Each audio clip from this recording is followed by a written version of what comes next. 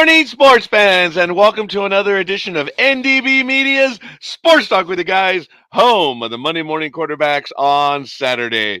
Yes, ladies and gentlemen, it's that time. Hide your kitties, hide your children, because we are trolling the digital airwaves. And as you know, we keep it real here on Sports Talk with the Guys. No fantasy sports. We're adults after all. So, hey, uh-oh. What's going on, NorCal girl? What's going on? You said we were adults. I'm like, no, we're not. Oh, yeah. Well, hey, because we're adults, we keep it real. And as such, we kill brain cells. Hell, we are the purveyors of the zombie apocalypse. You have been warned. We are repetitive and redundant, and we are the internet's ongoing traffic wreck. Good morning, July 13th, 2024. What a glorious time. I'm the scorekeeper, NorCal girl. How you doing this morning? What's going on, young lady? Oh, not much. I've been sitting here watching the Tour de France for the last couple of hours. Other than that, not much. I'm sorry, you were watching what? The Tour de France. Oh, that's right. It's going on right now. So we'll Yes, get to sir. that in events, which is in Italy, right? Yeah, and actually, Ah, it's the first. It's funny because, of course, Italy is in Paris. I mean, Italy is in France. Or wait a minute, is Paris in Texas or is Paris in Tennessee? Never mind. that was impressive. Did you script Really? that out or did you No, just go with it? I just went with it. I just went with it. Wow, that is impressive. So, all right, that was good. Ladies and gentlemen, we're just going to look around the world right now here in hell. Unfortunately, it is 66 degrees. It's going to get the high of 91, overnight low of 66. So, just as it is right now, it is going to be overnight tomorrow. Kind of cool. Humidity is 90%, pressure is 29.90 inches, visibility is 7 miles because the sun did go up at approximately 14 minutes ago at 5:49 a.m. It's going to set at 8:03 p.m. The wind is heading to the east with a slightly northerly slant of 2 miles per hour. Dew point is at 63 degrees. UV index, of course, 0 of 11. And the moon phase is first quarter. As we go around the universe, today, back in 1886, the Wimbledon men's tennis, William Renshaw beats Herbert Lawford for the third straight year, 6-0, 5-7, 6-3, 6-4, for his sixth consecutive Wimbledon championship. But he beat this guy 3 years in a row. Woohoo! Back in 1919, the Boston Red Sox pitcher Carl Mays walks off mound, blaming teammates for lack of support on the field. Oh, so they had prima donnas back then too. Oh, kind of cool.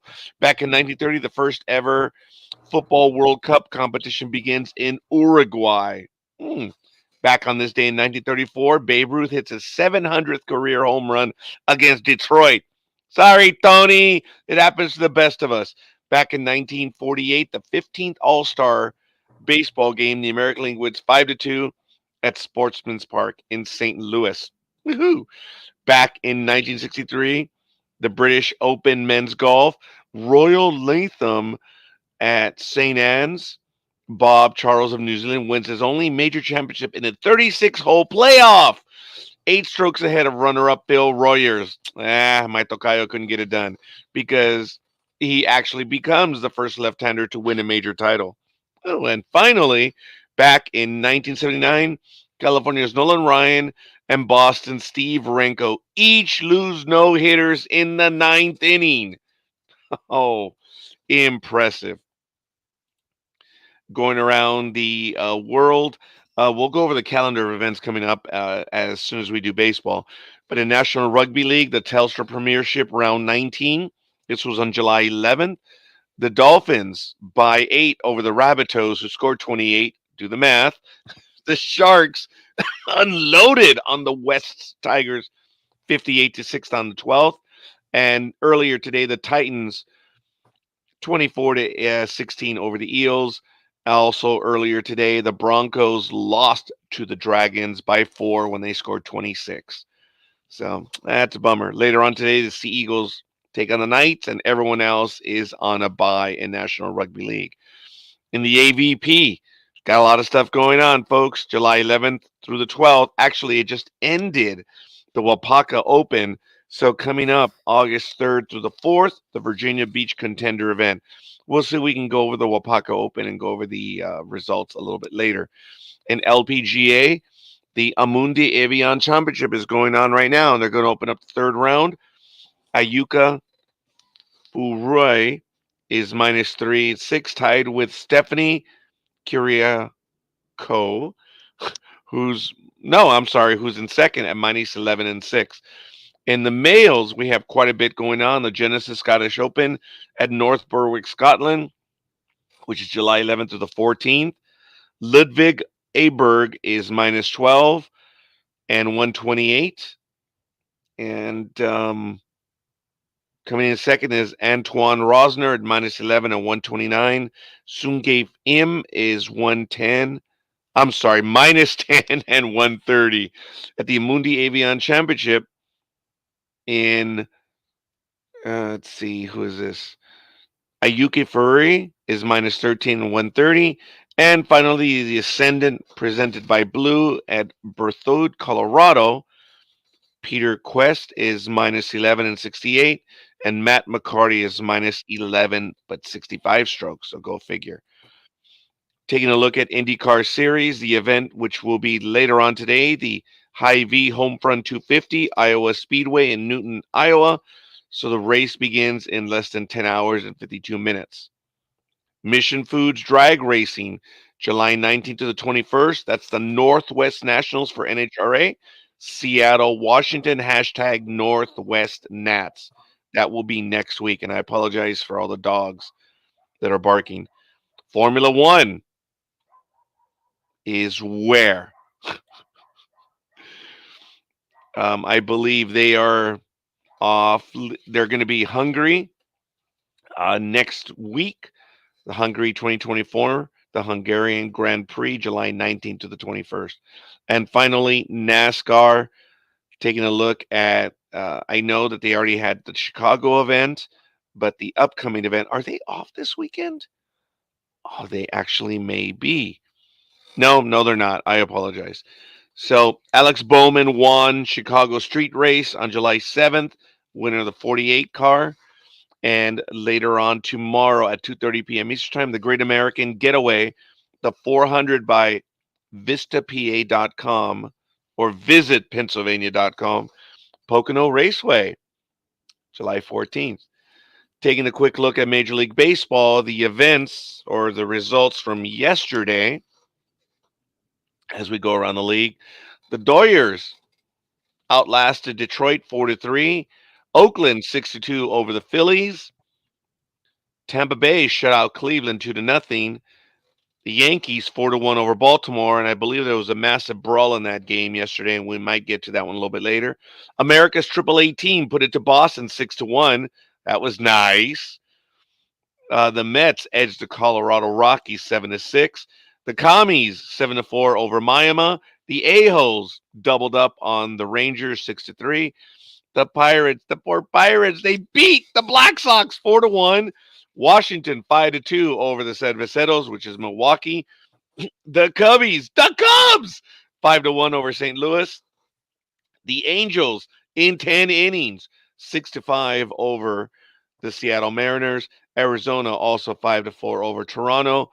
Atlanta 6-1 over San Diego, and finally the hated ones 7-1 over Minnesota.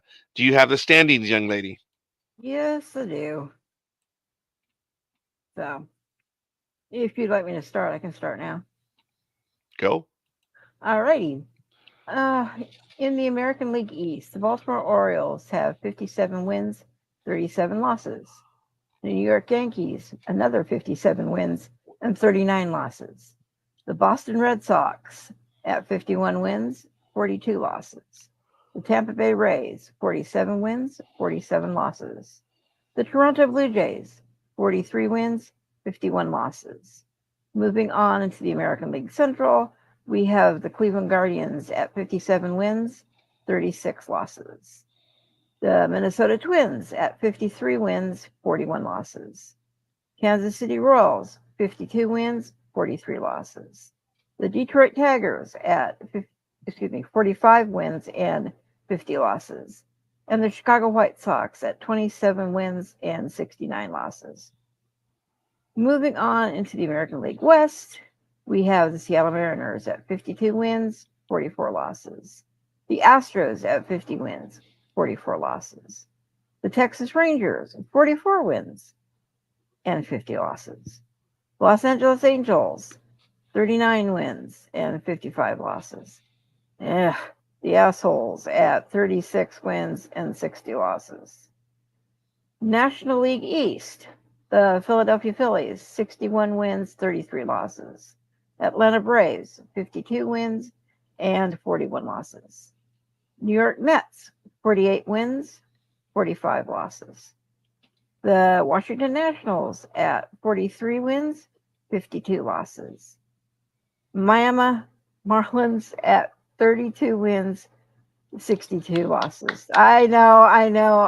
Okay. Anyways, moving Wow. on. So when she repeats that over and over, ladies and gentlemen, is she telling me, yeah, shut up, shut up, shut up? I get it, shut up, shut up. Yes, I am. You figured me out. Nah, you're okay. Anyways, Well, thank you. let me get through this, please. This is a lot of numbers. The National League Central at 54 wins and 41 losses. The Cardinals at 48 wins, 45 losses. Pittsburgh Pirates at 46 wins and 48 losses. The Chicago Cubs, 46 wins, 49 losses. The Reds, Cincinnati Reds, at 46 wins and 49 losses. Moving on to the National League West, the Los Angeles Dodgers at 56 wins and 39 losses.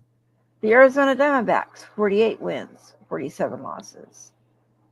The San Diego Padres, 49 wins, 48 losses. The Hated Ones at 46 wins and 49 losses. And the Colorado Rockies are 33 wins and 62 losses.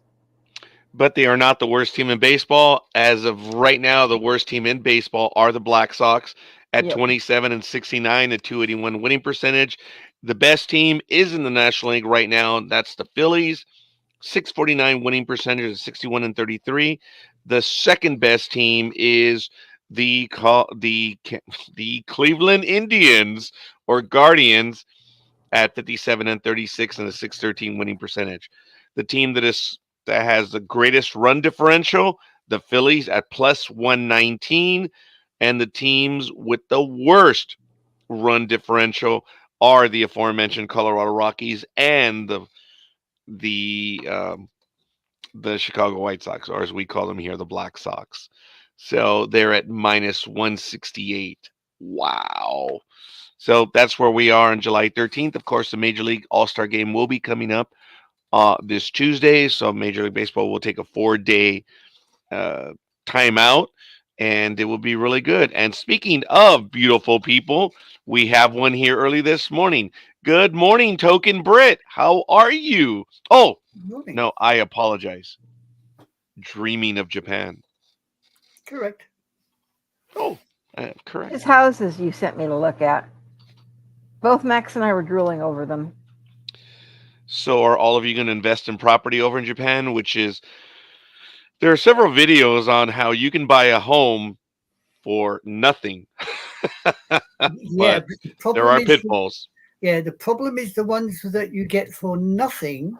You have to invest a hell of a lot of money to get it back up to speed, Yep. and you have to prove you have the capital to keep it up to speed. And you must live there And for 10 years. nah, It wouldn't be a problem in my case. wouldn't be a Mm, problem in that case. I got 20. Who do I? What do I care? there's quite a bit. Uh, I saw this one place that was purchased, and the whole thing of purchasing a home in Japan is you can get in there with no fee, but you have to then pay the assessed property tax value on what the property is worth. And in Japan, which is unique, you can own a building but not the property. So unlike the United States where if you buy a property you're buying the land itself and the building that's on it. In Japan, you can buy the building only. So, Mm. but no matter what, you have to pay the assessed value, and whatever it was worth, that can be expensive. So the average house, if you buy it for nothing, can easily cost you $60,000. But if one considers where you are and what you're doing, $60,000 might not be a lot, quite No. frankly. The No. one I particularly saw that I liked was, I think I remember rightly, Liz, And $53,000. yeah, I think That was the one in Chiba. yeah, and then there's the other Oh, one that was wow. 33,000. That's a big city. Mm. It's outside Tokyo as well, so the land prices are a bit lower, even though you're in a metropolitan area. Because you're out, don't forget, in Tokyo it's more expensive because it's the capital city and everybody wants to be there. 38 Yeah, million people, I think. And the yeah. rest, I mean, Shinjuku Station, was it 3 million people a day? That's more than some big cities. Yeah, it is. It's quite a bit. There's no doubt about that. And it's amazing the Japanese transportation network. For someone to call it the rail network is a misnomer, as there are Mm. multiple systems in Japan, and it is impressive. I'm going to give a Yeah. shout out to someone that does these videos, RM Transit on YouTube. Find them on Nebula. Mm. Phenomenal stuff. Phenomenal breakdowns on the design Mm. and how the networks operate. Really Oh, good yeah. stuff. Mm. Never thought I would do that one on Sports Talk with the guys. But good Well, morning, one and all. Of course, I am the scorekeeper. Right next to me, NorCal Girl, and in the manner of speaking, right next to me as well, Anime Girl. How you doing? One dreaming of Japan. The other one is the queen of the herd. Want to give a shout out to Aisha Kerr and Elizabeth Olivia Cooper, who have given us likes already early in the morning. Folks, please head on over to ndbmedia.net to check out what's going on. We just had a major interview yesterday with Dean Devlin and John Glassnow. Uh, Glassner. Glassner. Yes, yeah. you're right. Jonathan. I ripped his name out, man. Jonathan Glassner. You do And realize you keep upsetting him in this way. He's not going to come back. Dean might, but Jonathan ain't going to come back to you. He's just going to turn around and say, that guy's taking the mic now. well, the funny thing is, when he admitted several times on air that he had seen all of our episodes related to the arc, that in a Yeah. way was a bit intimidating, but it felt nice because he said, I feel like I've been with you guys all this time. Hmm. Wow, that was wow. Yeah. That was I noticed Queen of the Herd was in there straight away. Talk about, yeah. That was eerie, but it felt nice. Then he really saw what we were doing, and to think that he was one of the main guys, humbly watching one of our program. I mean, watching us. Wow, yeah, that makes you wonder, doesn't it? that was humbling. Mm. And I loved his line when he says, "Oh yeah, it's great to hear how people were coming up with all these ideas, and then how many were getting close to whatever." And then of course there are the ones that were like, "I knew it." It's like, yeah, whatever. Yeah, Yeah, of course you did. yeah, it Way to was go. good. Way to go, yeah. But that was due to Michael Day, and Michael Day just gave us a like, so thank you for that, ladies and gentlemen. Absolutely exciting. And thank you, Michael. So please head on over to ndbmedia.net, check out what's going on, and we'll see. Taking a look at the calendar, which I said we would get to right after baseball. As I mentioned, we have the All Star game coming up on the 16th, and then we have next week's going to be absolutely horrid for me on a personal level. A lot of stuff going on. It's like, not looking forward to it, but we'll see what happens. The All Star game is on the 16th. On the 21st, it will be Hungary Formula One, as I mentioned earlier. Paris Olympics opens up on the 26th, and then to round out the month, Belgium is Formula One on the 28th. So wow, Mm. that's good. What did you want to get on calendar there, NorCal girl? I'm sorry, Queen of the Herd. Nothing that I can think of at the moment. If we switch your letters around a little bit, it might be almost House of the Dragon. Okay. Close. You're not. Well,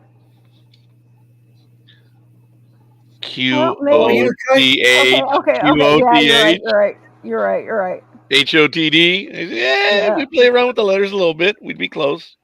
That's all I said. But it's all right. Go ahead and be argumentative. It's all right. I already have to deal with the other co-hosts that are argumentative, so it's all good. Starting I'm with a the We are token. Tokarian. not I'm never. argumentative. We merely express our opinions forcefully. There's a difference. Not you and not you. I'm referring to the co-hosts that are argumentative just because they have not been able to remove the stick. Push it in farther, maybe it'll come out the opposite end. Ooh, really? You got to go Sorry. there? That might be worth resolving the issue. That just may be. I never thought of it that way. Just, well, it's already in. Just push it all the way through. See what Yeah. happens. Well, they used to do that when you had a bow and arrow and the arrow went through it. They used to say, don't pull it out, push it through. Might work. Oh, wow. Have we really come to this? Yes, I think we have. Oh, yeah, All we've been right. sending into the depths. Well, fair enough. Do we have any major stories that any of you wish to get to right now? No, merely that there seems to be some sort of large football soccer game going on in Europe tomorrow. All right. I believe two countries are involved in it. Oh, okay. Well, thank you. Okay? Look. First of all, Michael, dude, you're not even the one that I was referring to. If he thought I was I mean, he likes to argue, but that's not the one. Straight out. He says he likes to argue. I'm like, well, okay, well, you do, but you weren't the one I was referencing. Yeah. I think it was No, I quite know clear who which you one I were was referencing. referencing. I'm sorry. That I know who you were referencing. Of course, it's just like I get it. I would never, never wish some of the I things I honestly said. can't see Michael arguing. He doesn't I'm seem sorry. the What was that? type. I can't see Michael arguing. He doesn't seem the type. I mean, most of the time he sits there very quietly in the corner watching what's going on. And when you do talk to him, he's normally doing something else completely. He's When's Oh, he got you time got to that right. argue? Yeah, You when's he caught got that. time to be and argue? Yeah, I yeah. mean, There's some of that. even during the interview with Dean and somebody had said something to him and he went, "Oh, sorry, I was." And he was doing something else on the computer. So argue. It was fun yesterday. Oh Yeah, wait, Roger does it too. What do you mean? I do what? I do what? Am argue, distracted? argue. Yeah, It's related you to the do, program. But since you we're gonna do. go ahead and throw rocks, we'll start off. Apparently, in Major League Baseball, I was sorry, Michael, but I was with another Michael yesterday, a classmate of mine, and my other classmate George. We had breakfast, and no, actually, we did not have breakfast because we had the program. We were going to meet for breakfast, but then they said, "Nah, we're going to take more time," so we went out for lunch. And then Michael says, "Oh my God, there's Major League Baseball breaking news." I'm like, "What? Did a rookie make the All Star starter?" And lo and behold, bam! Paul Skeens joins Yep. list of rookies, youngest pitchers to start Major League Baseball All Star game. Today will mark 364 days since the Pirates introduced the number one overall pick, Paul Skeens. Not many could have predicted where he would be nearly a year later. Well, if you believe all the people that follow this guy, he's already in the Hall of Fame, but whatever. His numbers are impressive, there's no doubt, and it's really kind of cool. So now there have been other pitchers to start a Major League Baseball All Star game at age 20. For the Orioles in 1959, Jerry Walker, Fernando Valenzuela of Los Dodgers at age 20 in 1981, Dwight Gooden of the Mets in 86. I remember that. And that was when Lou Whitaker teed off on Dwight Gooden in 1986. I remember that. Dave Winfield had doubled, and Lou Whitaker said, Beluga! And hit it out. That was nice. Mark Friedrich was at 21 and 76. Vida Blue, the lefty. Crafty. Man, I saw Vida Blue pitch. He was a good pitcher. at age 21, 1971. Paul Skeens is 22. Still, he's a rookie. And that is impressive that Paul Skeens will be the starter. But everyone was making it like he is the first starter ever, the first rookie ever. No, there have been many rookies. And he's not even the youngest. So the youngest is Jerry Walker of the Orioles. And speaking of the youngest, when it comes to infinite justice, I may have alienated 1.3 billion people right now by saying that. But I'm all right with that. Almighty, like I said, I'll pick on everyone and anyone except the people from Hollywood. I, I will not go after those guys. Almighty. Good morning, everyone. Good morning. Morning, Almighty. How are you? I am doing quite well. How are you doing, anime girl? I'm doing fine. I'm poodling along, as they say, merrily. Everything Mind going you? fine across the pond? I blotted my copybook somewhat. I was supposed to have been at an appointment last Saturday. I lost the paperwork, didn't realise it, was on the show, and found the paperwork today and thought, oops. And the appointment Well, was for what? Um, Oh, if you don't want well, to say, I mean, no, put it this way. I should have been there. I wasn't, so now I'm going to have to Ooh. go groveling. oh, okay, but you can make it up. Hopefully. Okay. I'm so sorry. Yes, I've been losing my mind when it comes to calendarized events myself. That's why I write them down and they immediately go into my calendar because they have to. Well, I thought I put the paperwork in the back of my purse. When I went looking, it wasn't there. And I thought, well, I'm sure I put it in the purse. Anyway, yesterday I went to get the money to go pay my rent. And guess what's sitting in the back of the purse? The appointment. Yeah, I put it in the wrong bloody purse. And I thought, yeah, that's some total of my luck these days. Wow. Well, I'm glad that you found the paperwork and that you will be able to fix the situation. Yeah, I've got to go groveling now. So, As they How are say in you doing? Japan. Yeah, as they say in Japan, come in, they say. Yes. oh, I'm glad everybody's doing well. You doing well, Liz? I know I'm late to the party, so Oh, yeah, I'm You're fine. not that late. I just, and I'm sure how you doing, Raj? The scorekeeper? Duh, scorekeeper. As in, duh. But, you know. Yes, that's exactly. I didn't want to put DUH because it's way too obvious. But yeah, duh.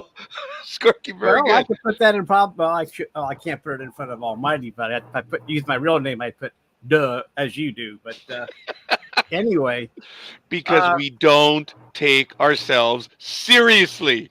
That's what it is. well, why should we? If we did, we'd get in all kinds of trouble. Ooh, let's not even go there. But congratulations, the Indians are the best team in the American League right now. Almighty, they're doing very well. They've been playing good ball all season, and now they have the best record, second best in baseball, and best in the American League. Congratulations Still, to your Indians, they buddy. still. I mean, they're in a slump right now, my friend. They are getting their butts handed to them. Well, how did the best team in baseball end up being the fourth or fifth best? We're in a slump too, dude. I'm just saying, I'm glad that we're still there and we're still in first place, but still, we've been kind of slumping here. But it's a good, but hopefully, but I don't care about a slump midway through the season as long as we get hot at the right time. Every team hopes to get hot at the right time to carry themselves through the playoffs and so forth. And right now, we're getting ready for our number one pick in the draft. So Yeah. that should be interesting. But Most anyway, definitely. interesting. Yeah, I'm glad that they're doing well. I'm just saying right now they're in the midst of one of those midsummer slumps that happen to teams sometimes, and we'll see if they can break out of it here shortly. I agree. It's a good team.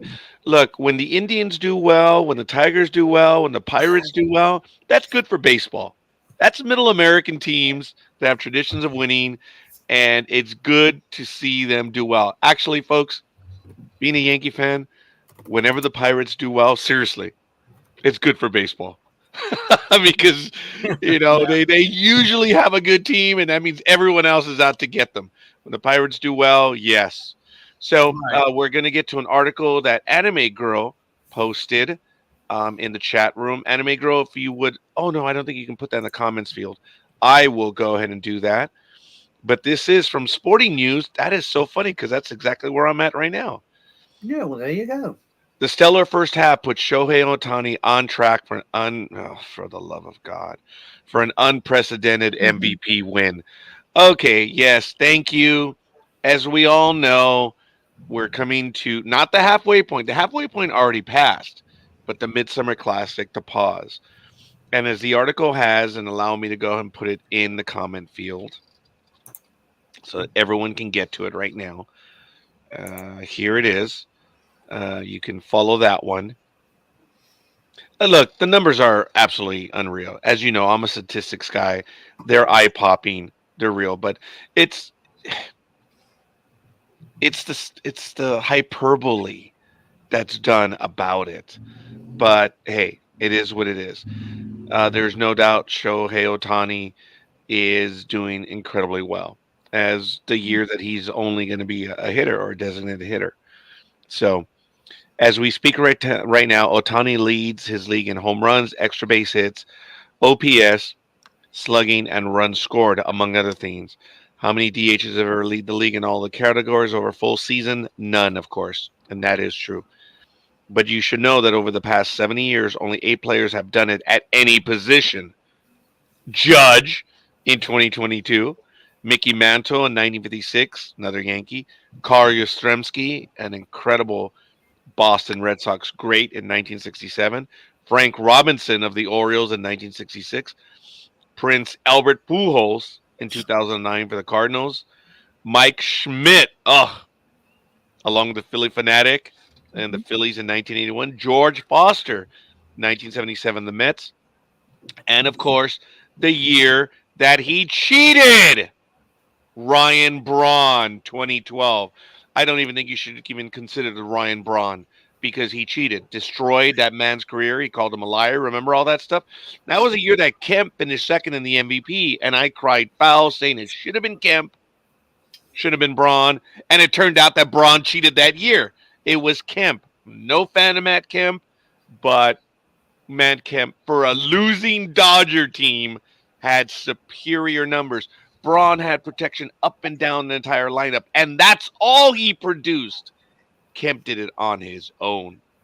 All right. I'm not going to Well, relitigate the Ohtani, stupidity of everyone else. Ohtani is pissed off about his agent taking all his money, and he's taking his anger out on the baseball. So Yeah, Yeah. and that is good. See, Uh, you take your anger out in the program, and Otani takes it out on a little baseball. Yes. yeah, I mean, Don't be jealous, scorekeeper. In what? I clearly stated the numbers speak for them. I even said I'm a numbers guy. It's clear what he's doing.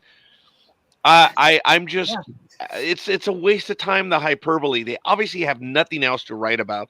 The numbers speak for themselves. I thought I've been over a year and a half on this already. It's not that I'm jealous.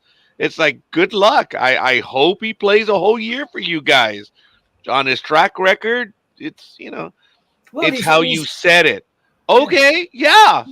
Stop with the hyperbole. The numbers speak for themselves. the scorekeeper, he tops the NBL jersey sales as well, followed by Bryce Harper. That's good for baseball. Yeah. He's doing something right. The do reason the why players share in the jersey sales, I mean merchandise sales, like they do in the NFL, there, Raj. yes, they do, unless they were scabs. Remember back in a while there were several. Well, that was a little. We don't want to go through that scenario anymore, but I see what you're saying. I remember Those players. Yeah, I don't think they were allowed in the union, and they were not allowed in their sales, and it was kind of messed up. It's how I said it. Well, come on, Gridiron Girl, get in here and correct me. Why don't you come in and stand up for your guy? Look, good for you. You guys have done very well. It's as I've said, it's great to be a Dodger fan. It's been great to be a Dodger fan for the longest time now. Enjoy it. I enjoyed it for 20 years as a Yankee. It's everyone hates us, but I was going to say, there's talking about the jersey sales. We sure do. Yeah, talking about the jersey sales, the Dallas Cowboys have always referred to themselves as America's team. And there's a reason why they refer to themselves as America's team, because they outsell everyone else. So when you look at just the merchandise that's purchased, it's easy to say that the Cowboys are the most popular team in all of the NFL, because they outdo everyone else by a lot. And it's a wonderful measure. More people, not stuff, but people buy Dallas Cowboy material than any other team when it Yeah, comes to because football. they're buying it to bury it in the back garden or something, you know. It's too expensive. You know what? If It's too you expensive watch now. something that you don't like just to rip it, you're contributing to whatever product it is. But it's too expensive to do that. I mean, my God, the way the prices are for jerseys and crap like that, to buy it and burn it is like, well, I mean, I would rather spend my money on my own team's jersey and keep it than waste $100 and some dollars to start a bonfire. I got to Let be me honest. ask you this real quick, Anime Girl. Do you have any cowboy stuff there across? I mean, do you own any cowboys? Yeah, I've got a mug. I've got a mug that's in the shape of a helmet. That's the only thing I ever got. Okay, I didn't know if you. I mean, I know that they're your team. I didn't know if you had a jersey or anything like that. I did look. Had a friend went to America, and hi Sonia. I had a friend that went to America, and I said to him, "Look, when you're over there, go into one of the sports stores, and if they've got a Cowboys jacket, buy me one." They went in the store and they came out the store. They didn't buy me one. They got on the phone and they felt, price. He just looked at me and he went, "No way." Yeah, I love you, man, but not $400. I mean, nothing personal. $400 is a lot to holla. Yeah. Yeah. They went, no. And I went, fair one. I mean, I understood perfectly. I mean, I've looked online and I keep looking and thinking, nah. So yeah. Well, it's a lot different when I don't know. I'm not going to my age here. I don't. But when we would order stuff in the Christmas catalogs at Penny's, you can get a team jacket. Yeah. $20, like a Letterman's jacket with your team emblem and your team colors. They were $20. And and shirts were under 20. I mean, but then as licensing kept going, now you can see where they're at, and that's not like they're made of gold. No, nothing. But those jerseys were not badly. I mean, the jackets were not badly made either. They were nice. No, I mean, I had for a their few $20. I had a few of those jackets. I mean, they were. Go ahead. I'm sorry, Anime Girl. Go ahead. I think when my father-in-law passed away here last year, I think we actually got 2 of his Letterman's jackets that were from the hated ones, and they're like 30 some years old and they still holding up quality. There are hated people that would probably purchase those. When we were talking about the Dodger jacket that I had, it's not mint. It was used very fondly and it would need some work. Knowing how much it was selling for, oh my God. That was unreal. I bet your daughter's hidden it now, hasn't she? You can't I'm sorry? get it. I bet your daughter's hidden that well. You won't. No, it's not my daughter. It's the other one, the significant other one.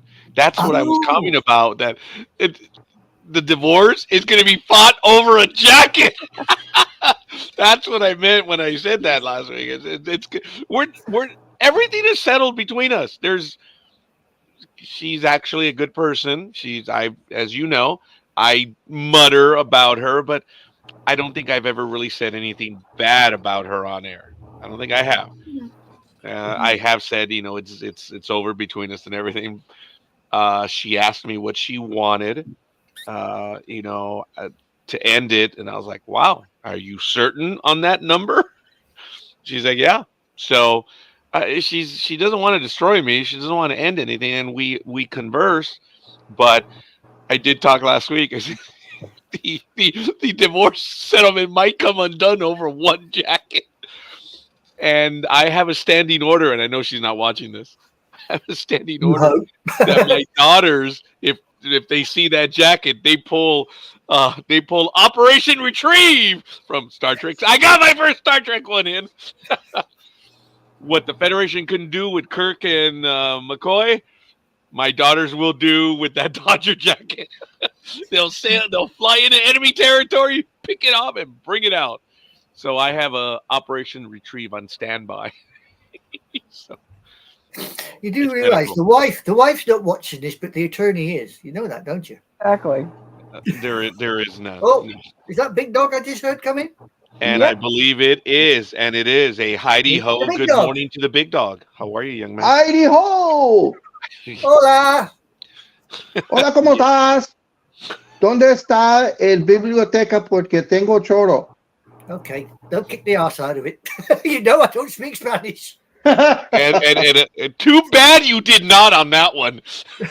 Yeah, because I intentionally mixed up two of the basic phrases.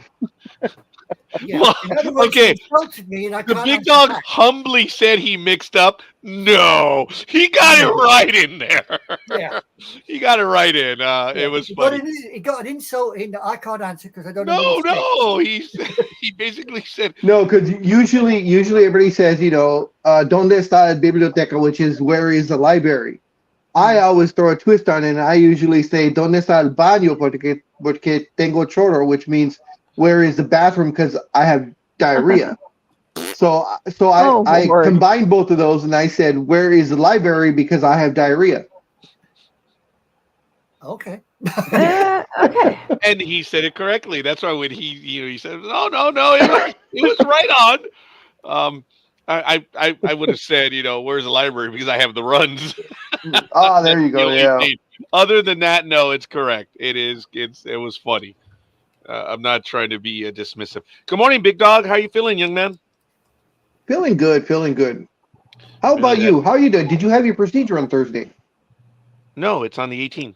18. Oh, I thought it was this past Thursday. But thank you, big dog. I don't know if I'd be so chipper. I think I'm chipper today just because it's been a week of a lot of stuff. And, Yes.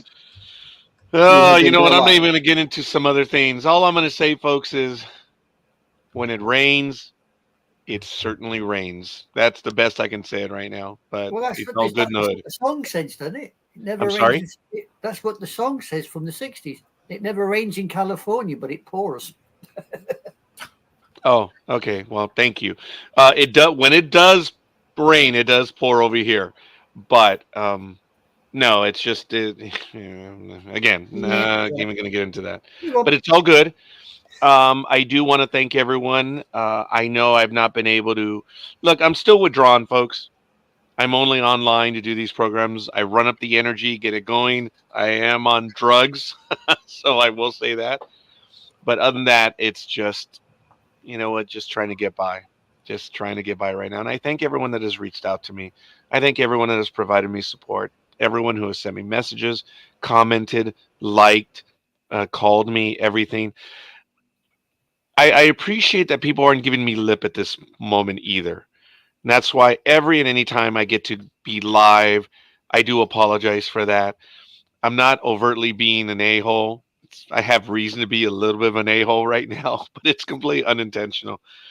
The love that has been expressed has been overwhelming, and just trying to get through some stuff. And as like I said, unfortunately, when it rains, it rains. And yeah, almost, dude, almost. I swear, but it's Oh, good. I was giving you lip. Oh, okay. I thought it was like go on because it's the same thing. Yeah. Close enough.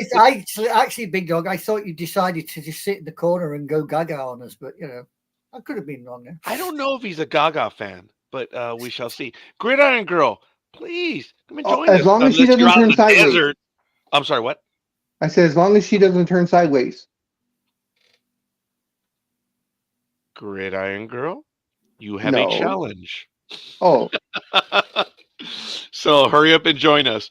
So, all good in the hood. The article for Mr. Paul Skeens is in there. Really good stuff. Anime Girl, did you have the article on the big game then you can share with us. If not, NorCal Girl, did you have a story you wanted to get to right now? Not at the moment.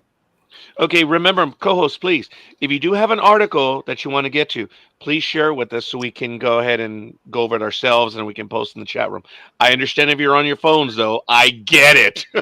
It's a little more difficult, but it's all good. Mr. Almighty, thank you for returning, young man. Do you have anything you want to get to right now? Okay, just real quick, Thank you. that my buddy and friend, Uh-oh. Oh, your buddy and your friend? Bill Belichick, Is that the return of the Almighty Sports Show with the co-hosts? Is that the ones you're talking about? no, Oh, Bill what Belichick the hell has then? joined inside the NFL. Oh, that one. Thank you, Big Talk. So what is it about your buddy Belichick? He has joined inside the NFL, Oh, so he will have a job to so support he's his gonna 24-year-old girlfriend cheerleader. look. That's been disproven. No, it has Oh, not. No, that's a fact, Big Dog. Wait a Is minute. that the one that's supposed to be pregnant? No, it's just his girlfriend, not his. Oh, Not okay, his- well that must be the other one because there was another girl that was supposed to be associated with him that supposedly he was dating, and I thought she was like 23, 24 years old, but that was actually disproven because she has a boyfriend, in fact, a fiance, and she just announced that she was pregnant, and it is not Belichick. Okay, well, So all this I must have know been a is that different girl. last I heard that he had a nice young girlfriend, and everybody was whining about the age difference as usual. But if it's been disproven, it's been disproven. But it seemed to have carried weight for a while. And Yeah. folks, here's the thing though. He hasn't said a word. It's what everyone else is saying in the media. And he's So divorced, so it doesn't matter. So yeah, it's like, great, awesome for him. Look, I said, unfortunately, my endeavors on the side, I want 3. One to answer my phones, one to prepare the coffee, and the other one to go to lunch with me. And then they all switch. A heavy price they have to pay. That's it. That's it. I'm just So- saying that. I mean, I didn't know. I haven't seen. I mean, if it has been Big Dog, it has been. But Big Dog. I mean, Big Dog. Belichick never would say anything anyway. But yeah. But if it's been disproven, well, then it's been disproven. But then, regardless, he has a job to support somebody, a friend or whatever. He can be somebody's sugar daddy, and or sugar grandpa, or sugar great grandpa. Oh, ow. So, Hey, I you know mean, what? It's all good in the hood, so they say. I'm just saying he's got a job now with Yes. inside the NFL, and I guess it's a CW thing. I don't know. He's with some other players, ex-players, and it's nice. How do you think? How do you think he'll do, Almighty? What, on TV? Yeah, Yeah. on this job. If he's Well, supposed to be speaking and smiling and Well, everything he's been on, like when he did the draft, he got thumbs up on that. And anytime he does a podcast with someone, he does a good job on that. And when he was on the Tom Brady roast, he didn't blah blah blah blah blah blah. He spoke clearly and succinctly, and so since he's not protecting any secrets from the enemy or the other team this week, he'll probably say his stuff and smile. And when I would see his podcast when he was the coach, he does them local shows. the local one, yeah. He didn't do it there either, but they probably knew what not to ask him. So, I mean, he probably had a list, don't ask me about the upcoming team. I'll talk about the past game, but everything else is off limits. Yeah. But here, we'll find out. I mean, we've got 2 things going on. I mean, not only is he going to be doing a show, you're going to see Tom Brady all of a sudden get into the number 1 slot. Oh, that's right. Yeah. So so they've already reshuffled the announcers on Fox to fit Brady into the number one color spot. And so we'll see how he does. I mean, it's never guaranteed. Yeah. I mean, Drew Brees, he didn't make it, but some have, like Romo and the other guy, the quarterback for Dallas. What's his name? The other Dallas Cowboy, quarterback. Kenny White? Yeah. Yeah, No, Kenny White. the one who won him the Super Bowl, the last guy. God, Aikman. Oh, Troy Aikman. Yeah, Aikman. So I mean, Sorry. I'm just saying, both of them have filled their spots quite nicely. So we'll see if a non-Dallas quarterback can actually do Commentary. So we'll find that out. But That was good. We all got that one. Anime Grow, thank you. I want to go to Big Dog in a moment, but Anime Grow does have an article for us. I'm going to go ahead and put it in the chat room. Anime Grow, please. You brought that article. Talk about it. Right, this is the multicultural final, the Euro 2024s.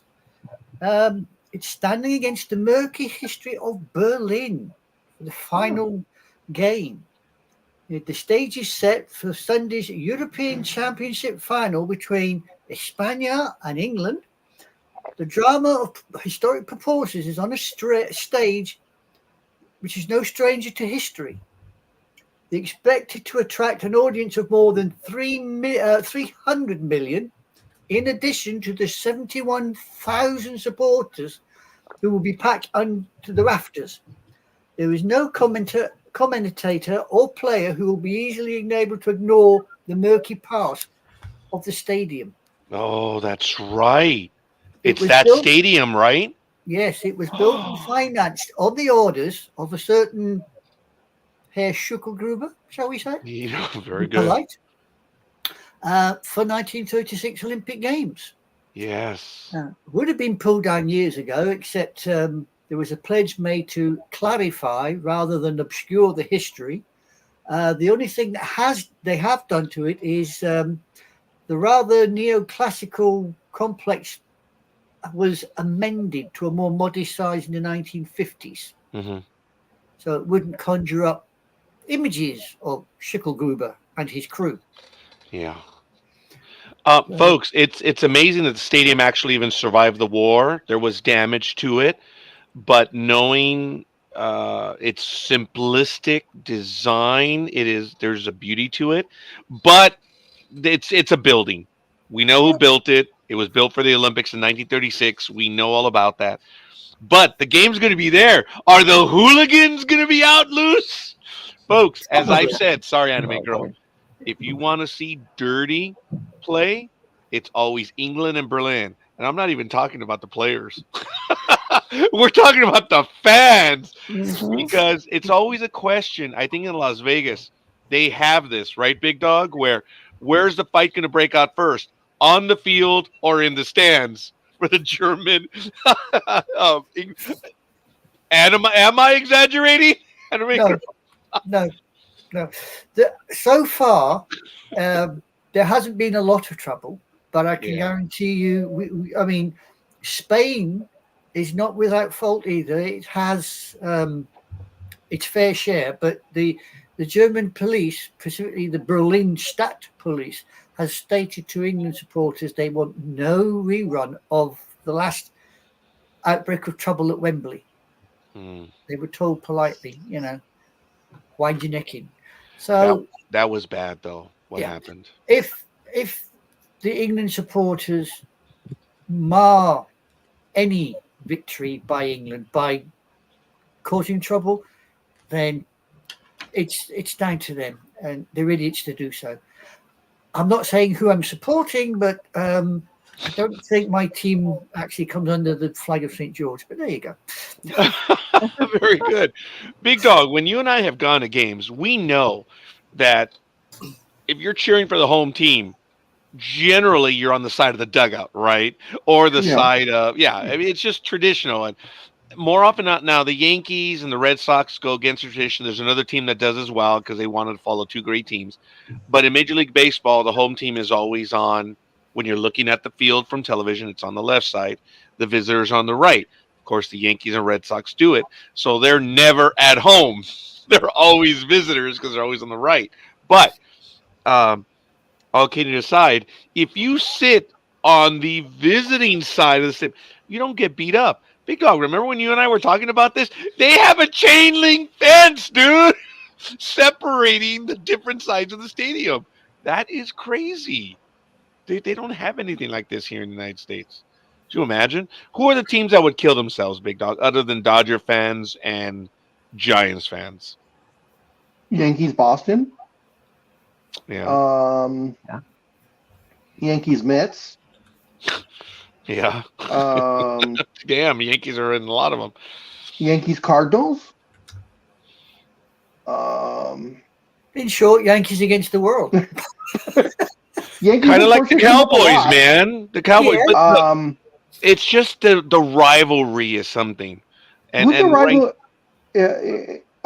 All kidding aside, who's the rivalry for the Astros? If you would know. I mean, other than the entire league, because we all hate them. But I mean, who is yeah. there? Like, like the way, Boston, New York, L.A., San Francisco. It's the Astros and Well, for a while it was the Dodgers and it was the Mets. They okay, got into some stuff back in '86, and it bled into a few other years. I don't think anyone takes the a-holes seriously. They think that they have okay, something going, but no, Dodger fans don't like a-holes. Yankee fans, Mets fans don't like. Actually, the entire league. You summed it up right there. I don't know if there's a genuine rivalry. There okay. was a rivalry, Athletics and Giants. There was no love there either. Though that one would go for a few years. NorCal Girl, they used to get into it, huh? There used to be some brawls between those teams, huh? It wasn't just necessarily brawls, but we had people almost killed. Yeah. Between the parking lot, the stadium, and everything else.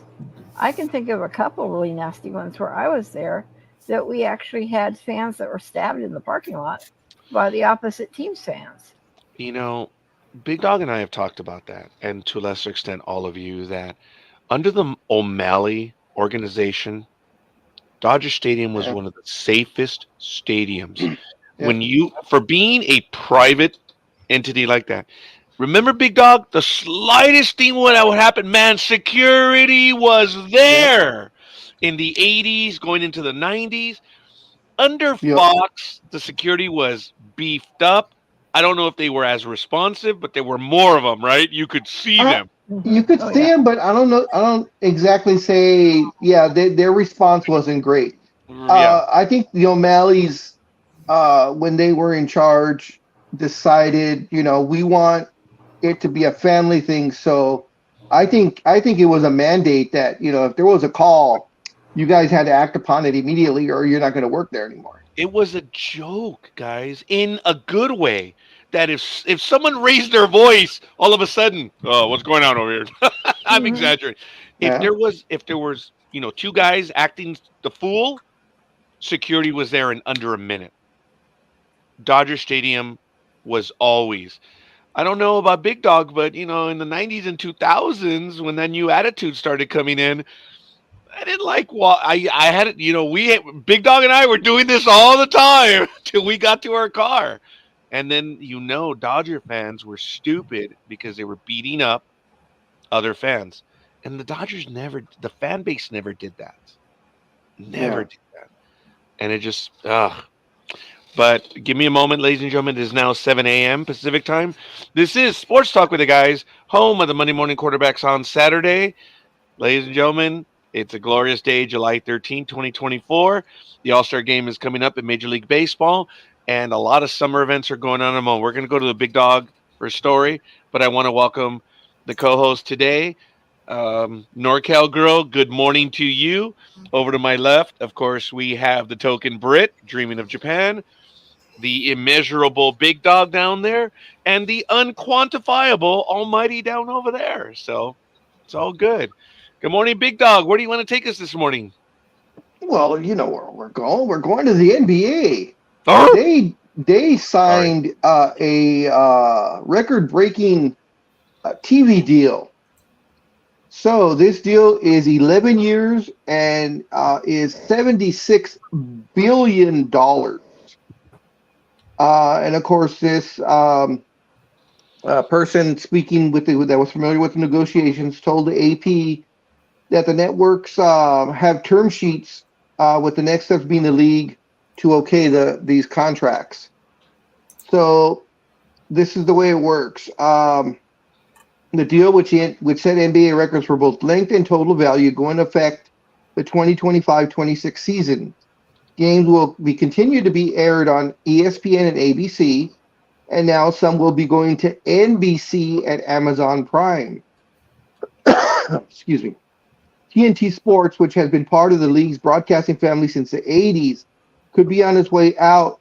Let's see, this was a couple days ago. So, but they have 3 days left to match one of the deals. So this is the report. ESPN and ABC will continue to have the league's top package, which includes the NBA Finals, one of the conference finals series, and ABC has aired finals since 2003. ABC would continue to air the games on Saturday nights and Sunday afternoon when the NFL's regular season ends. ESPN main viewing nights will continue to be Wednesday with some Friday and Sunday games. Exclusivity of the finals comes with the big price increase. Walt Disney Company, of course, which owns ESPN and ABC, with their old contract, were paying $1.4 billion. They are now going to be paying $2.6 billion per year for the next 11 years. The return of NBC, which carried NBA games from 1990 to 2002, gives the league two broadcast network partners for the first time. NBC, whose deal is expected to be about $2.5 billion per season, will showcase games on Sunday nights once the NFL season has ended. It will air games on Tuesdays throughout the regular season, and a Monday night package of games will be exclusively streamed on Peacock. Prime Video will have games on Thursday nights after it is done carrying NFL games. Its other nights would be Friday and Saturday. NBC and Prime Video would alternate who carries the other conference final per year. Prime Video rights are going to be about $1.8 billion per year. TNT Sports currently is paying $1.4 billion this season, considering the amounts of the three packages. That would make the Prime Video rights the ones that they would likely to try and match. So, and in the short term, this is the part that just boggles my mind. In the short term, the deal almost certainly means the league salary cap will rise 10% annually, the maximum allowed by the terms of the most recent collective bargaining agreement between the NBA and its players. That means players such as Shai Gilgeous-Alexander and Luka Doncic could be making about $80 to $100 million per season by the 2030-31 season. That boggles my mind. Yeah. That's a humongous amount. Yeah.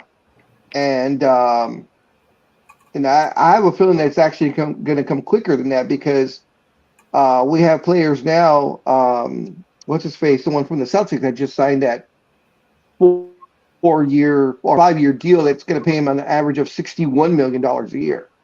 You know, that's the highest contract right now, and that just came into effect. So I could see this, you know, especially with the league salaries or the salary cap increasing by 10% every year. So that's an incredible amount of money. Great for the NBA that they were able to command such a deal from all these networks. You know, it's an 11-year deal, which is also unprecedented. And on the one quick note on the mentioning of salary caps, this year the Phoenix Suns, who got swept in the first round and are not a championship contending team, at least in my opinion, and a lot of other people's opinions. They will have the highest salary this coming season at over 200 and I believe it's $215 million is their payroll. Since they are a second tier team and they are a repeat offender, if they don't do some trades to knock some of this money off, after the luxury tax bill, their salary for the year will be $412 million.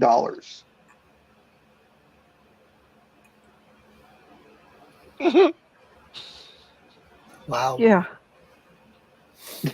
That kind of Okay. leaves one speechless.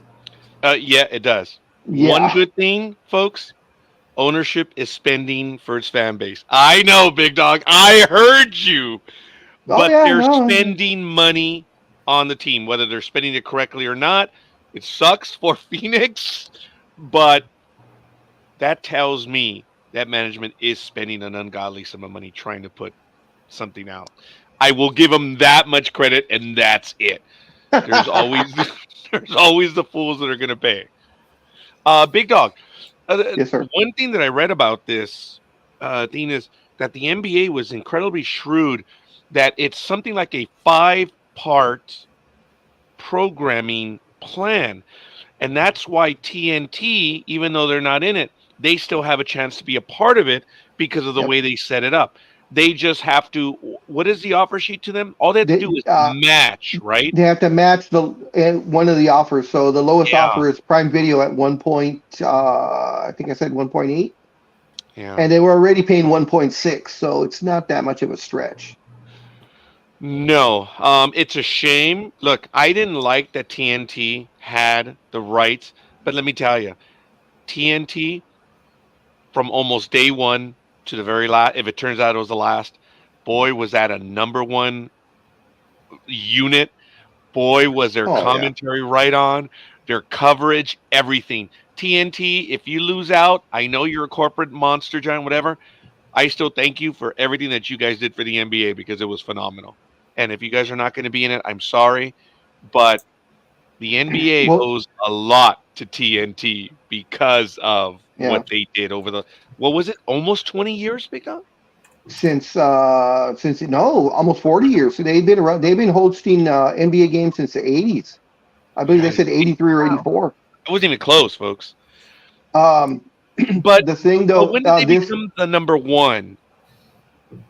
About 20 that would years be ago, right? that would that would have been like their the late 2000s, early teens. Oh, so that then they- no, the last So 10 years. since they've really become into prominence. I mean, once they got that core group of those 4 guys, Oh my God. that's when it took off. Once and everybody was so apprehensive about Shaq coming on because of his mumbling and the fact that you couldn't really understand him. But to Shaq's, that he realized that he had that problem. That he actually went to classes to speak clearer. They taught him how to speak, from the diaphragm, as they say, so you could hear him. But they do have 1 season left, so because the new contract doesn't kick in till next season. So this coming season would be, if TNT does not match in the next couple of days, this would be TNT's last season. Yeah. They've already said, you guys already heard, Charles Barkley says he is retiring after the season is over. He doesn't want to move on. Kenny and Shaq said they would entertain offers to go elsewhere if need be. And Ernie Johnson has already been told by TNT that he has a spot at TNT for something sports related. They will keep Ernie Johnson on because he does do other things. He does baseball. I know he does commentary on baseball. He does some of the pre-game shows and post-game shows on baseball when baseball's on TNT or TBS. So basketball's not the only thing he does. So they've already committed to Ernie Johnson, which I think is great. Okay. All right. Um, appreciate that, big dog. I'm gonna go to the story right now, ladies and gentlemen. Oh, I and have. Oh, go ahead. Bronny James sucks. That's not what you see on YouTube. He's played Yeah. 3 games. He's averaging a little under 6 points a game. He's shooting, I believe it's 27.3%. He is a giant goose egg from 3 points. He has yet to hit one yet. He is 0 for 14 from the 3-point line, and he is shooting 50% from the free throw line. And his plus minus, I believe, is a minus like 18 or 22, something like that. Yeah, it's not good at all. Yeah, it's like what you said. Right now he's shooting like 23% because he's missing, what is it, 12 that he's tried to do from the 3-point range so far? Yeah, he's 0 for 12. But no, it's horrible. Granted, He was 0 for 3 the first game. Oh, and that was another thing that got me really angry, even more so about this. He's 19 years old. Played in game 1. They held him out of game 2 because he needed to rest. Yeah. And then he played game 3 yesterday. wow. Yeah, 19 years old and he needs to rest, even though they had a day off in between games. Okay. But All right, well, folks, I think we can rotate. I think Anime Girl has an article that we're going to get to in a moment. I want to show you guys a video. There's going to be no sound for obvious reasons, and I got to keep it very short.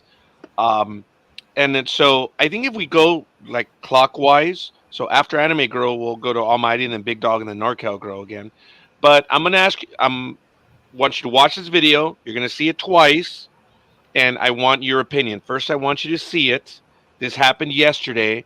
It was Yankees Orioles. And I have a particular question for you.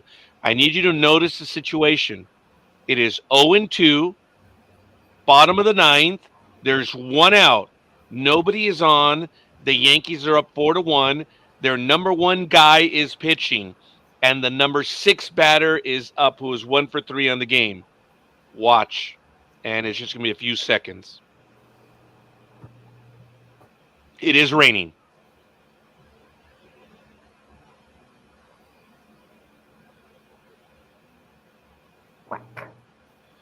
Okay, he got hit in the head. Watch it again now, very carefully, because then the question comes. 0-2, 1 out, nobody on. Okay, folks, it's serious. He got hit in the head. He saw his almighty. He stayed on the ground for a long time. Folks, he got hit by a 97-mile-an-hour fastball in the helmet. I'm surprised he didn't crack the helmet. That was a 97-mile-an-hour sinker, allegedly. Point is, did he do it on purpose? no. No, I don't think so. Okay, you say no. Okay, you say no. You say yes. Big Dog says no. Almighty. No. Why? And what was the score again? 4-1, bottom of the 9th. Nobody on, and Yankees are up or they're up? No, the Orioles were up. Okay. It's the bottom of the 9th. The Yankees are winning 4-1. There's 1 out, 0-2, and it's the number 6 hitter. So everyone is crying foul. They're calling Clay Holmes a headhunter, and they're saying it was done on purpose. I'm sorry. Go ahead. No, go ahead, Big Dog. I was going to say, were there any things that could possibly be leading up to this? Was there any kind of scuffles or close, head high pitches previous innings? Was there something that could have led up to this? Is what I'm asking. Other than the Orioles lighting up the Yankees last week, and now the Orioles being the number 1 team in the American League, and the Yankees now being the number 2, nothing out of the ordinary. And there's tension now between the 2 best teams in the American League East. I mean, I could see. Judge was thrown at. I apologize. Judge was thrown at. Judge was thrown at just like the previous inning, or No, the previous week. oh, it's a week later, and this was already in the ninth inning. You said Yes. no, Okay. no. If you're going to retaliate, you're not going to wait till the ninth inning when the team's up by three. You know that you're playing against. They're up by three, and you're not going to try and put them on base to get more runs when you only have your last at bats left. That's idiotic. Almighty, did he try to hit? Was it intentional or not? I don't think so. I Okay. mean, I agree with the big dog. I mean, why give them more runs? And why are you waiting till the ninth to get your retaliation Exactly. if that's what it is? I mean, and everyone is going to whine anyway. I mean, it doesn't matter. I mean, it's always going to be whining when someone gets hit in the head. I mean, it's like this has been going. I mean, people have been getting hit in the head for decades. I mean, it's not like it's something new. And like you said, it was raining. So up to you, scorekeeper. Do you think he may have lost control of the ball because of the rain, or is that a non-issue because he? I mean, you're a pitcher. What do you think about that, scorekeeper? I say it wasn't on. I agree with Big Dog on all counts. And NorCal Girl. Marcia. Good morning, Marcia. I was just watching that play in the following brawl this morning. One of the commentators said that sometimes brawl like this can ignite a team and get them going. What do you think of that idea? There is legitimacy. That's why managers throw tantrums, because you're going, pardon the pun, you're going to bat for your guy. That can get a team going. It's the slightest of things that can get a team going. There is merit to that, but this is the teams of the 2024s. Marcia, no. This is the Game Boy generation. You want to get them going, put a phone on, put a watch on their wrist. That'll get them going. But I like what the commentator is saying in general, but no. Here's why, folks. And Anime Girl, thank you for that. Anime Girl, here's why. Baseball players are the worst when it comes to faking stuff. Look very carefully once he delivers the pitch. Okay. Yes, as a former pitcher, I know when they do it on purpose. Look very carefully. Watch how he finishes the pitch. Boom. He's like, oh, you see how he reacted? That was not an intentional pitch. That reaction right there. Look again. He's like, oh my God. You see that reaction where he looks off after he hit him? That is a genuine reaction. He's like, oh my God. And he stutter steps whether he should go see the player or not. Yeah. It was unintentional. In my mind, it was very clear, but there was a brawl. The manager from the Orioles. I mean, look, folks, it So there was a sucked. brawl the next day. No, it was shortly thereafter. The Yeah. manager came out Oh, because because the the trainer. comment said there was a brawl the next morning, so that's why I was wondering. Oh no, her comment was "Good morning." I was just watching the play Yeah. and watching it this And- morning. Yeah, watching the play and the following brawl this morning. Oh, okay, the whole thing. I get it. Okay, never Just mind. watching it, everything this morning. Yeah, Yeah, guys, it was bad. He had dirt up here, folks. That is frightening. hit him in the helmet. He's frozen again. Yeah, It's just me. I thought it was just me, but I guess it is scorekeeper. No, he's frozen again. No. Needs his That or medication. that or he's keeping completely still. No. I tell you what, can if he's faking it, then he's damn good thing at statues. I'll tell you that. But no, I can he's, see why people would think It's his Viagra. It's kicking in. I mean, I long can was see that why player people down? would think it was It's making him intentional. stiff. I'm sorry. I How can long see was why that people player would think down? it was intentional simply because there's been so much tit for tat, shall we say, here the last couple of weeks. We've had one that was hit on the wrist, like a month ago, and then we had Henderson, who wound up getting hit in the shoulder. Mm-hmm. Yeah, so I can see why people are saying it, but not a hit like that to the head. Not. Yeah, and Yeah, like I I said too, I mean, why are you waiting till the ninth inning? I mean, if Yeah, you're gonna do I something don't like follow, that, yeah, I don't follow baseball, right? Mhm. I know very little of baseball. I'll be perfectly upfront about that. So, as an outsider looking in on that, Mhm. the way the Well- ball travels, I'm looking at the way the ball traveled, and that little box when it was supposed to be going in, nowhere near. No, Didn't go that anywhere is near true. the box, just bounced straight off the guy's head. But So, as but an outsider that knows nothing of the game, and somebody asked me the question, my automatic reaction, looking at it from my point of view, is yeah. that went for the guy's head. That was deliberate. The pitch didn't Despite break. his reaction, to me, that was deliberate. He sort of went, oh, The pitch I just hit the him pitch- harder pitch than I didn't should have break. done.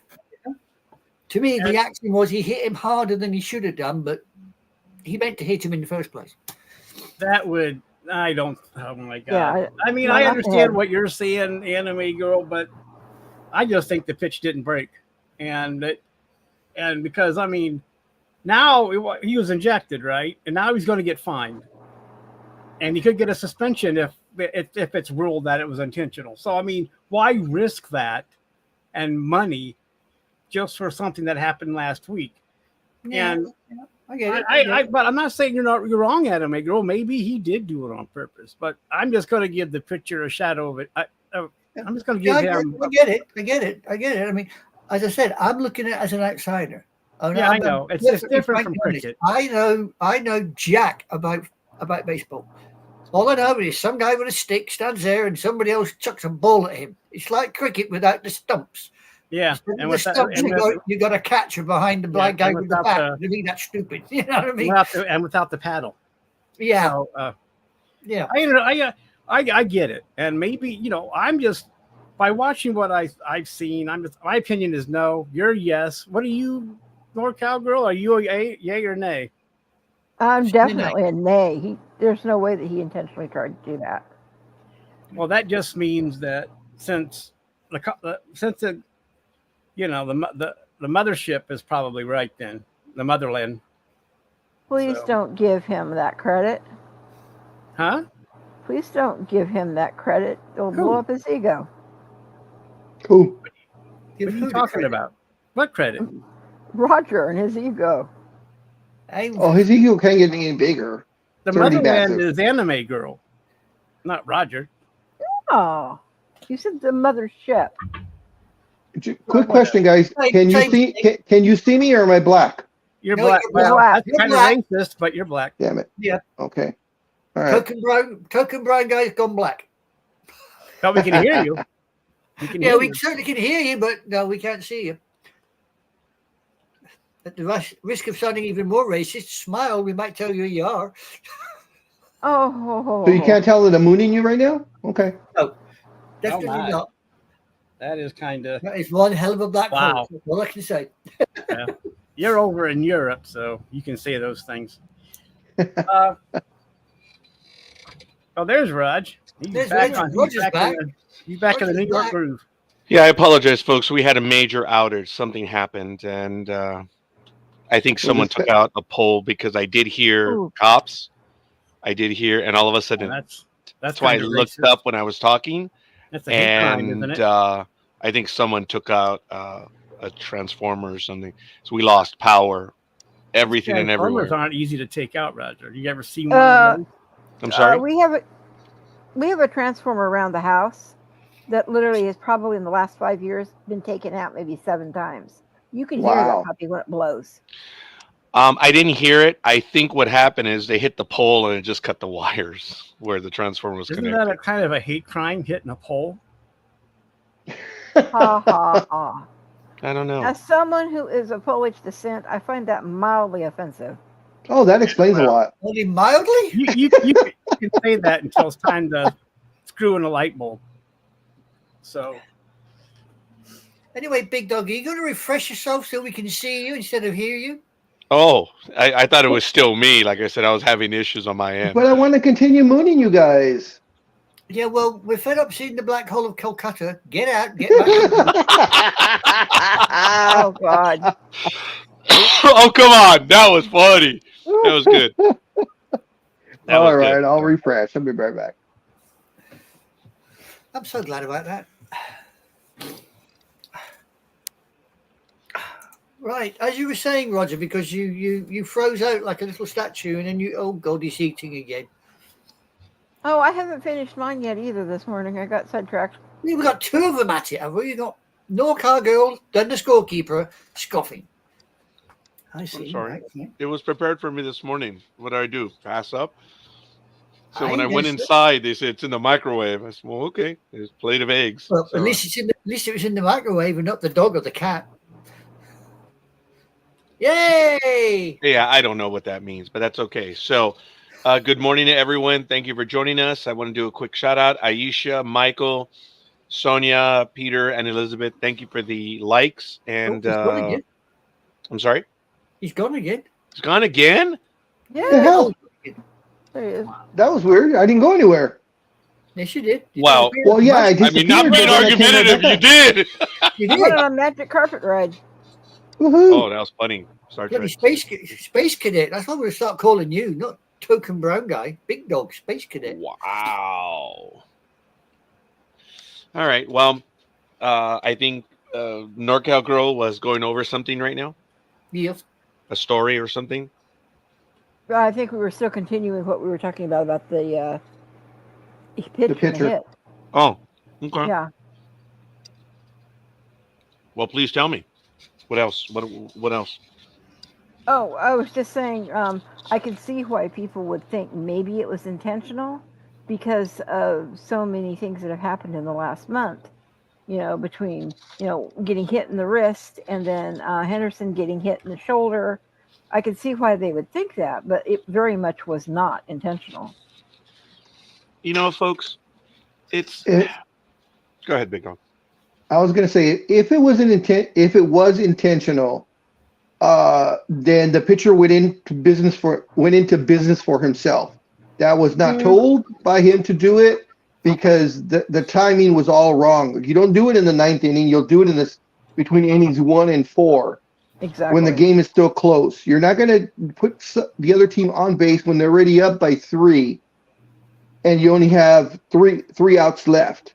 So much as all the managers and assistant coaches and all stuff like to say, "Oh, I've never told anybody I've never told any of my pitchers to hit anybody." That's BS, and we all know it. Right. It's retaliation, and I can see, sometimes it's justified, sometimes it's not. But in the case of with this one, I'd say it's an accident because I don't think the pitcher, even though I'm gonna hang myself for saying this, pitchers aren't that stupid to try and go into business for himself in the 9th inning. Exactly. I love you, man. Well, you forget. So, yeah, and it was raining, so Right. Mm-hmm. Yes, and while you were out, scorekeeper, Anime Girl believes that it was on purpose. Oh no, I got that one, and I think did she you? still is on that. Yes, I just didn't know what you missed. I forgot when you left. But I missed you, you fro- Almighty. I missed you. yeah, you froze on us for a while, so we weren't sure. We thought your Viagra kicked in and you were just stiff. Yeah. but No, We thought the neck's finally gone, the voice is gone, and he's stuck. yeah. mm-mm. How long did it take for you to realize? Because you were frozen for about a minute and a half. I was starting my soliloquy, and I saw you all go out real quick. Oh, And I'm like, oh, I have an interruption. I was checking the other pages, and then the lights went out. So it was kind of quick. It actually was rather quick. Like I said, things started to go, and I think the backup didn't kick in. That's why I think they took out a pole, as I mentioned earlier. And once it went over, it yanked. Yeah, I guess it yanked the internet first, and when the energy tried to compensate, there was no direct connection. I was only out for about 3 minutes, I think. or was it more than that? I wouldn't even say 3 minutes. Less than that, I would think. Yeah. Yeah. Okay. By the time I ran inside, the electricity was back on, and like I said, everything winked out. So I was like, "Oh man!" And then I was thinking back. I'm like, "Oh yeah, I just heard a police chase. I wonder, I wonder if something happened." So, but We're anyway, coming sorry for about you, that, folks, for the Roger. interruption. We got over it. Well, you were gone for a You while. disappeared. I'm Big always Dog gone. disappeared. Whether I'm here or not, it's a different story. Yeah, that's true. I mean, you disappeared. Big Dog disappeared. You came back. Big Dog came back with a black collar cutter. But hey, we managed. We carried on. That is impressive. All right. So, do we have another story that we're going to get to? I believe Almighty has something. So Almighty and NorCal goes the only two to give stories. I don't know what that means, but Almighty, you just put a story in the chat room. Yes, I did. And the jury rules NFL violated antitrust laws in Sunday ticket case. Everybody knows everyone knows what the Sunday ticket is. But a jury in the U.S. District Court ordered the NFL to pay more than $4.7 billion in damages last Thursday after ruling that the league violated antitrust laws in distributing out-of-market Sunday afternoon games on a premium subscription service. And the jury awarded $4.7 billion in damages to the residential class and $96 million in damages to the commercial class. Since damages can be tripled under federal antitrust laws, the NFL could end up being liable for $14.39 billion. The lawsuit covered 2.4 million residential subscribers and 48,000 businesses in the United States. I wonder if I'm one of the residential subscribers that might get 76 cents of that money, who paid for the packages of out-of-market games from 2011 through 2022 season on DirecTV.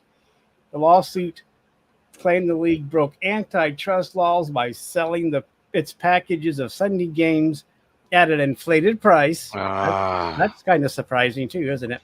Ooh. The subscribers also say the league restricted competition by offering Sunday ticket only on a satellite provider, which that's true. The NFL said in a statement that it will appeal the verdict. So this is far from over. And that 76 cents you're going to get, of course, is before taxes. Just to let you know. Well, that's anyway. Before attorney's fees. Yeah, that's probably true. But by the time they finish mucking about with Almighty, you might be lucky. You probably owe them $1. Yeah, and you gonna get off that shit? And real quick, the NFL is trying to say that the Sunday ticket is covered by their exemption from antitrust laws. Huh. And the lawsuit is claiming that it is not part of their exemption. The NFL has an exemption. Now, I know that they can try to establish it because we've talked about how the NFL is set up. Remember, there's 32 teams, and then you have the NFL corporation, which is separate of all of them. They have a unique setup, unlike Major League Baseball. But Major League Baseball has an antitrust exemption. The NFL doesn't have the same antitrust exemption. I didn't even know they had an antitrust exemption. Oh, yes. Without that, the draft would go bye-bye. If there was no whatever I said, exemption, that there would be no draft. Oh, wait. For broadcasting, they have an antitrust exemption for broadcasting. Well, that's what they're claiming. Okay, well, that's what the lawsuit's all about, saying this does not cover broadcasting. This just covers them as an entity, as a league, but not broadcasting. And so that's what the whole lawsuit's about, that's what Jerry Jones and Roger Goodell are arguing, my friend, is that they have antitrust exemption because this this thing would cost each team about $46 million or 300 and some million dollars. And but it's still going to be, unless they get a settlement. I don't know if this will go all the way to the Supreme Court, but it would be interesting to clarify what antitrust exemptions cover, because right now, who knows? But everyone's known that. I mean, how long has that ticket been around? For almost 30 years, right, Raj? I mean, I believe since 1993 or 94. It's been and around for a you little had while. to have that until it got picked up by YouTube. You had to get direct TV to get it, right? I mean, Yeah. and and it was a nice thing. I mean, I'm not saying it was bad, but you had to have direct TV, the subscription to direct TV to get it. I mean, you had to actually get that provider. Yeah. And Get folks, what's interesting about this is it's a choice. You didn't have to get it. But the argument they're making is to actually get the product. That's where the exemption was violated, because they forced them to pay for an inflated product. Well, no, you had the choice of going to a friend's house. You had the choice of getting it on cable. You had the choice of going to the game. I don't know if it's going to work on that. If they can prove the intent that they inflated it to inflate it, wow, it's going to be very difficult. I don't pretend to be an attorney on this, folks, but look, other professional sports leagues are also keeping an eye out on this, since they offer out-of-market packages as well. But I know in Major League Baseball, in Major League Baseball, that's what they sell. MLB TV is out-of-market programming. So it would be interesting to see what would happen on Major League Baseball TV. I don't think there's an argument there. But again, you know what you're buying. You don't have to buy it. Now, the NBA and NHL market their packages on multiple distributors and sharing the revenue per subscriber instead of receiving an outright rights fee.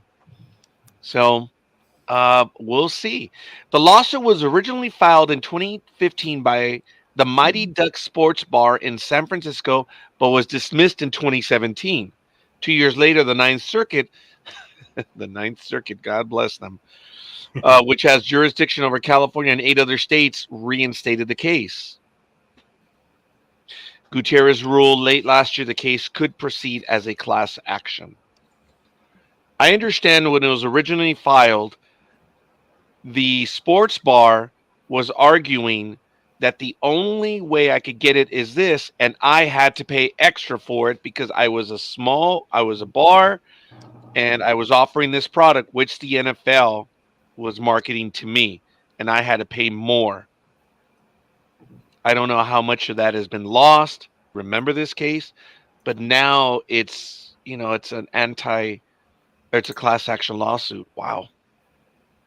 And it would cost each team $450 million. Wow. Which really isn't that much for an NFL team, but still, you don't want to. I understand they're trying to keep, because if it does stay a yes, then all this will just go by. It'll just become a free for all. But I'm just saying, like I said, I think I posted it somewhere, and I said just keep an eye on it and see how it goes. I mean, there's still more appeals to go through, so it's not even over yet. So,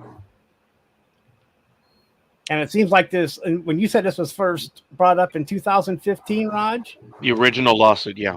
So it's almost 10 years old that it's been working its way through the court system, which was dismissed, and then it was reinstated on appeal. And folks, it's done. I don't know if someone interrupted me. I'm sorry.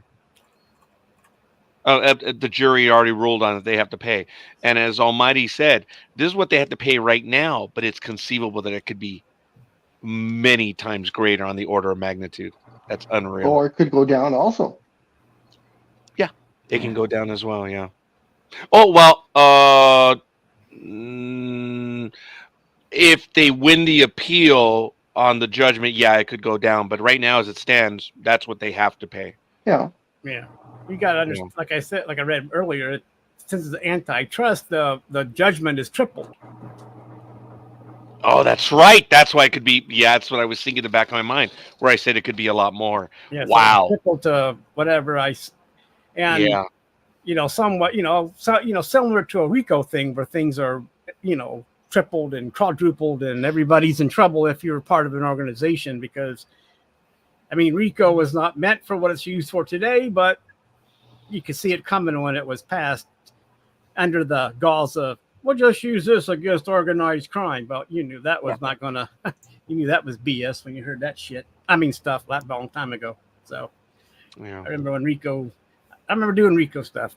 But anyway, I'm just saying, it's interesting to keep an eye on. I don't know what that would mean if it actually stays that way. I don't know how. I don't know what that means. I don't know if that just means anybody can show out of market games if they want to pay for them. I don't understand how it's going to work after the smoke clears. If you, for a better term, for lack of a better term, there, Raj. Yeah.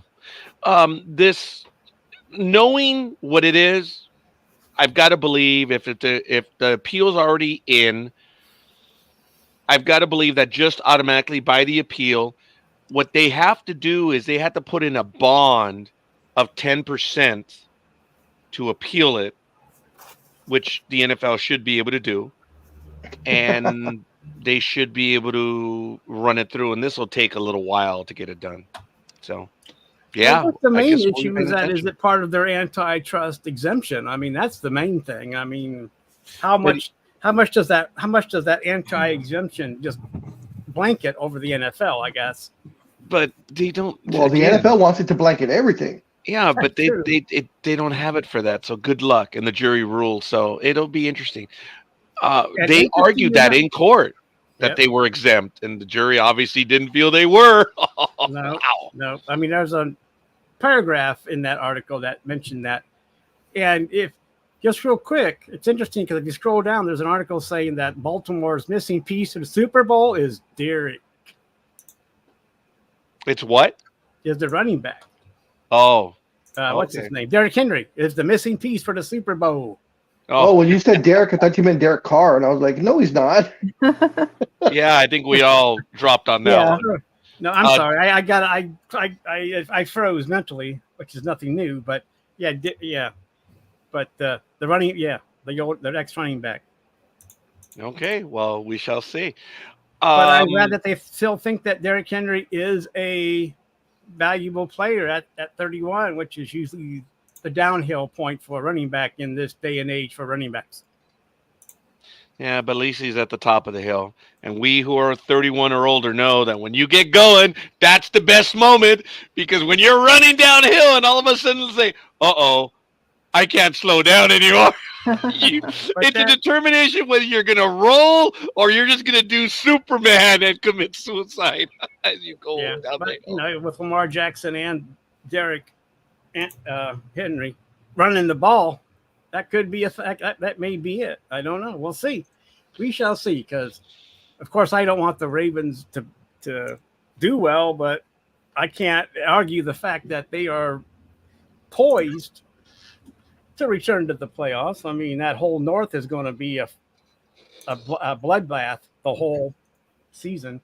As long, I see it. I mean, last year I made that prediction, but I lost because Burrow got hurt and Cincinnati didn't play worth a crap after he got injured. So, but other than that, but anyway, I just wanted to bring that up real quick because I just thought that was interesting that they have that belief in Derrick Henry. Well, there are a lot of teams that have that belief. Anime Girl, you put an article in that I unfortunately skipped over, and I do apologize. Did you want to get to that one right now? No, I was waiting. No car girl hasn't had her 2 pennies worth. I was waiting for the last to do her business. Okay, but she's after Almighty. That's why I skipped over yours. Did you want to get over that one right now? You want to do that one? Well, it was only. This is just something I spotted. Thank you. In the round of things, it's the 5 NFL conspiracy theories that might be true. Okay. Yeah. I mean, we're talking about the Pottsville Maroons curse, which originated from a controversial incident in 1925. Which has haunted the Arizona Cardinals.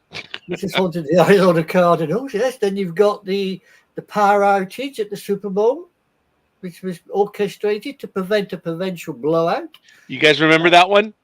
Yeah. Yeah. Do you guys believe in that one? That's why the power went out? Well, the Pottsville Maroons curse comes from when the Maroons defeated the Cardinals, who were the Chicago Cardinals at the time, in 1925, 21-7. Could have been a good game, that. However, the NFL commissioner, Joseph Carr, suspended them afterwards for a policy violation. The Maroons had an exhibition game in Philadelphia. Problem was, the Frankfurt Yellow Jackets claimed they were the only ones with the right to play a game in Philadelphia. Carr took action against the Maroons and suspended them from the league for a year. Anyway, it goes on, and basically 1963, the NFL ruled that the Maroons were not entitled to the championship. Again. They also refused to renew the investigation in 2003. Here's why this conspiracy theory seems to have an element of truth. The Cardinals have struggled ever since. They have only won 2 NFL championships, which includes the 1925 championship. And they have yet to win a Super Bowl. Okay, let me answer this in baseball terms. The curse of the Bambino was very real. Boston did not win for 86 years because they traded away one of their best players. That was the curse of Bambino. And I remember when they swept the Yankees after the Yankees were up 3-0, and they took the next 4, and everyone said the curse of the Bambino has been. I said, oh, no. The curse of the Bambino was not you sweeping the Yankees in one of the greatest comebacks in Major League Baseball history. I, as a Yankee fan, admit it. Come on. It's funny. Big Dog and I have talked about this when they said, oh, your Yankees choked. No, they got their asses kicked. Yeah. He's frozen again. Is it? Yes, he is. He's frozen again. Oh. He's popped out again. I thought he was And doing then it for you see dramatic the Boston pause. fans. Oh, there he is. You're back. Look, Nope. in, out, There in, you I are. hear all of you. I was just watching. I'm like, okay, I'm probably going to have some. There is issues. Now I know they took out a poll. So the utilities are being worked on right now. So now you're an Asian movie. Yeah. Yes. Am I? Yes, you are. Okay, I'll be right back. There you go. No. Oh, well. Too late. He Such gone. is, such is I life. like it. I like it when he plays Bruce Lee. Damn. Work. Are you Hi. back? Does that work? Yes. That worked. Yeah. Okay. Wow. So I went right into the Kung Fu movie, so it's all right. It's very funny. Okay. I don't know what I was saying. Like it matters. You were Anyway. talking about the curse of the Bambino, and Oh, yeah, then look. don't forget the curse of the Cubs of the Billy Goat. I forgot what the goat's name was. You see, folks, it's about winning championships. And the reason why I say that this conspiracy in 25 doesn't exist is because they've won 2 Super Bowls since. They've won. What was the thing that they were cheated of? Well, they won in 25, and then I guess they won after that. Well, they won a championship. They've never won a Super Bowl. Won a Super Bowl. Okay. So they won before the merger. Okay. Well, then, all right. Then I'm wrong. I got it flat out wrong on this one. All right. I guess they haven't won. Yeah. Yeah, they got 7 divisional championships and 1 conference championship. But this is the Arizona Cardinals. I was about to say, but it's Who's the Arizona. Rat? You know? But all right, this is cool. All right, that's number 1. Now, the thing about Boston, the year that they swept the Yankees, then they went on to beat the Cardinals, no less. And if you guys remember that World Series, the Cardinals and the Red Sox fought game 1 and 2 tooth and nail. And when Boston took both games, it's like the Cardinals just rolled over on the next 2. But yeah, you remember that? That was a hell. Those first 2 games. Oh my God! You want to watch some World Series baseball? Those first 2 games were oh my God! But it's like Boston ended up 2-0. The Cardinals, God bless them, they rolled over right after that. It was Boston's to win. That's when they broke the Bambino curse. And Go ahead. In 2016, I was gonna say the Cardinals have the second most World Series Yes. titles, right? Yeah. Yeah. Now Red Mhm. Sox are With starting to get close. with Yeah. with 12. It's either 11 or 12. Very good, big dog. Okay. I don't remember. I don't care about Boston. I'm hoping they only have like 4. No, I think they're closer to 7 or 9. I think I think it's so. 9. I just don't want But to. yes, okay, fair enough. And the But- Cubs, because of the goat, that was the fan was not let in. They didn't win since the goat. Yep, he So cursed them. He cursed them because he wanted his goat. He wanted his pet goat in the game, and they said no. You cannot bring a goat to the stands. And he says, "I curse you. You will never win a World Series." okay, the Cubs And won. My question would be, who the hell would bring a bloody goat to a sports game in the A first This place? is Chicago fan in 1915. yeah. It was 1915. You know, Oh, wait a minute. He- Well, 1915 in the colonies. What am I should expect nothing less. see the thing was is he brought the goat. He wanted to show the goat a good time because later on that night, you know, the whole family had bidia. So don't You big dog. Oh blockhead. my god, big You dog. blockhead. That was funny. And folks, I apologize. I think it was 1945 when what? he brought in the thing. The goat? No, it was in like 1914, 1915. That's what I originally thought it was. Yes, because they won and won and won.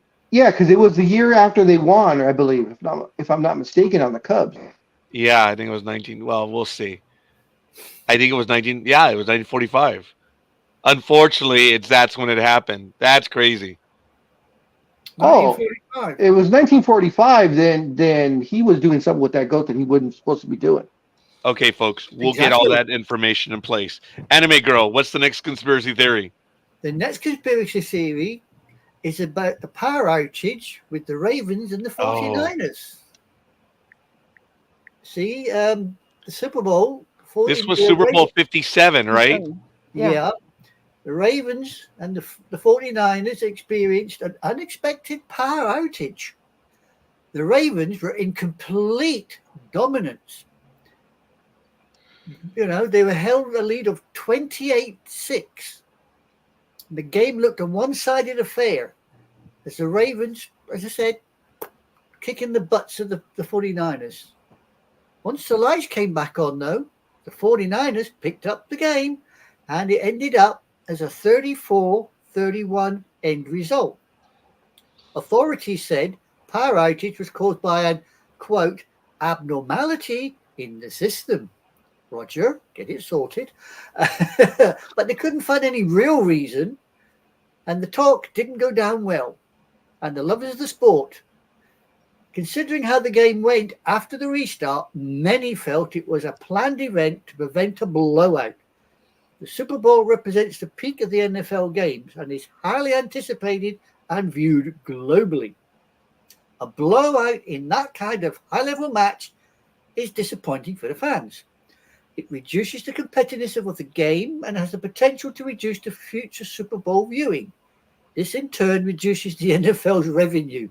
It comes down to money again. Revenue from the Super Bowl. For context, the 2013 Super Bowl tickets where this blackout happened cost an average of $1,500. The prices rise yearly, with the 2024 tickets averaging $9,024. Okay. Anime Girl, you are a hardcore football. Actually, all of you are hardcore football fans, more so than I am.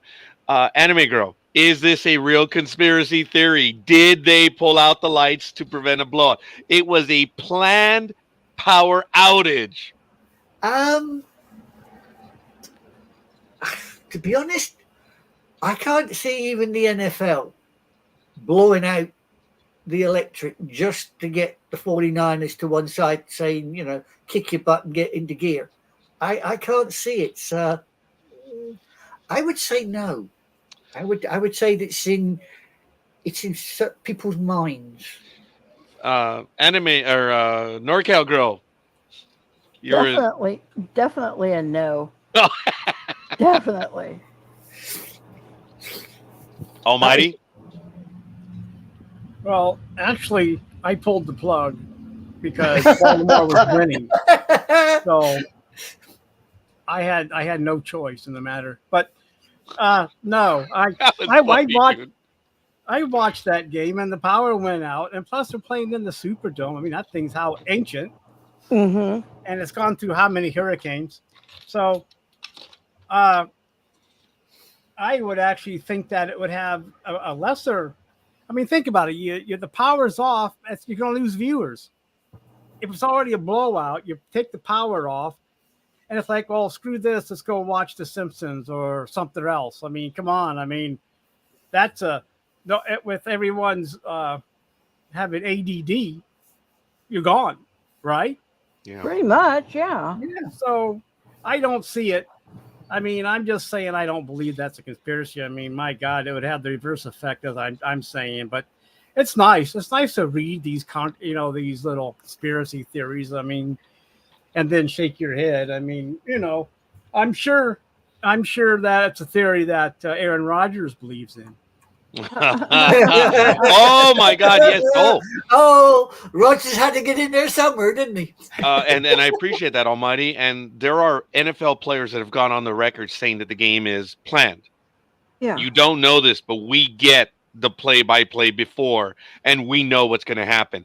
And sadly, I was so disgusted when it was that guy from San Francisco. I think is it Jerry Rice, one of them, that said that? It was a big name player, and Jerry Rice. I'm sorry, or if I am right, I'm not sorry, but we'll get to that in a little bit. Big Dog, the team was up 28-6, and they lost power. So you're losing. We're like, oh wow, we got we're back in this game. Yeah, that really changed it for them, didn't it? If anybody's going to pull the plug, I would have said, and I'll add to conspiracy. I'll tangent off of the conspiracy. It would have been something like the mob would do something like that if they had a ton of money on a certain team and it's getting out of hand. Other than that, no, the NFL's not going to waste their time, trying to say there's been blowouts for decades. I mean, why does this particular blowout make a difference? I mean, Yeah. the ratings are always going to be there. The Super Bowl is always the number one show of the year, every single year. And it breaks the previous record every single year. So I don't know what the conspiracy theorists are thinking when they're thinking the NFL would even bother trying to save it from being a blowout. This is the biggest game of the year. Everyone says that the NFL is interested in doing it. Again, the idiots, the conspiracy theories nuts, think that it's like there's no interest that the NFL gets out of a fixed game. Morning, Gig. There's Morning. absolutely nothing that they Morning, get out of it. But Morning, guys.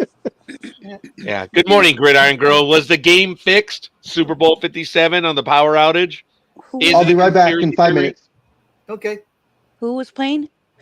49ers and Ravens. Remember, the Ravens were up 28-6.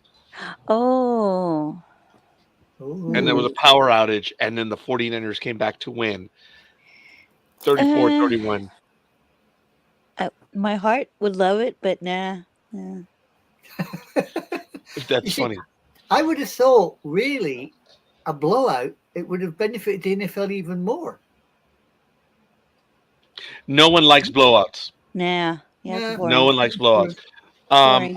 You guys are gonna have to help me out, but it was so funny when I think it was the Pittsburgh Steelers were playing the Los Angeles Rams for the Super Bowl, and I may have gotten the teams wrong, but I thought it was those. And it was funny how all the commentators and the Rams are gonna have to do this, the Steelers are gonna have to do this. It's gonna be a battle fought right here on the Gridiron. It's like all this. And one guy said they're gonna win 55-7. And they ended up winning 55-10. And everyone talking about this is the only guy that said you're gonna have no game here. It's gonna be a blowout. The NFL doesn't like blowouts because when you're up 31-0 in the first quarter, second quarter, third, fans tune out. It's over. No team. What is it, Almighty? It's like 26, 27 points. The minute you're that far back, it's over, right? At a certain time. Well, yeah, but you also need to realize that the Super Bowl has mostly casual fans too. So Yeah. the hardcore, yeah, they're going to stay because, and the people that have money on the game are going to stay. But how many? I mean, like I mean, there's always complaints that the people in the stands are just casual fans or celebrities. There's nobody that really rooting enough people to root for the team, fan base wise. So Mm.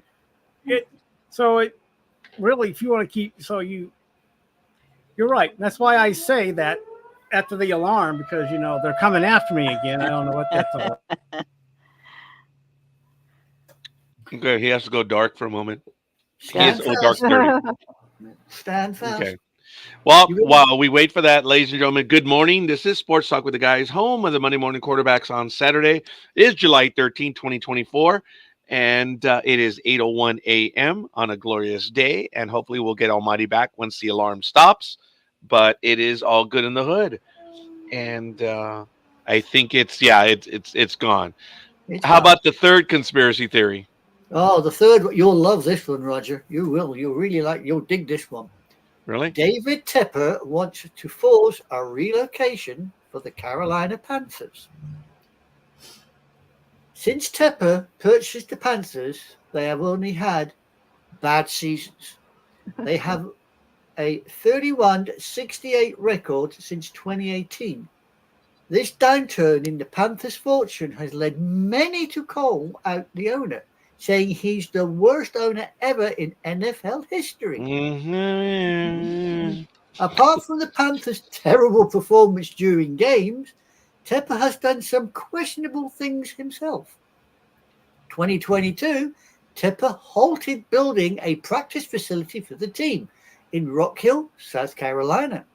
He alleged that the city did not keep up its end of the contract. Had his real estate business declared bankruptcy over the failing project and was forced to demolish the half-built facility. He also, oh, hello, big dog back. He has also violated bouts with fans. In 2023, he hurled his drink at a fan from his suite during a game in which the Jaguars dominated the Panthers 26-0. He received a $300,000 fine for the incident. To contribute to their woes, the Panthers have had 6 different coaches from 2018 when Tepper resumed ownership. The most recent was Chris Tabor, who managed only 1 win in 6 games coached. But does Tepper have a hand in the team underperforming? A franchise ownership significantly impacts the team's performance on the field. Conspiracy theorists believe that the negative impact of Tepper's reign is all part of the plan to infuriate the fans, reduce the franchise support base, and drop the viewership. Once these happen, the theorists believe Tepper will claim the Panthers are not yielding enough proceeds and relocate them to a more lucrative market. Okay. Do you believe it's a conspiracy theory? Do you believe there's legitimacy to it? No. Okay. NorCal girl. No. Big dog.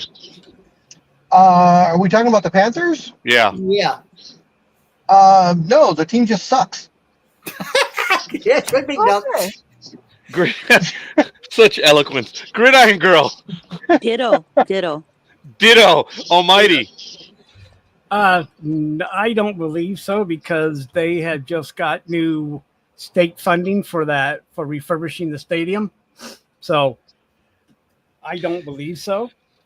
Yeah. Tepper is a dick. I mean, is a bad owner, and he's Ditto.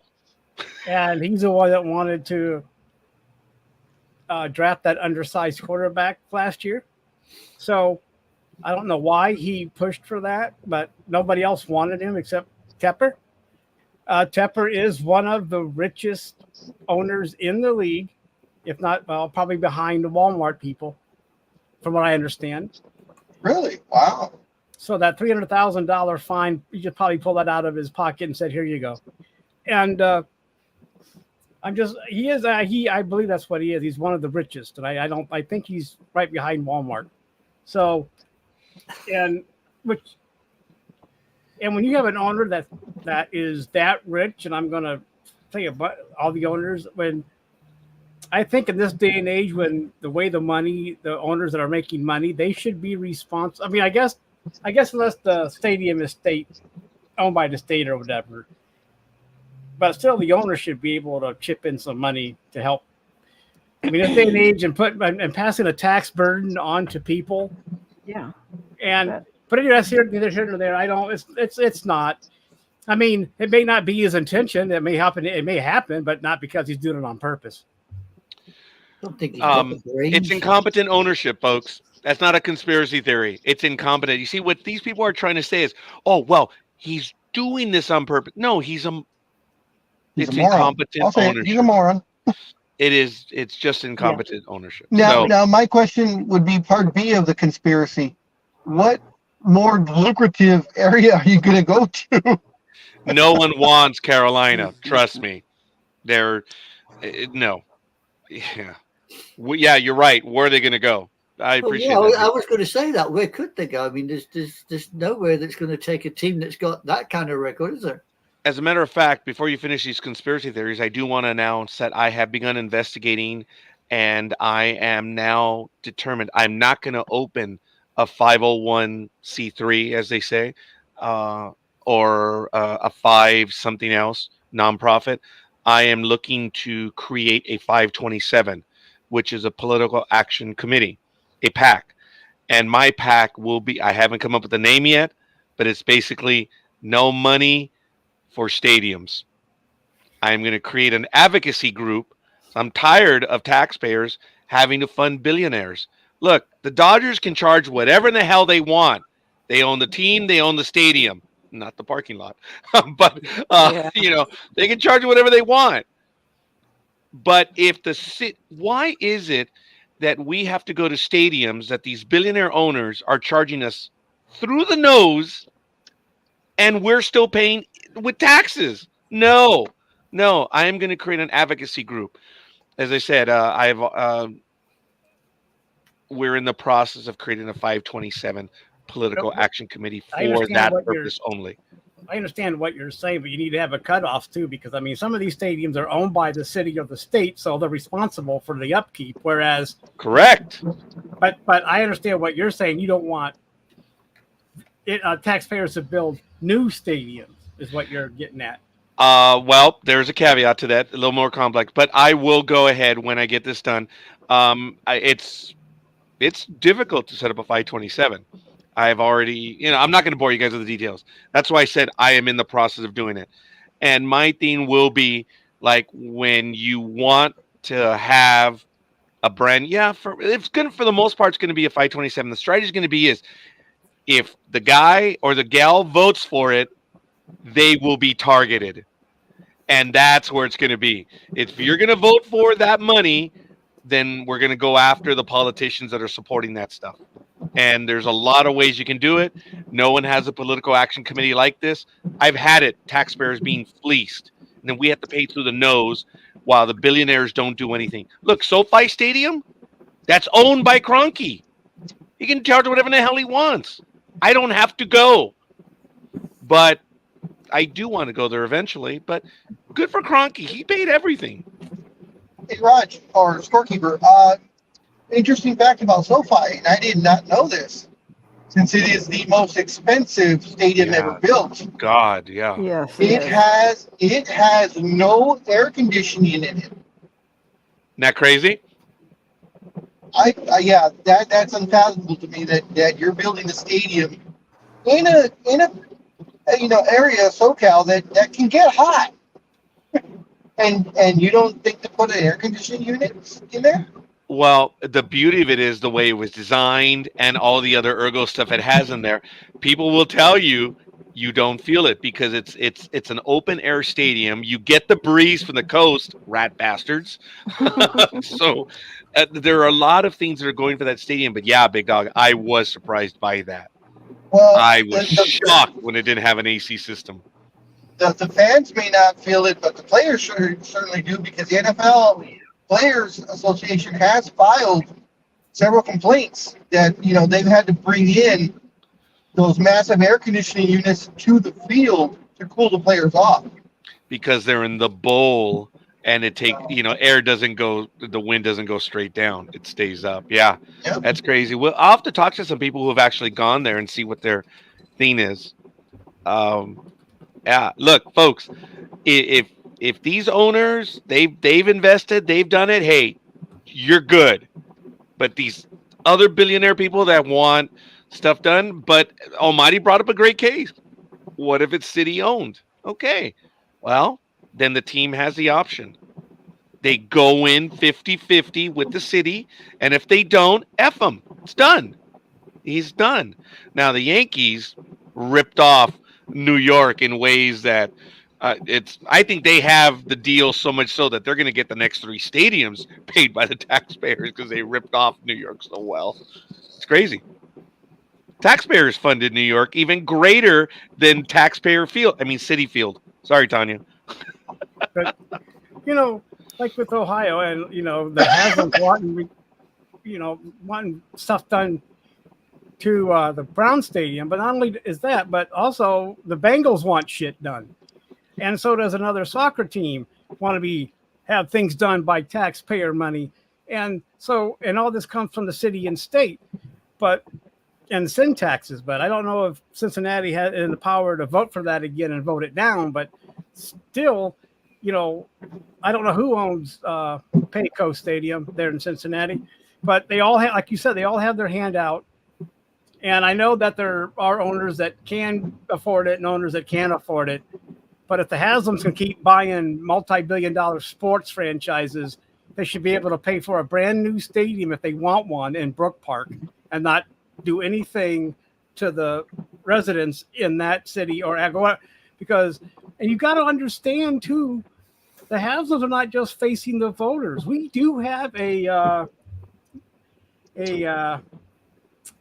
previous owner of the Browns, Modell law.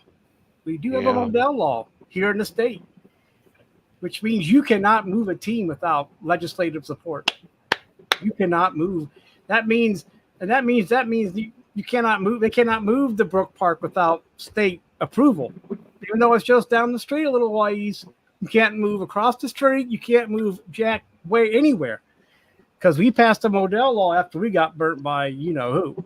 And the man that can't be named. But the man that can't be named. But still, I mean, but the city and the state the city does own the Browns Stadium. And I guess there's millions and millions of dollars that need to be done. And I think the Haslams are trying to help fix that up. But I mean, I know we're going off kilter here. But I'm just saying, I agree with Roger that there are billionaire owners that can afford it or can raise the funds to do it without having to strain taxpayer budgets. And because there's a lot better money that Syntax could go to besides keeping a stadium. And it just depends how bad you want that team. And I mean, there's enough Browns fans where they won't let that. They'll continue with that Syntax, and that's unfortunate. Yeah, and it shouldn't be that way, folks. If a team wants upgrades to the stadium, now if the city owns a stadium and they get the concessions, hey, look, there's a lot of things that can be done. If the taxpayer is going to pay for an upgrade for new luxury seats, the taxpayer should get that money back. Oh, no, that'll never happen. Well, that's what this advocacy group is going to do. And I've already contacted 4 Nobel laureate economics people that have written the reports, those famous reports as to what new state. Oh, gone again. He's gone again. Okay, I was wondering because that's a weird freeze. Freeze frame. So He freezes at some of the most inappropriate times, doesn't he? I mean, anybody think it depends on your point of view. Yeah, well, somebody would have thought you've switched something on, that he's enjoying so much he's had to stop. Well, let's move on to the next conspiracy then, Anime Girl, since he's frozen. Okay. It's all about Myanmar. Apparently, the Myanmar Dolphins Hard Rock Stadium was formerly a Tekestua Indian burial ground. Oh, Yeah, I've heard that. Yeah. Hard Rock Stadium, home of the Miami Dolphins, was previously a Native American burial ground. The Tequesta used the site as a burial ground around 800 AD. After that, another Native American tribe, the Seminole, surrounded the area with artifacts believed to be of a spiritual importance. The Dolphins enjoyed most of their significant success in the 1970s. The Miami Orange Bowl served as the franchise's stadium at the time.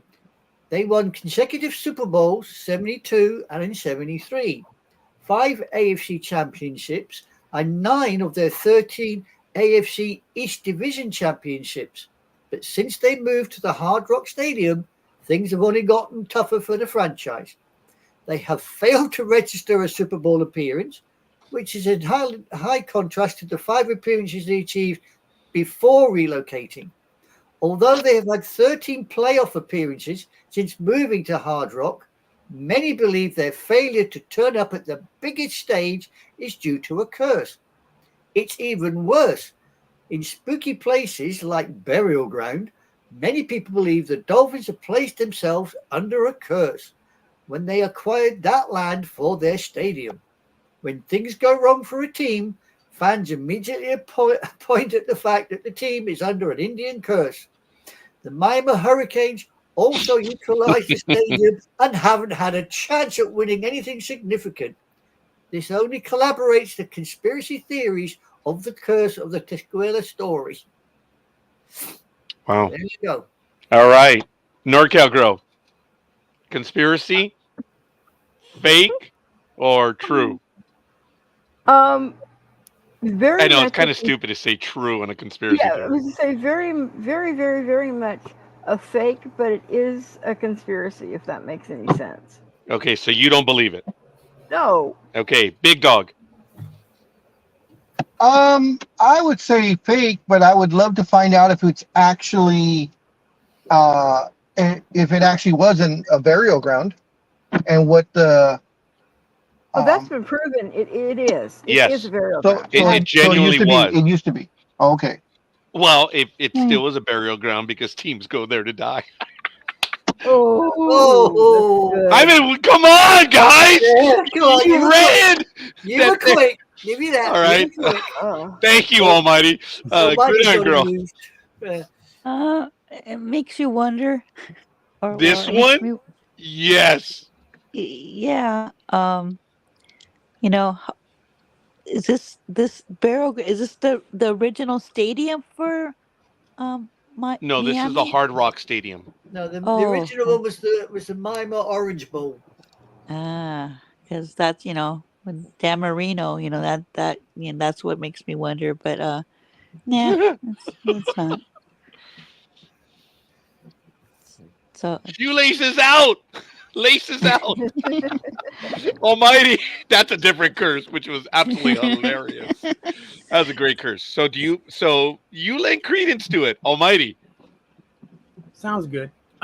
This Look. one does. Miami is improving, and they're a playoff team, and I expect them to win the division this upcoming season. I think Buffalo's going to fall off a little bit, Okay. but we'll find out that first week when they meet each other on prime time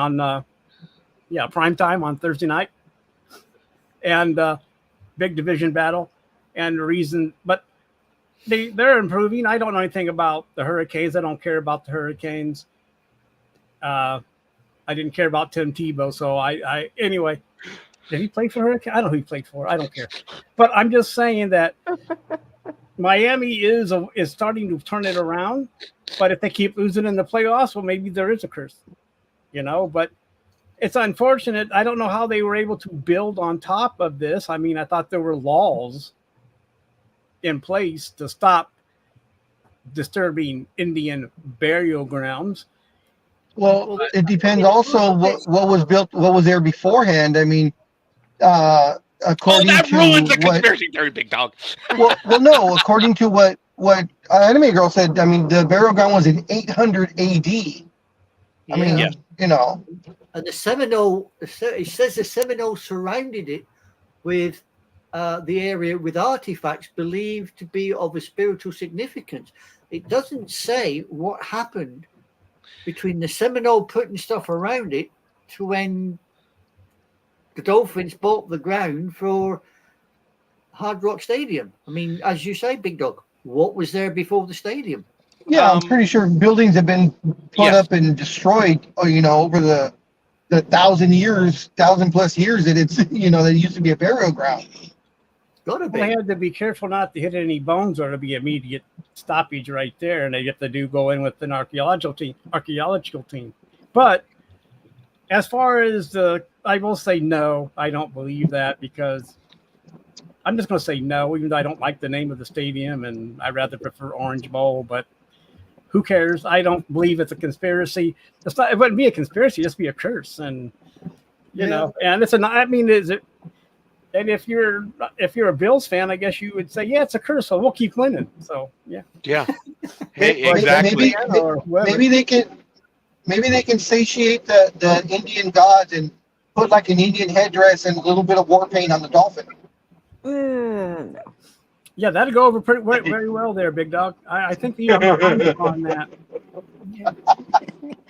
I don't think there'll be any complaints about that at all. Remember, not really. This used to be Joe Robbie Stadium, then Pro Player Stadium, then Dolphin Stadium, and then Land Shark Stadium, Sun Life Stadium, and then now, of course, Hard Rock Stadium. It's been a surface grass ever since 1987. So if I remember correctly, I have to do a little bit of work. I thought they were redoing that area. It was all parking sites and industrial, which they bought the land and went ahead and did it. So, well, the stadium name should be Don Shula anyway. Yep, I wholeheartedly agree. So anyway, but yeah, I don't care if it was thing there before that. Since it's a precedent, if there's already stuff on top of a burial ground, we can't go ahead and, you know, I don't care if it's built. It's a curse. Maybe that's why Tua was getting all those concussions a couple of years ago. Mm-hmm. The curse got him. Yeah, the curse got him. Boom. Somebody hit him with Indians rose up and they said, "Screw you, Tua! You on my burial ground, you SOB." So you know, maybe that's what it was. Wow. Knowing that I'm 34% native or mestizo, I don't know how I should take that.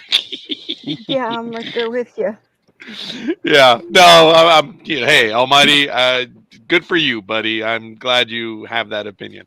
So, Anime Girl, real or not? Nah, it seems too far fetched for me. They're Way they're too all far fetched far-fetched. for me. I mean, really. I mean, yes, it may have been a burial ground at one stage, but I don't believe either the Seminole or the other lot that I probably saying butchered it. Was it the Tequesta? I can't believe they turn around and curse. Nah, no way. Yeah. Hey, like I said, I believe it's a burial ground. They die there, so it's all good. So, all right. I think we have one more, right? Yep. Oh dear. Maybe I can't. I can't tell you this one. Big Dog will like this one. Virginia McCuskey curse for kinslaying. Many believe the Chicago Bears has put the team under a curse. It is unusually easy to blame misfortune on a curse. It's where the Chicago Bears find themselves. The story is thought-provoking. George Hallas, father of Virginia Hallas McCuskey, was the founder and owner of the Bears. He doubled as the team's head coach in 4 different spells. Under his leadership, the team won 8 National Football League championships. Ordinarily, George Hallas Jr., McCuskey's brother, was next in line to inherit the franchise after their father's passing. But Hallas Jr. died even before his father.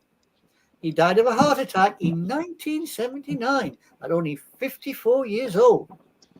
There are rumors with no facts at all. Of course, that conspiracy suggests- theory. Yeah, that suggests that McCaskey killed her brother to inherit the franchise when Alice died in 1983. McCaskey became the owner. Since McCaskey took over, the Bears have failed to continue the successes they achieved under the Hallis family. They've only won one Super Bowl, and that was the Super Bowl 20 in 85, just 2 years after McCaskey became owner. They fell to the Colts in their previous Super Bowl in 2007. They have only had 14 playoff appearances under McCaskey's ownership, the last coming in 2020. Conspiracy theorists believe the Hallis family cursed McCaskey and the Bears for killing Hallis Jr. and stealing the franchise from them. While the circumstances surrounding Hallis Jr.'s death weren't too suspicious, the team's failure to impress is glaring and might be a pointer to the existence of a curse. They already won a Super Bowl after the events happened. Now, and you could say that it was a team that was built before, whatever. They own it. They won a Super Bowl 2 or 3 years after they took it over. Yeah, I don't see it. These are the little boys that live in mama's basements, the ones just making stuff up. Almighty, is it a is it a curse? Conspiracy? What do you think? Is it real or not? No. Okay. NorCal Girl, do you believe in this one? No. Big dog. No. The Bears. The only thing I believe in curse-wise is somebody said something today that's made every single flake of my skin itch like I want to peel it off. That's the only curse I believe in. I want to know which one of you did it. What was said? What was said, but now I'm itching like crazy. So something you guys did put a curse on me. Probably when All I went out by Myanmar. That's all teams go to die. There, it is a burial ground. Big dog, real or not? No, I mean it's like the way you said. They won a Super Bowl 2 years after, so Yeah. that's always what breaks a so-called curse, or whatever, is once you win the Super Bowl, like the Red Sox. They won the World Series, the curse is broken. The Cubs, they won the World Series, the curse is broken. Yeah. So 2 years later, they won the Super Bowl. The curse, if there was one, was quickly broken. Yeah, just 2 years after McCaskey became the owner. Gridiron Girl. No, this is stupid. No. Love it. That's my girl. It is stupid. Ditto. So that was good. I like that one, Anime Girl. That was really well done. I do appreciate that. It was a good story. That was a sports-related one. That was really good. I like it. So, NorCal Girl, do you have a story that you wanted to get to? Oh, let's see here. I did have one a second. Sorry. Air warning red. Vampire, vampire, vampire. Duck. Yeah, it's all duck and cover now. Okay, whenever I say that, air warning red, vampire, it's because on the radar screens, when you have missiles coming in, they're inverted. That's why they say they're inverted items. So they say vampire because it looks like a V. The missiles coming in. That's what the vampire. So it's a air warning red. Let's be honest to say, I do like Almighty's backdrop. Oh, go ahead and kiss his ass. But you know what? Thank God he can't say anything right now. I thought he was drying his sheets. All right, Nice. Almighty, go ahead, defend yourself. I thought he had his sheets hanging, behind him. Almighty, go ahead, brother. Come on. Whatever. All right, Anime, NorCal Girl, get us to your story. So-called sheet is. I think I put it in. Hold on. 76. I mean, some of those teams don't exist anymore. Like they moved around. And look at the old logo for the Patriots. Oh, that's right. Okay, it's upside down. You're right. Oh, Okay, yeah, it is, isn't it? it's still good. All right, fair enough. NorCal Girl, what did you want to take us to? Oh, I think I had actually already put it in the link for the chat. But Yes. Is that NASCAR? Oh, okay, different one. Hang on, let me switch Oh. to the NASCAR one. I had two Oh, of that's them. right. Okay. Big Anyways, Bubba Wallace. Yeah, for Bubba Wallace. He was fined $50K by NASCAR for a post race altercation, basically, that he had. He was fined on Wednesday um, because he drove Alex Bowman into the wall during the cool down lap on Sunday. And supposedly, this was supposed to be in retaliation for Bowman spinning out Wallace on lap 25. And it says that with NASCAR, he said that Wallace violated its code of conduct. Now, is Wallace the one that got into the fist fight about a month ago in the Oh, I remember that. mechanics room? Was that him also, or no? I'm trying to remember that. I want to say yes, but don't hold me to that 100%. But I think yes. So he's just a little billionaire, huh? Damn. Yeah, he said that he wanted to apologize to Wallace and his team. That he didn't feel his actions warranted a fine, but he wanted to apologize. He's like, I just messed up trying to get the windshield wiper up. And a corner, this is what I love, missed the corner and it ruined their day. It's like, okay, that's such a bowl of malarkey. It's not even funny. It is a bowl of malarkey. Check out the video for yourselves, folks. He says he missed the corner. Malarkey. It's not even close. It's like saying, I missed the corner 3 miles down. Check it out. It's a 7-second video. Look, he shows up at about the 3 or 4 second mark. Check it out. Right there. Yep. I missed the corner. One more time. You see the videos from both sides. Baloney. That was done on purpose. Yeah. Now, The only thing he missed was the bloody door handle, I think. Yeah. It was accidentally on purpose. That's what it was. Yeah, the sun. I know what it was. Sun was in his eyes. On an overcast day where it was rainy. He blinked. On a storm shortened day. Very good. Sun was in his eyes. Sun was in my eyes. It happens every time. That one was on purpose. No doubt. Oh, definitely. Oh, yeah. Is it a $50,000 fine? Yeah. He says he was going to apologize to him after. Just messed up trying to get my windshield wiper on. Missed a corner and ruined their day, Bowman said during the post-race interview. I hate that. I'm still embarrassed about it. Baloney, don't be a pussy, dude. Just go look. Just, stand up to what you did, and that's it.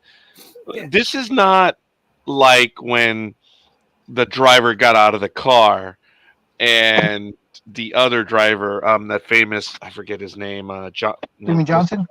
It was Jimmy Johnson. Guys, everyone lost their minds because said he was aiming for the driver. We debunked that by watching the video, but everyone was claiming he did it on purpose. The video speaks for itself because you see both views. He knew the car was there. That's because no one liked Jimmy Johnson. That's why. Yeah, but yeah. But it's really funny because when you think of the driver he hit, I'm sorry, Johnson didn't know the driver. But again, I apologize. It was done on purpose. Okay, you retaliated. He spun out on lap 25. Yeah, you want to get back at him. See, folks, here's the thing. Why didn't he get for spinning him out on the 25th lap? You only get him for retaliation. This is what baseball gets wrong. When someone does something, the only ones that get nailed are the ones that retaliate. Let them settle it on the field. These two guys, he got spun out. Did he spin him out or not? You say he didn't? Well, then I suppose the 50,000. Yeah, I think he did too. Yeah, I saw that when he spun him. It was done on purpose, but he didn't get in trouble. So it's always the retaliators. So it's that's why I was lucky to do what I did over the years. I was the guy that came in to hit the batters because once I got ejected, it didn't make a difference. No, be honest. When you watch motorsports enough, you can see when a driver does something deliberately or not. I mean, you've only got to watch F1. All the drivers know you don't get your wheels tangled with another car. And if they do, then they're doing it on purpose. because they know they don't. If the minute they get those wheels entangled, those cars are flipped over. Yeah. So oh hello, big dog's gone again. Yeah, I guess we're all having issues here in Southern California. Yeah. But okay, if there are no other comments on that one, folks, let's go ahead and continue. Gridiron Girl, you think he did it on purpose, right? Yes. Thank you. Almighty? Yeah. Okay. Now, of course, we're giving our opinions, folks. Doesn't really matter. But looking at the video, yeah, he did it. Yeah. Sorry. It is our opinion, Hey, he did apologize. He said, hey, look, this and this happened. Like, yeah, okay, whatever, dude. Yeah. Merry Christmas. We saw the video. All right. Anyone else want to get to a story right now? Gridiron Girl, do you have anything you want to talk about other than your first place Doyers? Which apparently I am jealous about because of Why? the Otani article. But, hey, whatever. No, they've been sucking. I mean, A lot of teams have been sucking. Yeah. no, but it hurts. Goes with the territory, doesn't it? A lot of teams they have been. Yeah. And you know what? It's July, Crazy. folks. It happens. It We does have no happen. pitching. Our starting rotation is out. Kiki Hernandez was freaking pitching the other day. So what? Huh? But that's your boy. Didn't you want to see him do lots of other things? I mean, pitching. Well, yeah. Mine. Okay, sorry. No, that's good. Folks, it happens, team. This is in Yeah. July they It's a long happen. season. In August they happen. That's why baseball is sacrosanct when it comes to its season. Sorry, lethal migraine. It's 162 games, baby. It's the way Yeah. it should be. It's the way it should be. And that's what baseball is. America's pastime. And this is where the stupid fans, no, baseball's not America's pastime. Football is. Oh, you morons. Do you even understand the word? Football is America's sport, hands down. Anyone who says otherwise is really quite stupid. The numbers speak for themselves, the ratings, the monies, everything. NFL is America's fervor, it's sport. Yep. Baseball is how America passes its time. For sure. Yeah. For sure. That's what it is. It's always been America's pastime and will continue to be America's pastime. I thought that was basketball. No. Oh, no. Basketball is our Sancha. Sorry, for saying that's where we get to, if it's not football or baseball, it's basketball. And then it's hockey, number 4. And number 5, sorry, golf fans. I don't think you even register in the top 10. Good. That's right. That's Golf? right. I Golf? don't mean to offend. Oh, but stop it. So it's all good. Golf All right. is a damn good walk. Sure. I have known people that play golf allegedly religiously, and I'm like, dude, you're 400 pounds. You play golf every day. You're still 400 pounds. Oh, that's right. You ride the little golf cart, you little lazy SOB. Don't tell me that walking does it for you because you don't walk. Let me tell you, when I was taking the train to and from work, man, I was as slim as can be, baby. That was real. I walked 4 miles a day, 2 miles each way to the station, and then forget about, around Union Station and stuff. So, yeah, but you see, the thing is with golfers, Roger, most of them spend their time in the 19th hole.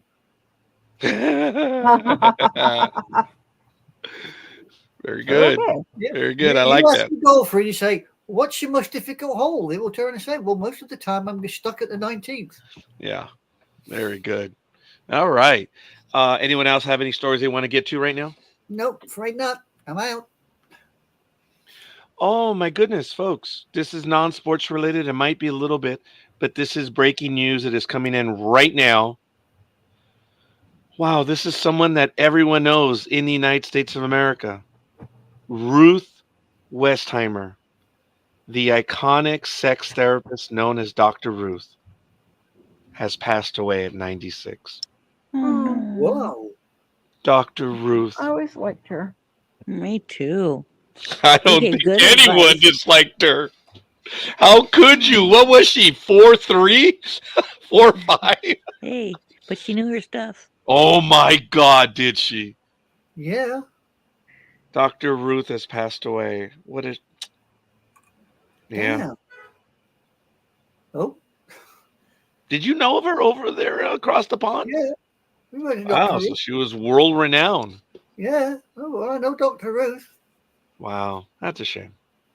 Yeah, I was going to Well, say. she I mean, was- that's bugging up a few sexual relationships there.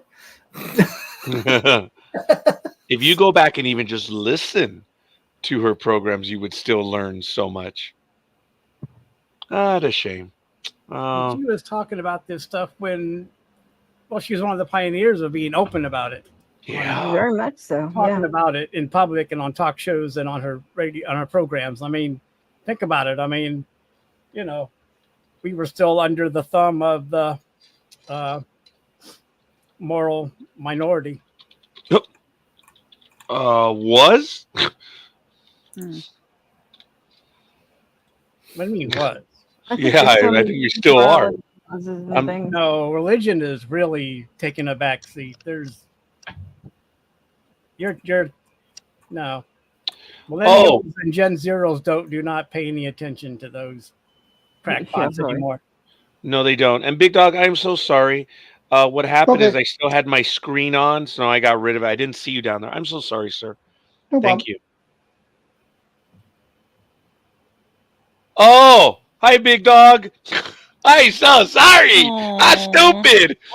I know how you feel I sometimes. apologize, Doug. Oh, spit it out. I Go ahead, went out Gridiron to have a look. I couldn't see him. I heard the bleep, but I couldn't see him, so I couldn't. Come really- on, Gridiron Girl. Spit it out. I know the What? feeling.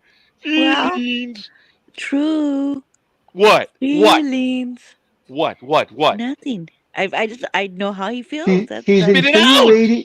She's insinuating that you leave her in the background all the time. yeah. The record holder was 18 minutes, Cuervo, Yep, Oh, I okay. remember that. Never mind. on the phone. And I'm like, oh my God, it's Cuervo. Oh my, I miss Cuervo. Jesus. God, do I miss Cuervo. Oh, he rode me for that entire program. He got away with it. But I know I pissed him off a lot, but the one time I called what I call him the Commandant of the Marine Corps. Oh yeah, Oh, my that wasn't even like 2 seconds, and he was having none of that. I'm still flinching. He shut you down real quick on that one. Well, It's you because know we what had to all say. these names for him. Big Dog, because I always refer to him as America's hero, as this and every episode he was getting a different name. And finally, I was like, "Well, he's a Marine Staff Sergeant. You know, he is the Commandant." And I introduced him as the Commandant of the Marine Corps. I'm still. The bitch slap was so hard. The tone of his voice even changed. Yes, the bitch slap was so hard that the earth stopped moving for a fraction of a second. Because he bitch slapped me so hard, he put me down into the ground. The earth stopped. Hi, Tony! Where the hell are you? He's on his way back, and he's from Philly. Good morning, should be home everyone. by My now. There internet he is is. down. Oh, that's funny. I've That's had what she internet said. issues too. Hi, Philly Special. He's been trying to get it rectified. What? Trying to get what rectified? The internet. His internet. Yes, I know. All right, if you guys don't want to play along, go to hell. Anyway, we'll No, go. we do not want to play along. We've had enough. Oh, all of you love revolting. Tony. The peasants are revolting. We already won. No, the colonials won. The peasants haven't started yet. Oh, okay. All right. So anyway. All right, folks. What's the next story you guys want to get to? Who wants to go? You. You guys have all been doing very well. You guys all have stuff you want to talk about. Well, I can't find anything at the precise moment. I can go have another look. Are we actually that thin on news this morning? Wow. No, I have No. one. As we all know, the Clipper legend that he is, Kawhi Leonard, Oh, thank you, big dog. is on the Olympic team, or excuse me, was on the Olympic team because he has decided that he will not play on the advice of Clipper medical staff and USA team basketball. They all agreed that he should go back home and finish his rehab, even though he says he's 100% and he could go for Team USA. But Clippers and Team USA both agreed, no, make sure you're 150% and you can come back in the regular season. So he has bowed out of the first time ever he was on USA basketball. And I believe it's Aaron White. I can't think of his name. He's the guard for the Boston Celtics. Is going to take his spot. So once again, Kawhi is letting his fans down. Oh. Mm-hmm. Oh. Oh, I'm sorry. Oh, damn, that hurt. What's new? Exactly. Actually, on a side note, with the Clippers, so the Into a Dome is going to be opening very soon. They're going to have, I believe, their first one is a couple of concerts, and of course, the Clippers are moving there when the season starts. So they have something called the Wall, and I've talked about it before, and I actually got an email. Why I have no idea, from the Clippers talking about it. So right behind one of the backboards is the VIP wall, and it goes from the floor all the way up to the top rafters. And you have to, in essence, you have to be vetted to get in that, to buy season seats there. But there are rules to it. You have to Oh, that's right. wear Clipper gear every single time you're in that spot. You are not allowed to wear the opposing team's gear at all. If you are caught sitting in that section wearing that gear, you will be immediately escorted out of the building and your season tickets will be revoked. Also, I guess this is, it's 2024 because every seat can measure the amount of fan appreciation you're showing. So the louder you cheer, the better it is for your section. But in that section of the VIP wall, you have to be one of the loudest cheering sections all the time. Otherwise, you can be removed from your seat and your season tickets can be revoked. So, that's like medieval times with the death penalty. You breathe wrong. Pretty much. Yeah. So he is very 1984, adamant, baby. Big brother. Ballmer is very adamant that he only wants the most. He wants the loudest, most boisterous fans sitting in that section, and he's doing everything in his power. So since he is one of the co-founders of Microsoft, to ensure that happens, and he's doing all the biometrics that you can do to ensure that happens. And that actually, as I said, it's straight up, that one section straight up is a VIP, but it also fans out to that section of that section of the bowl is called the wall. There's the VIP wall and then there's the regular wall. And to be in there, like I said, they vet you out and you have to wear only Clipper gear and you have to be able to be one of the biggest cheerleaders and the whole 9 yards. So yes, it is very 1984-esque. Wow. Just hopefully the equipment that you're wearing has been washed since 1984. Yeah, I'll show you guys later on Google Maps where the Intuit Dome is. It's right by SoFi Stadium, and there was a big hoopla in the transit world as to who got money for what for transit projects, and SoFi and Intuit indirectly scored a lot of money. So they as can if connect. Ballmer needs it. Well, this is actually, it's going to be good to get fans. We'll see. But all right. This is a little bit off topic. I actually forgot to do it early this morning. I want to give a shout out to Cherise Hart. It's her birthday today. Happy Happy birthday, Cherise. birthday! Tomorrow, Paul Moore will be celebrating his birthday, as will Dream. You all know him as Thomas. Also, a shout out to Ted DeRuiter. Happy birthday. Catherine Shell of Space 1999 and many others also celebrates her birthday. She's going to be celebrating her 80th. And also someone else I know, her name is Lou, and she's going to be celebrating on the 19th. So those are the upcoming birthdays that we have. So it's kind of And cool. I wanted to get that. But by the way, there is one more. Go ahead, Almighty. Today's birthday is Ali Sheedy. Oh, Oh. congratulations to the Brat Pack. And tomorrow, also celebrating their birthday, it is our very own Anime Girl. Happy birthday! Hi. I'm wearing my birthday present to me. Yeah, and you didn't stand up so we could see how beautiful it was. No, I didn't stand up. You're damn Oh, I right. don't hear a buzzing sound. Stand up, damn it. Beep. Oh. Just kidding. Oh, wow.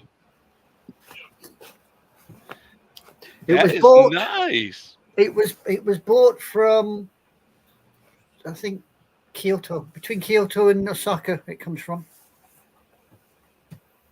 So it's- What is What it? city in Japan did you post that had those beautiful cherry blossom flowers? That is it's a composite picture. Actually, it's Fuji. It's not actually a city. It's Fuji. Oh, okay. Godzilla's home. Okay. Yeah, but it's you can actually, there is a place you can actually stand. You can see the pagoda and you can see Fuji, but I believe the picture, what they've done with the pictures, they've superimposed Okay. over the top. But there is a picture. I cannot remember the city. I'll have to go look for it because I've got it on my screenshot as well. I saw it permanently on my screenshot. When I open up, that's the first thing I see. Is the cherry blossom the tree of Japan? No. Okay. No. I believe the royal flower is the chrysanthemum. Oh, because of the chrysanthemum throne. Yeah. Yeah, sorry. Well, the flower. Yeah. Yeah. Okay. But the sakura, the cherry blossoms, they're big. Sort of like, I think it's March time. I was going to say April. Yeah. April, March time. They're fleeting. That's it. You know, I believe as well they actually give little badges, sakura badges, for people that so they don't forget. You know, if you're leaving, you give you a sakura badge to make you come back. So, but I put it up because, like I said, land of the dreams, and I can dream big. Can I? All right, folks. Well, happy birthday. I hope you enjoy your day tomorrow on Sunday, and we'll see how it goes, folks. Well, really good. Thank you for being with us on that, and really good. All right, folks. We are approaching 9 a.m. We have about 6 minutes before we get there. What else do you guys want to talk about? What else do we have? Because the Intuit Dome, as a follow-up, is going to open August 15th. So we are a little over a month away, and it's going to open to a global icon. Bruno Mars will be the first performance at the Intuit Dome. It's a special grand opening.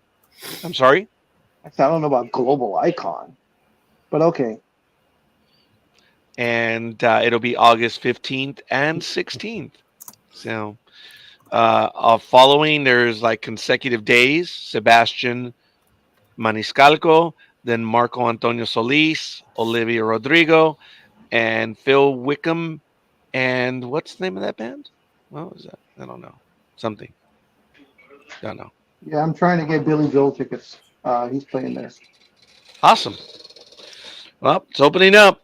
Check it out, Intuit Dome, and you can just go intuitdome.com. So if you're Right. going to be in the LA area, you can head there. Anime Girl. To answer Big Dog's question about the picture with the pagoda with Fuji-san in the background, Mhm. the place you got to go to stand to see that is called Fujiyoshida. Okay. The Thank you. city of Fujiyoshida. Because it's the pagoda and other reasons to stay there. And you can see Fuji-san in the background. Okay? Thank you very much. That's if you ever go to Japan. I've just gone. Woohoo! Also, as far as Intuit Dome, Scorekeeper said you go to intuitdome.com. Yeah, there's also another website that you can go to is Clippers will always be effing losers.com. And it takes you right to the Intuit Dome site also.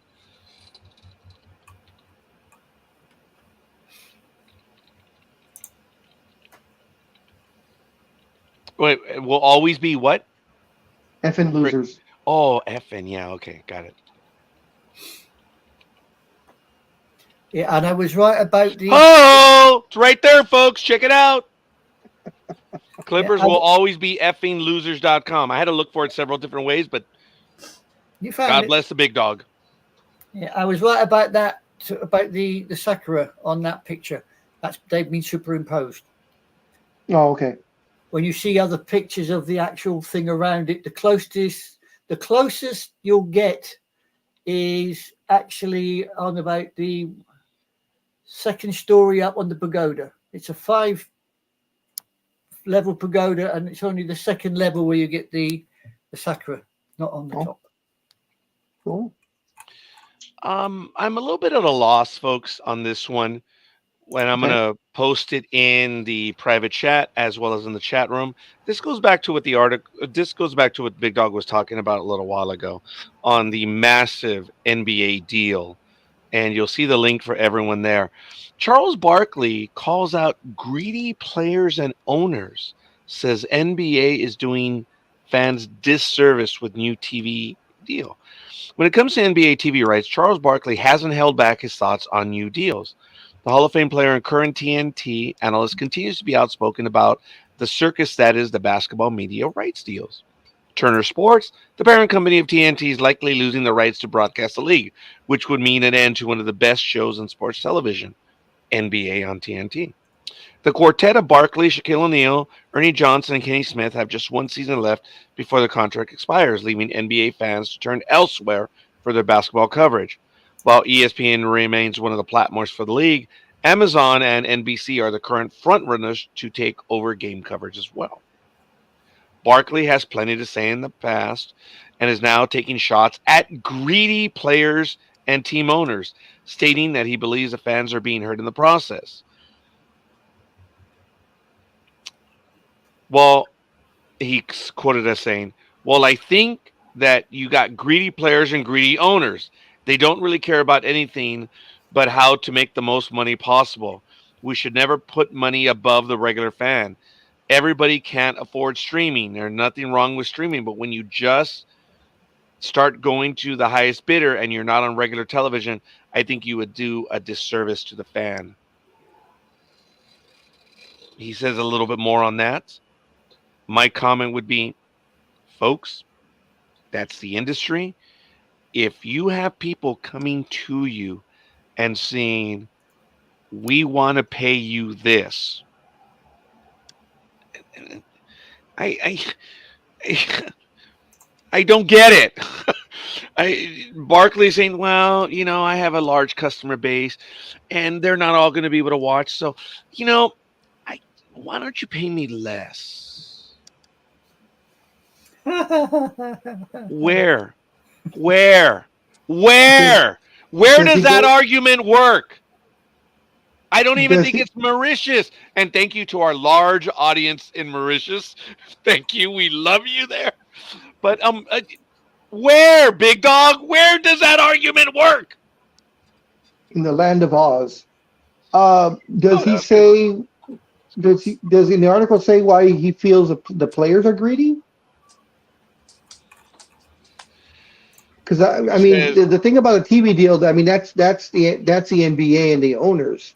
But does he go on to say like why he feels the players are greedy?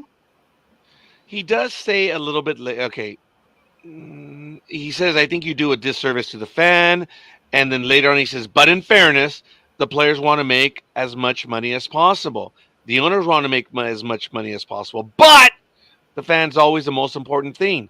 No matter how much money you make, if the people are not watching, it's a lose-lose proposition. So That's the problem. That's the glitch in his thinking, because the fans are watching, the fans are going.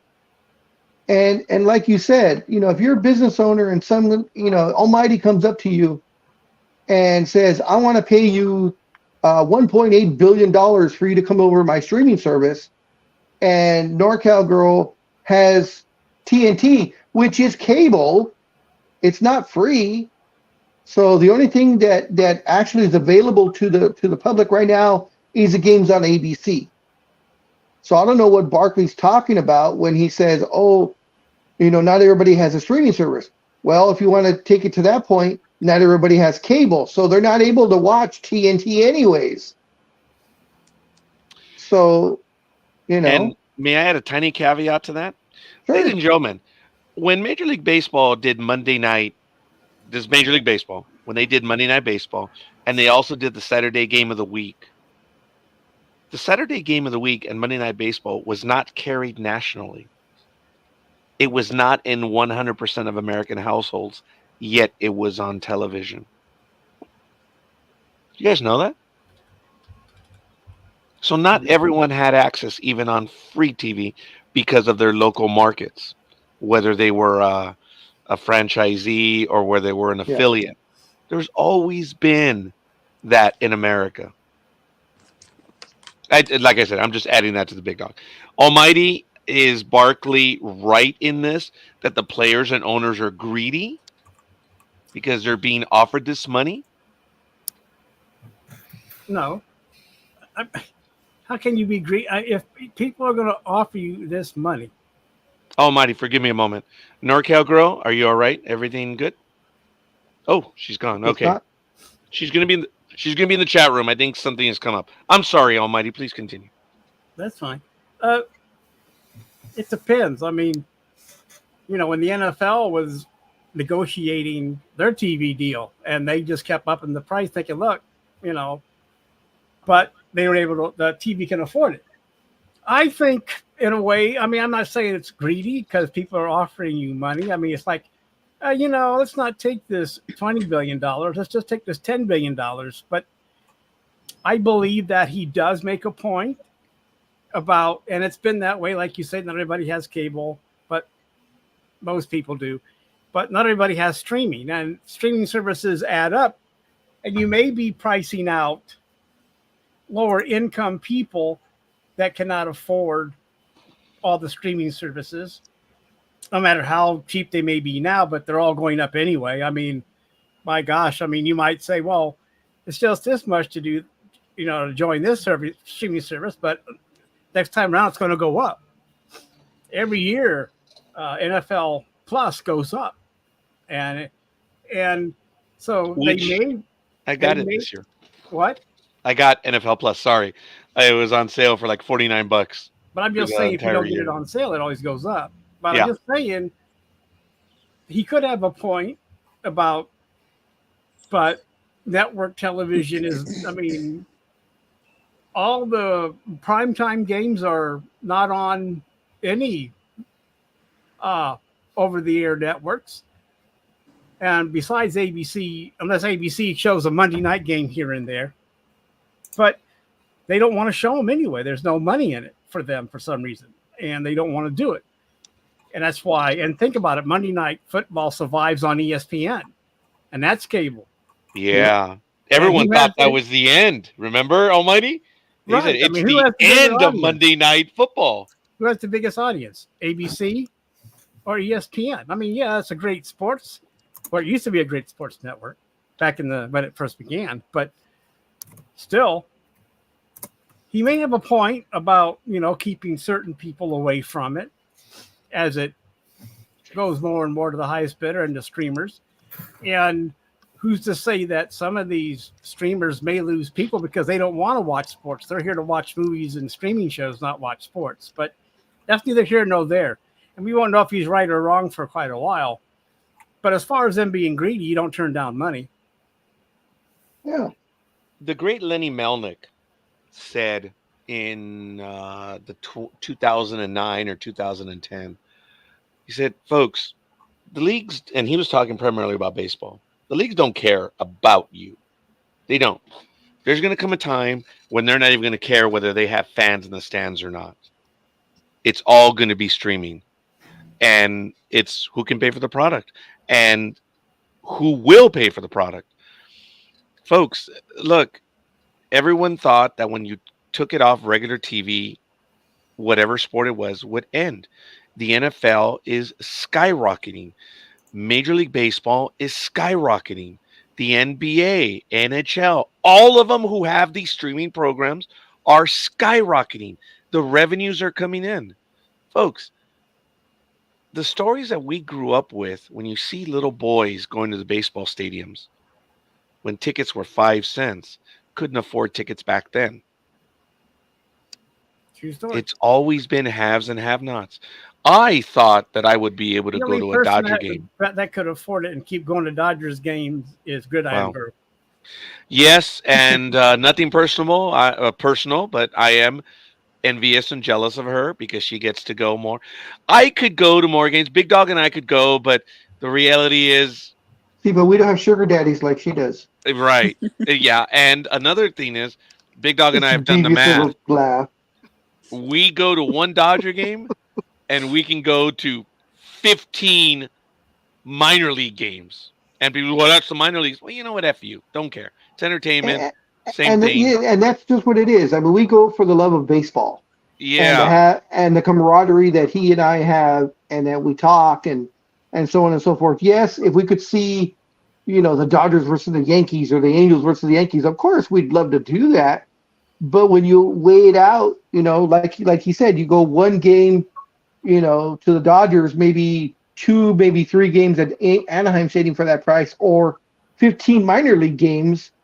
I mean, come on. And I'll get to the minor league story in a moment, but folks, right now on Tuesdays, the San Bernardino 66ers, which is the single A Angels out there, it's $2 Tuesdays. Cut it out, man. $2 ticket to get in. And it's funny because you can sit in a certain section where 15 feet away from you, they're $20 tickets, which is hilarious to me. So if you're in the upper portion of the bowl, which is nothing, they're $2 tickets, $2 parking, $2 hot dogs. Cut it out, guys. That's a ridiculous bargain. And I visited one of the better games on Tuesday. The team was down 3-1, bottom of the ninth, grand slam to win it.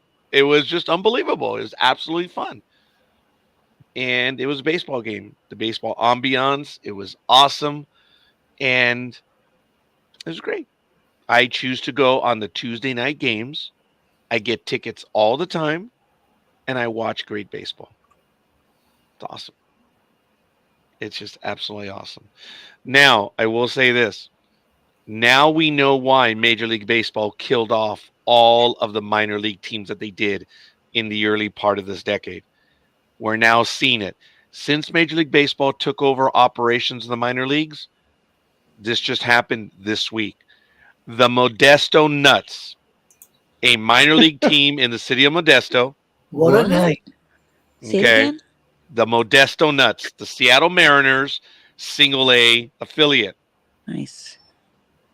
After 75 years Oh, of no. having a team in Modesto, there will no longer be a team in Modesto because they want the city to pay for $32 million worth of improvements on the field.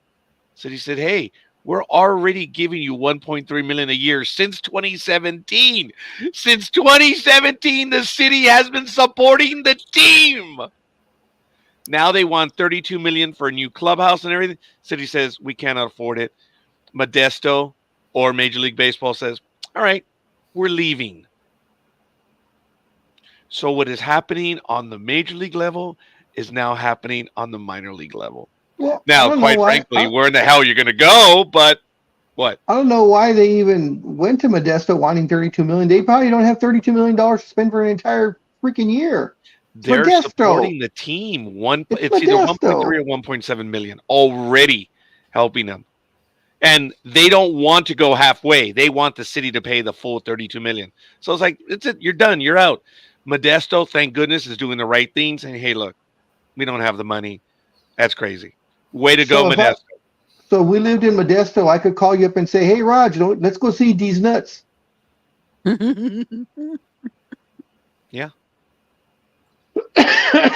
Actually, now knowing that they're going to be leaving, I'm going to try to get a minor league game in before the season's done. Knowing that after 70 some years, I think they started playing in 1957, somewhere around there.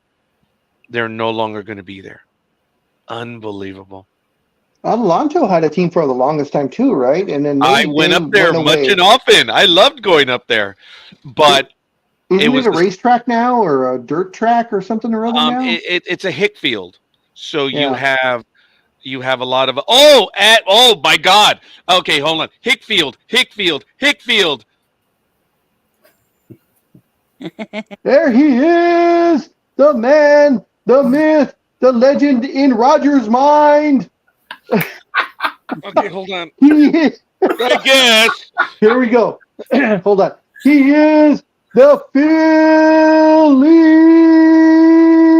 Special.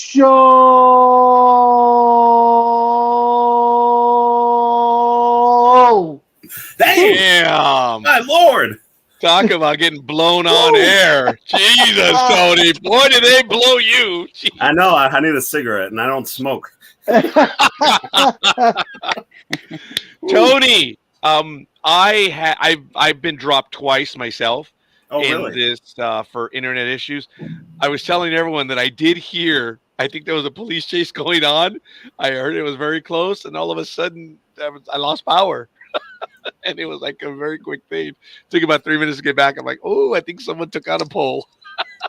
So, and then later on, I think the utilities were screwing around. I lost power again. So how you doing, Tony? Thank you for joining us. And wow. Oh, hey, how were the Dodger games Awesome. at Philadelphia? Oh, okay. Awesome. I know Gig probably didn't like him as much, so I'm sorry. You got your. I know you were having a great old time. Yeah. Because in that Friday game, I think it was Friday, didn't they win like 10-1? No, Didn't you guys win like 10? That was the first game I went to. That was Tuesday. Was it Thursday? Tuesday. I was gonna say, Tuesday. It don't matter the day, right, Tony? When you were there, they ballooned them. Yeah, it was Tuesday, Wednesday, Thursday. That was the first game I went to. It was Tuesday, and that was the blowout. And the second game, they also won, didn't they? They won all three, yeah. Wednesday, when you were there. Closer. Yeah. Oh, I'm sorry, Squirrel. I mean, Gridiron Girl. What? She's all, they won them all. Scorekeeper, I had a quick question about your power outage. So you said a pole was hit. If a Mercedes hit a pole, do we get to say a German hit a pole or took out a pole? I like that. Anyways, how was your trip, Billy? Are you being completely and utterly, contentious there? Big Oh, dog? you have no idea when it comes to pizzas and ovens. He is such an asshole when it comes to that. Philly Special just brings out the best in me. That's all I got to say. Oh, whatever. I see. It takes a dodo to make you shine, does it? Yep. Oh. What's this with the pizzas and ovens? What? No. Oh, Let it go. nothing. Let it go. I'll tell you off air. I'll tell you off air. Okay. No, when I call the big dog an a-hole right now, it was meant on purpose. I wasn't taking it back. He asked me beforehand. He was going to tell a joke on air, and I told him, I said, "Big dog, we will be dead if you tell." I instantly got mad at him because the joke, sadly, was terribly inappropriate. And I said, "Thank you for asking me." No. And then, of course, he gave me, and then he gives me permission to do it. And then he begged me for a year. I finally relented. No, and we did it a la Rick Dees. Oh, or Johnny where Carson. he gave the answer, and then he, like an hour later, asked it or told it. Thank God we didn't get burned. Sorry, guys, but my eyes started burning. Rats, I missed Tony. I needed to take care of something. Was told the appointment wouldn't be till later, but they showed up now. I'm listening. No. Okay. Well, come in and say hi since Tony's here. And, what are you drinking? Are you drinking the Shamrock there, lad? Got this in Philly. My new coffee mug. I saw that. I saw that picture. That was nice. It's a Yeah. nice one. Yeah, it better be for $40. I was like, Jesus. I was about to say it looked like it was expensive because of the reflective color. Yeah. Oh, green. so What is it? Gold plated or something? $40. well, it's Gridiron Girl and Excited Philly to. Special going to their favorite teams all the time. Oh, that's nice. Yeah. It does look cool. Hey, so what'd you Yeah. have at the Jamaican restaurant? Oh my goodness. Jerk chicken. Yeah. Well, collard greens, rice Mhm. and beans. Trying to think, was there anything else with it? Had Man, you you been had there a- before? Because I think Not you to said that one. okay. Because when you told me where you were going, you said I'm going to go have me some, and I got the impression it was the first time. Yeah, that was the first time. My buddy recommended it. He wanted to take me there. So Jerk you had chicken. a, you, you had, said? you had a good cheat week. no kidding. I'm not going anywhere near the scale. So what? Why jerk chicken? I've heard that that It's it's really Jamaican. Why? spicy. I love it. 'Cause Oh, it's their spiciest dish. Yeah. that's why they call it jerk because you're damning the cook to Pretty hell. much. And of course, you had that Philly cheesesteak I saw. Yes. I also had one at the game I didn't even put up either. Yeah. And of course, Yeah. your Wawa coffee. Yes. And lobster. I had lobster. That was great. Oh, I saw that. Yeah, that looked Yes. really good. It was really good. Man, you ate well. Lobster then, Philly? What's that about lobster? I said, was that locally caught then, was it? I don't know. No, you don't. You don't eat. You don't eat fish out of No, I Philadelphia. think that was from New England. The lobster is caught in New England, and Yeah. do they catch Maine. lobster in Alaska? Maine. Maine. Yes, they do. But yeah. Yeah, it's Okay. probably shit from Maine. Yeah. So how was almost how was your drive back? Not bad. I mean, I cheated. I paid the tolls, saved myself an hour. So there's Oh, only there you go, 9 yeah. hours instead of 10 hours. So Dude, an hour's an hour, an hour's an hour. Yeah. especially for us. An hour's an hour. Man. There were a few hours. There are fewer hours ahead than those that have passed. Did you freeze there, Tony? No, he. Oh, he froze. Oh, he did. He did freeze. Yeah. All right, guys. Big Dog, you have the con. I'll be back. I've had too much water this morning. What am I going to do? Get a refill. I went through 32 ounces, so I got to give me a little bit more water. I will be back shortly. Okay. And he never handed over, did he? Hopefully, Just hopefully, saying, had the Philly con. Special will be back. The Philly's frozen. He doesn't realize he's frozen. Yeah. Gridiron Girl, are you going to the mountains at all, or the desert this weekend, or are you staying at home? I'm staying at home. It's too hot. Actually, it's cool this weekend. It's only in the 90s. Right? But humid. That's Yeah. the bad shit. I mean, Sorry. Almighty, what's it at? What's the weather been like with you? Has it been hot? Yes. Yet.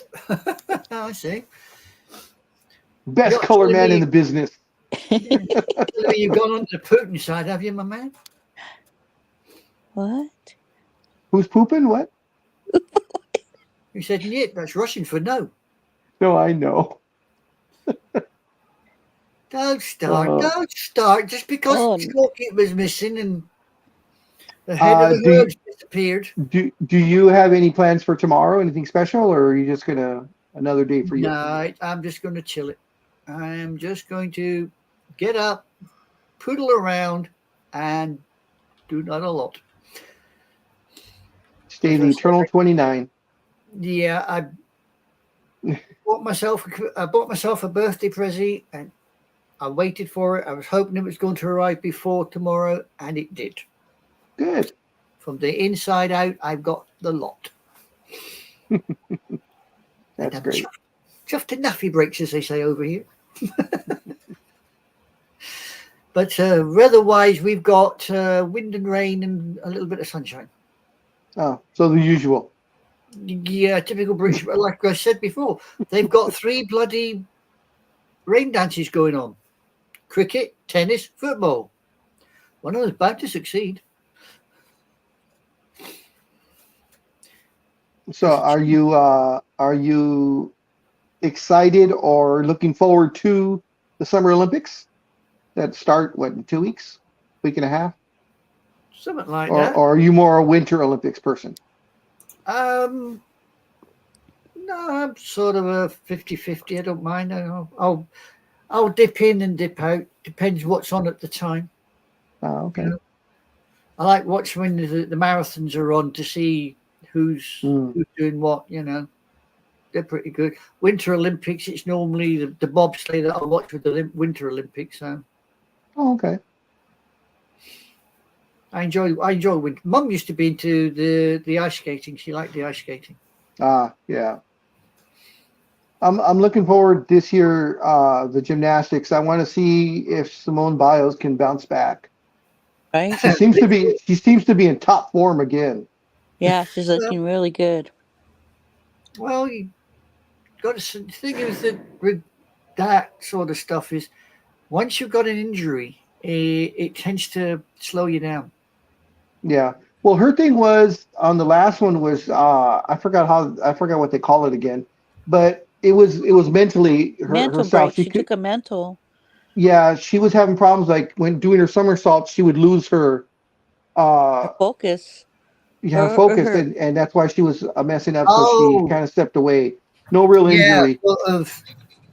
She, They call them the blips or the quips or something like that. I forgot what they yeah, call the wording that they use. yeah, sort of the. Oh, I think I know what you mean, but I can't remember the bloody word. It's Yeah, and I also didn't realize how. Yeah, I didn't realize how small she was. I didn't realize she's only 4'8". Yeah, well, most of those little gymnasts are. They are little. Yeah, then I'm a not giant that compared small. to her. Is that Simon What's that? Beal? Simone, yes. Simone. Yeah, I was saying I'm looking forward to seeing her comeback this year, since remember she had that problem the last Olympics where she had her equilibrium was off. Remember? For And Simone? she Oh. had what she called the blips or the flips or the quips or something like that. It's a lot of gymnasts get it when they're too much in their own head, and it throws her equilibrium off. So when she was doing somersaults and stuff, she would get essentially. She said she would get lost in the air, and that would cause her, of course, orientation, basically. yes. So Yeah. she took a mental break. She said she needed to get away from everything. But in some of the overcome that actual special disorientation is very difficult indeed. Yeah, but from the prelims that I've seen that they've been showing here, the trials leading up to the Olympics, she looks incredible again.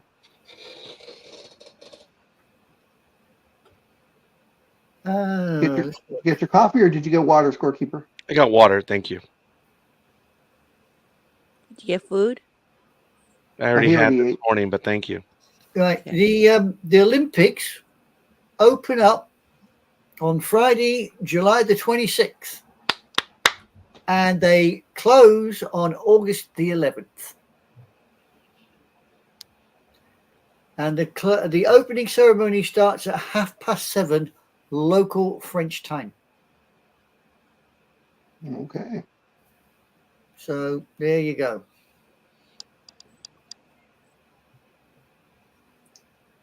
I don't know if you posted this, but apparently it's already 112 degrees up in Sacramento. Woohoo! I'm sorry, it's 72 degrees over here right now. Maybe a little bit warmer. Let's see what But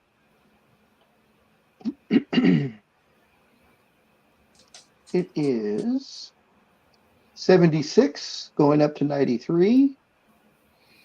Oh, I'm only projected to go to 90. I'll take it. Whew.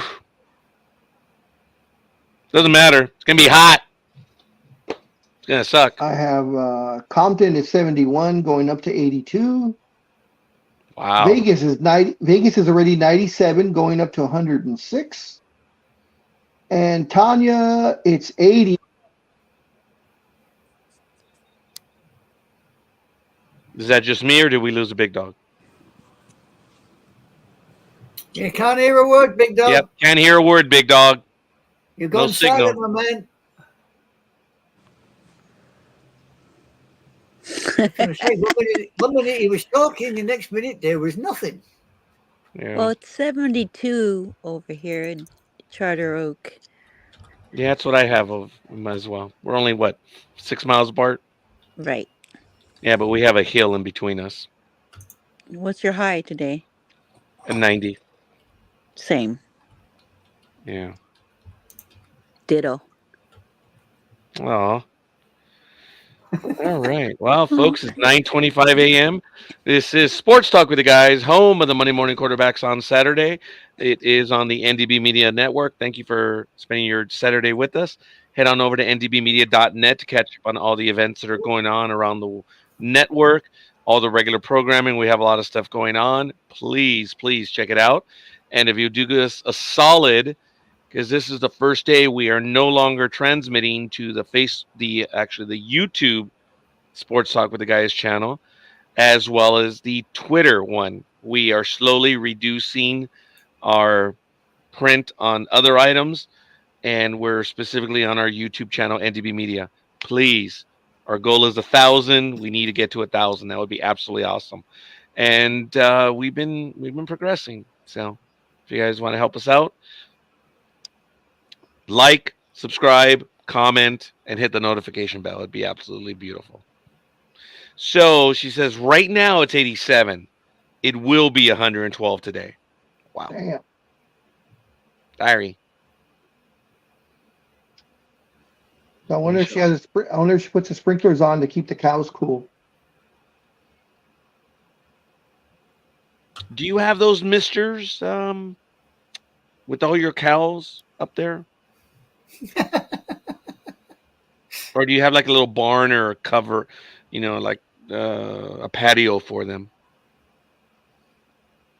We'll see if she answers. All right. Almighty, any stories you want to get to? No. Anime girl. No, just that Wow. your Facebook, not your Facebook, your YouTube that you're broadcasting on, one can no longer put likes or things onto it because they've changed the format. And straight under where the show is a load of adverts or other shows.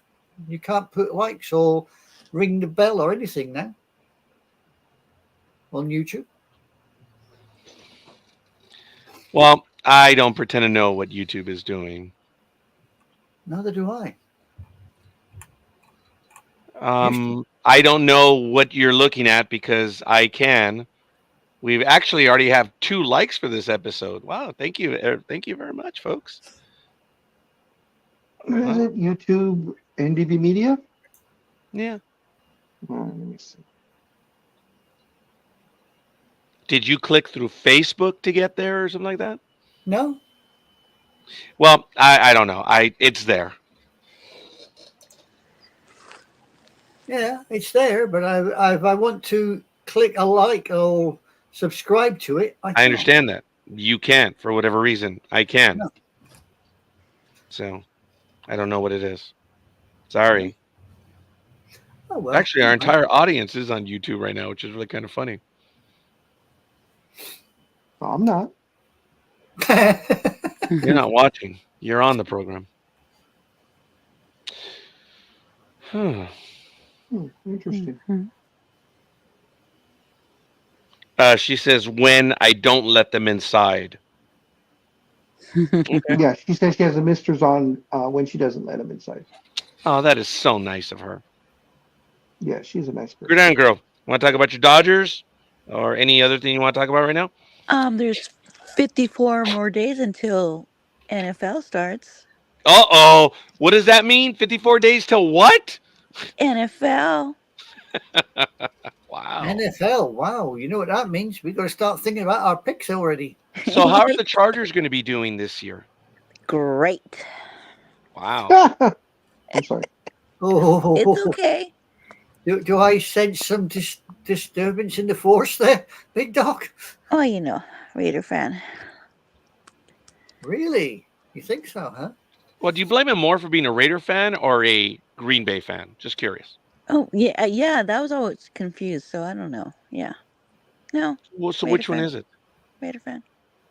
He's been a Green Bay fan since. I I don't know. That's what I always thought he was. 1800 and frozen to death. Since Brett Favre.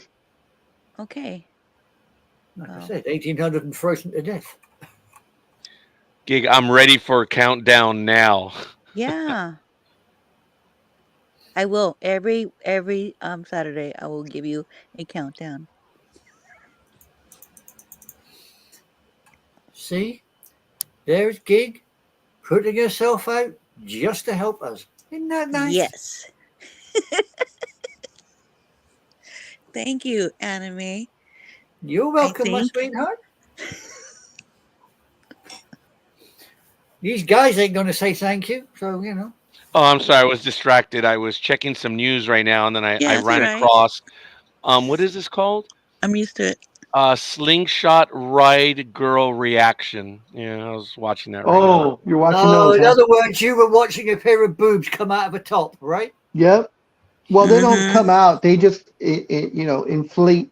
Well, gravity. I've unfortunately I have seen a few that have, so I'm like they slightly blur them a little bit. So, yeah. I was distracted for a moment. I am sorry.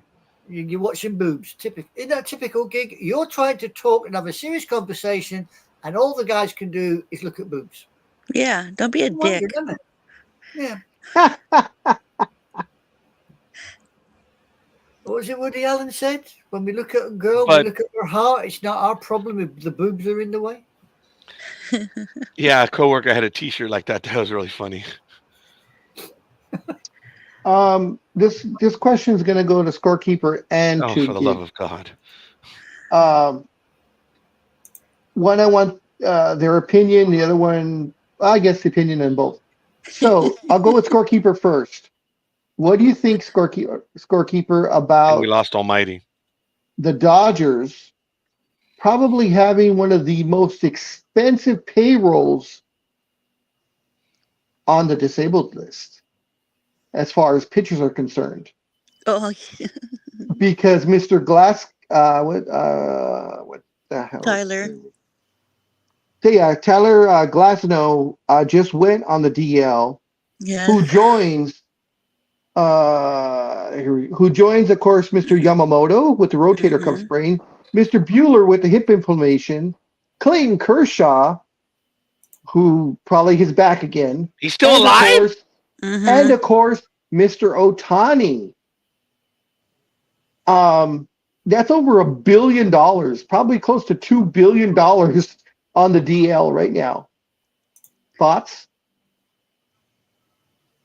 All right. Well, look, it happens. These numbers. Look, in a few years, we're going to see the first $5 billion disabled list. I mean, but And it'll probably be the Dodgers. Mhm. But anyway. well, I look, the Dodgers. Their bad luck has been that their pitchers have been getting hurt regularly, and that is a strange thing because the Dodgers' strength was always pitching, and True. they've always had. Well, I can't say always, but nowadays their pitchers are getting hurt a lot, and I have no answer. I think it sucks. I don't blame management. I blame Major League Baseball as to why these pitchers are getting hurt. Again, they're not using them correctly. This is across baseball, and it's not any genius on my part. You ask the older pitchers, you ask the scouts, you ask them, they tell you.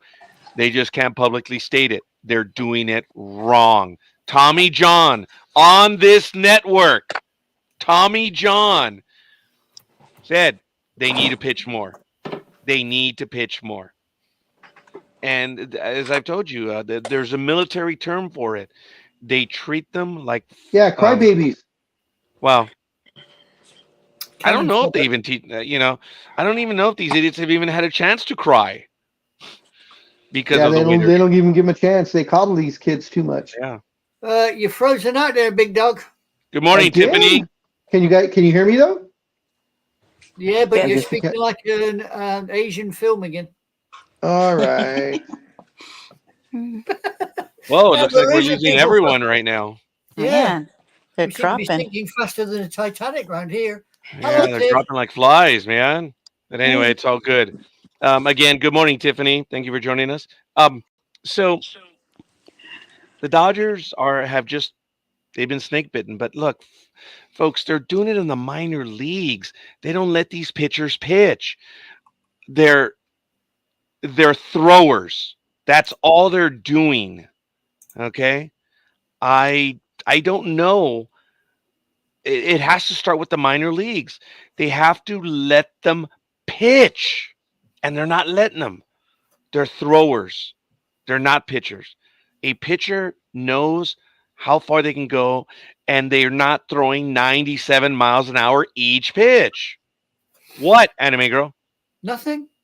You're doing all these things back over there. Yeah, well, Oh, you're playing with communicating Big with Big Dog. Dog. Good. I wonder if you have a leash on him. So Hell no. That's the last thing we want. We can leash on Big Dog. really, that's the last She thing you was want. saying she wants us to scissor across the ocean.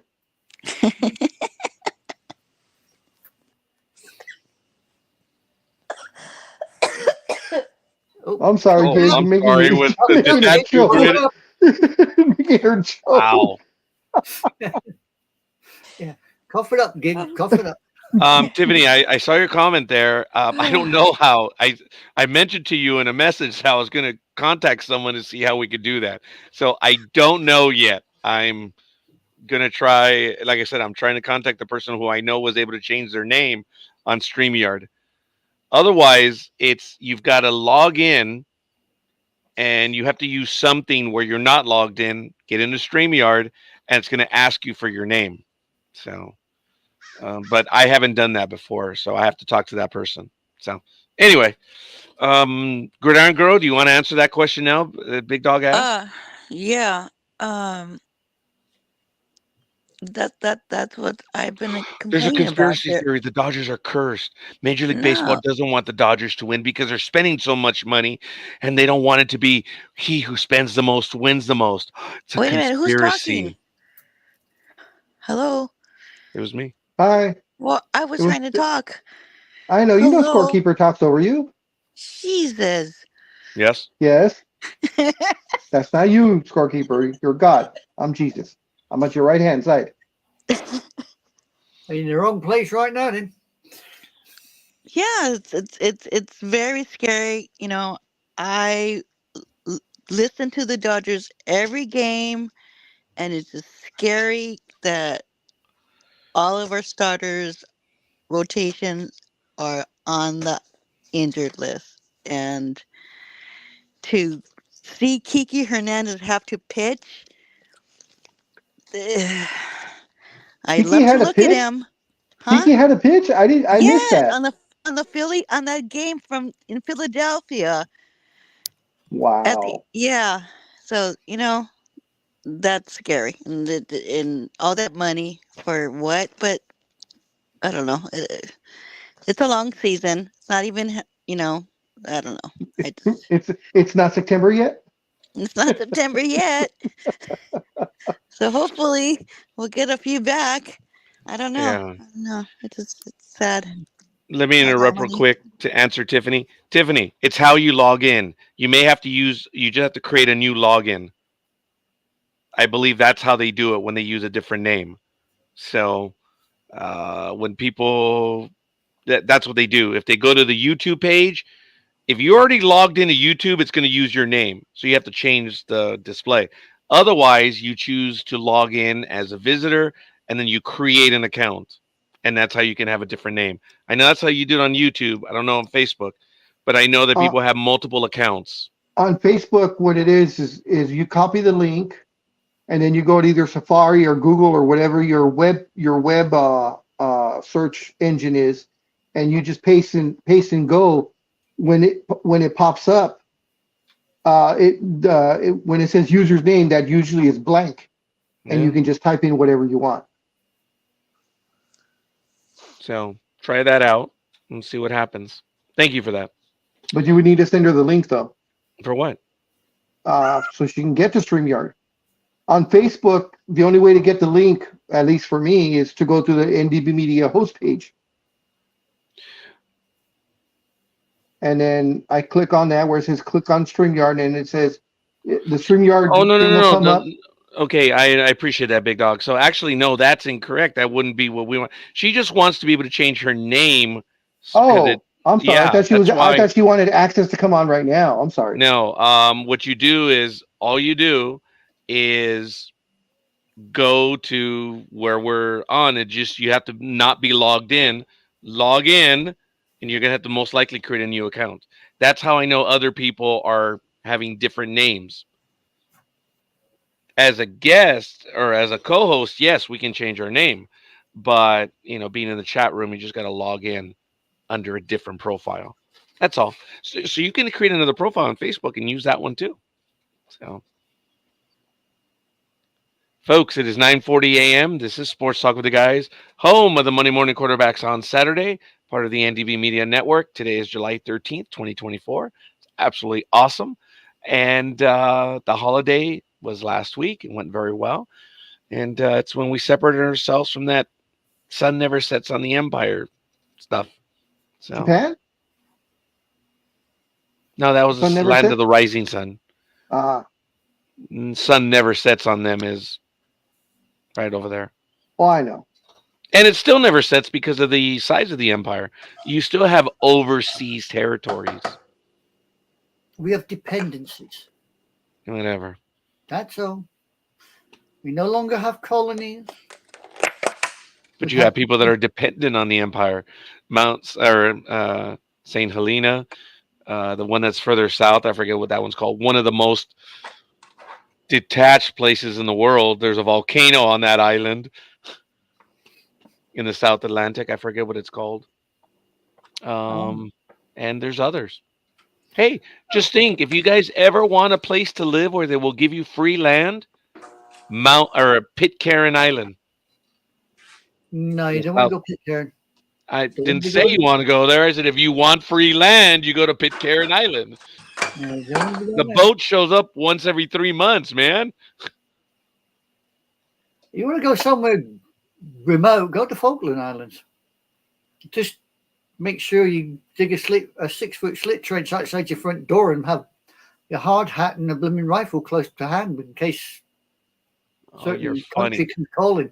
But you can take flights from Buenos Aires down to Port Stanley.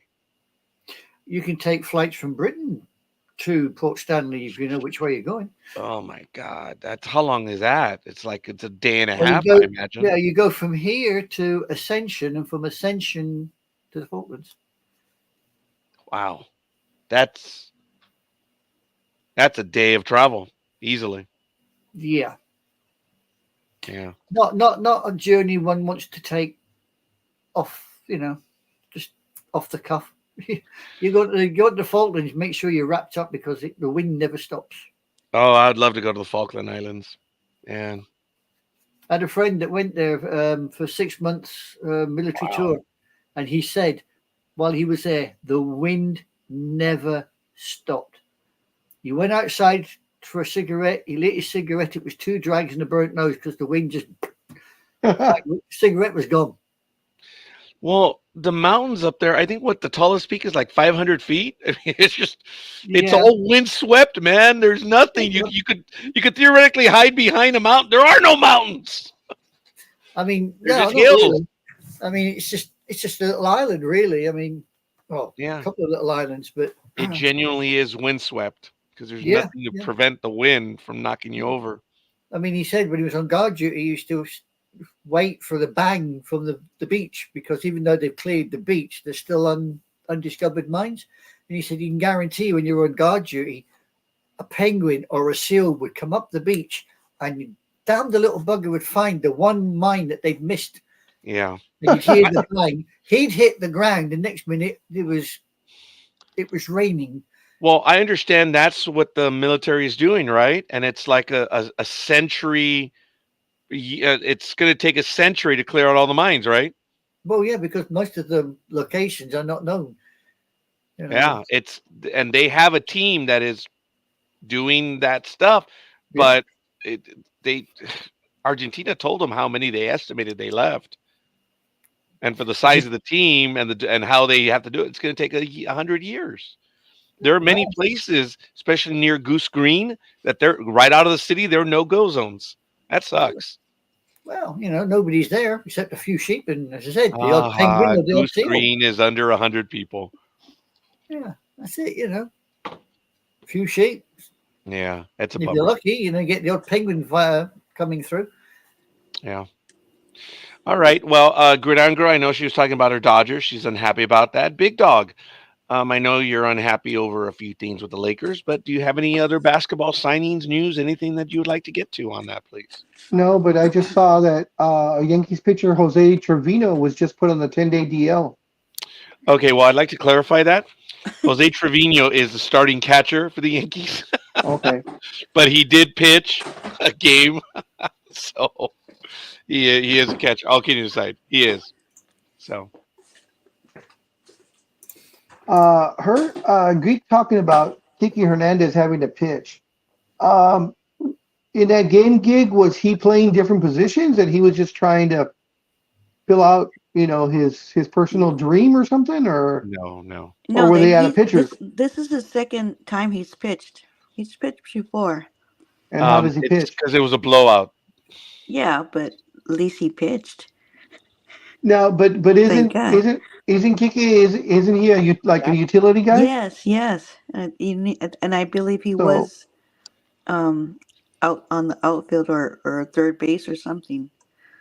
So, yeah. I think personally, this on a personal note, then this goes way back to the '80s Dodgers. I think it was such a disservice to Daryl Thomas that Lasorda never let him pitch. He had the chance, the opportunity many times, and Lasorda just refused to put him in there.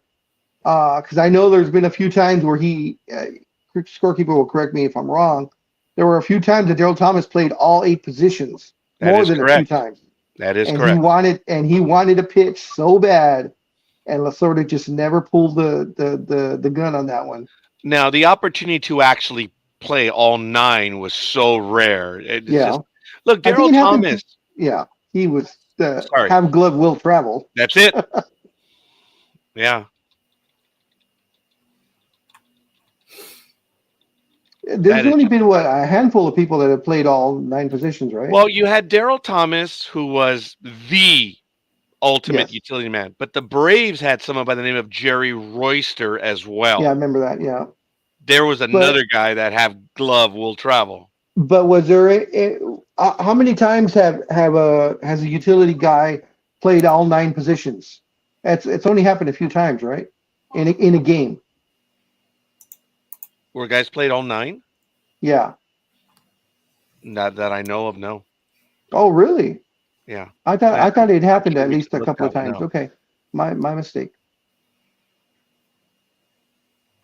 See, the whole thing about Daryl Thomas is he played every defensive position except pitcher at least once in his career.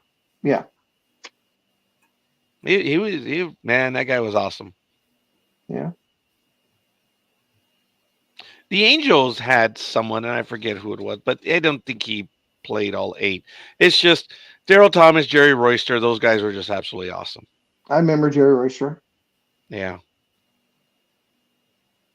And Daryl Thomas and Jerry Royster were the ones that were the brawlers, if anything. And it's always the little guys too that No want to fight offense, everyone. Mr. Thomas. No offense, Mr. Royster, because they're probably bigger than us. No offense, Mr. Cooper, Michael Cooper. Yeah. Michael Cooper would take on the 7-footers, not even think twice about it. Oh, wow. So what is this, anime girl? What is this story that you just put in there? It's rugby.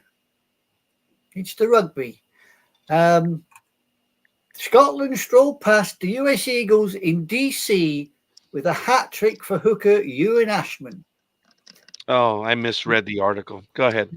If it wasn't outright unwise for the speakers at Audi Field to play the US Eagles and Scotland onto the field with Money for Nothing by Dire Straits, it was surely tempting fate. The sizable crowd, 17,418, which came down to the banks of the, what the hell? Anacostia River. There you go. On a sticky night, paid its money in chances. Sure, so did the World Rugby, which put the game on. And the Eagles didn't score nothing. But the Scots mostly took their own chances, and by large, the Americans did not. The result was a procession that in the second half at least descended slowly into the swamp. That said, American rugby cannot be said to be in dire straits. MLR and its men's pro league is finishing the season 7. The women's game is strong. Global governing body has grand ambitions for the 2031 and the 2033 World Cups. This game was meant to be a start, not a means to an end. Yeah. After the final whistle, the US coach Scott Lawrence told reporters, "Our mantra is always, the score doesn't matter as long as we get better." Yeah, really? Looking at the score, I'm not surprised. I mean, by halftime, it was 28-7. Yeah. More and more people are checking out rugby. There's no doubt. Yeah, it's starting to gain some popularity. I At have least in the United a, States, yes. Yeah. I actually get to give some scorekeeper some baseball information that he doesn't know about. So Ooh. that's I always a good know thing. everything. The delusions. Thank you, big dog. So as far as utility men, there have been 3 Major League Baseball players in Major League history that have played all 9 positions in one game. The first was, and you'll know this name. The first was Bert Campaneris, who played for the Kansas City Athletics in Yes, September 8th, Campaneris. September 8th, 1965. Cesar Tovar, who played for the Minnesota Twins on September 22nd, 1968. And just shy of 24 years ago, on September 6th of 2000, Scott Sheldon of the Texas Rangers played all 9 positions. So there have been only 3 players in all of Major League Baseball history that have done that. I may have vaguely recall something about Sheldon, but I never would have answered it. I don't know.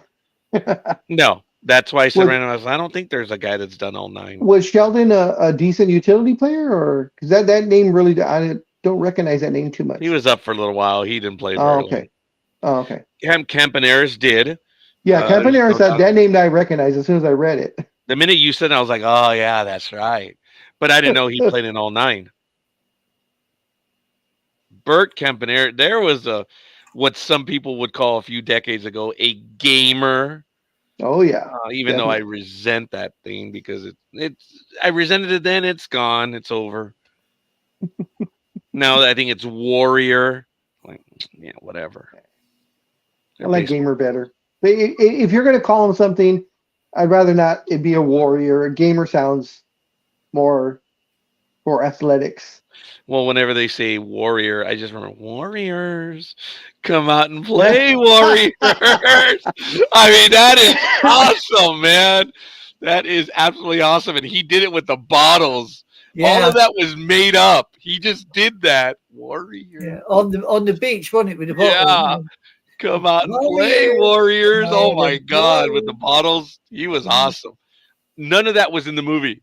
The actor just made that up. That was great. Good film, though. I did enjoy it. Yeah, I saw it in the theater. I did. That was another movie when I was chaperoning my sister and the boyfriend. I saw a lot of movies in the van. I sat up front. They were in the back. Uh-huh. And they told you don't turn around. Whatever What do you hear, mean, don't turn around. What do you mean, I've told this story many times that I knew what the hell they were doing. One time we went to the theater and they said, well, let's go watch this. No, I want to go see this. Well, no, I got to see that. Cut the crap. You ain't looking at the movie. I told them that. I said, I'm going to go watch this, but you've already seen it 9 times. I don't care. I want to watch Star Trek The Motion Picture. You're not watching. Must be difficult watching a movie when the van's going like this. No, it didn't go like that, but more like it that. was enough. I mean, damn. These were hour and a half, 2 hour movies, and I don't think they ever came up for air. Bastards. But hey, good for them, I guess. I Must be never honest looked. to say, must be honest Look. to say, the worst movie I ever went to see was Jaws, and I've only watched it once in a cinema, and I'm never going back to watch it ever again in the Why cinema. is that? Why? Why is that? Well, Is it because it scared the crap out of you?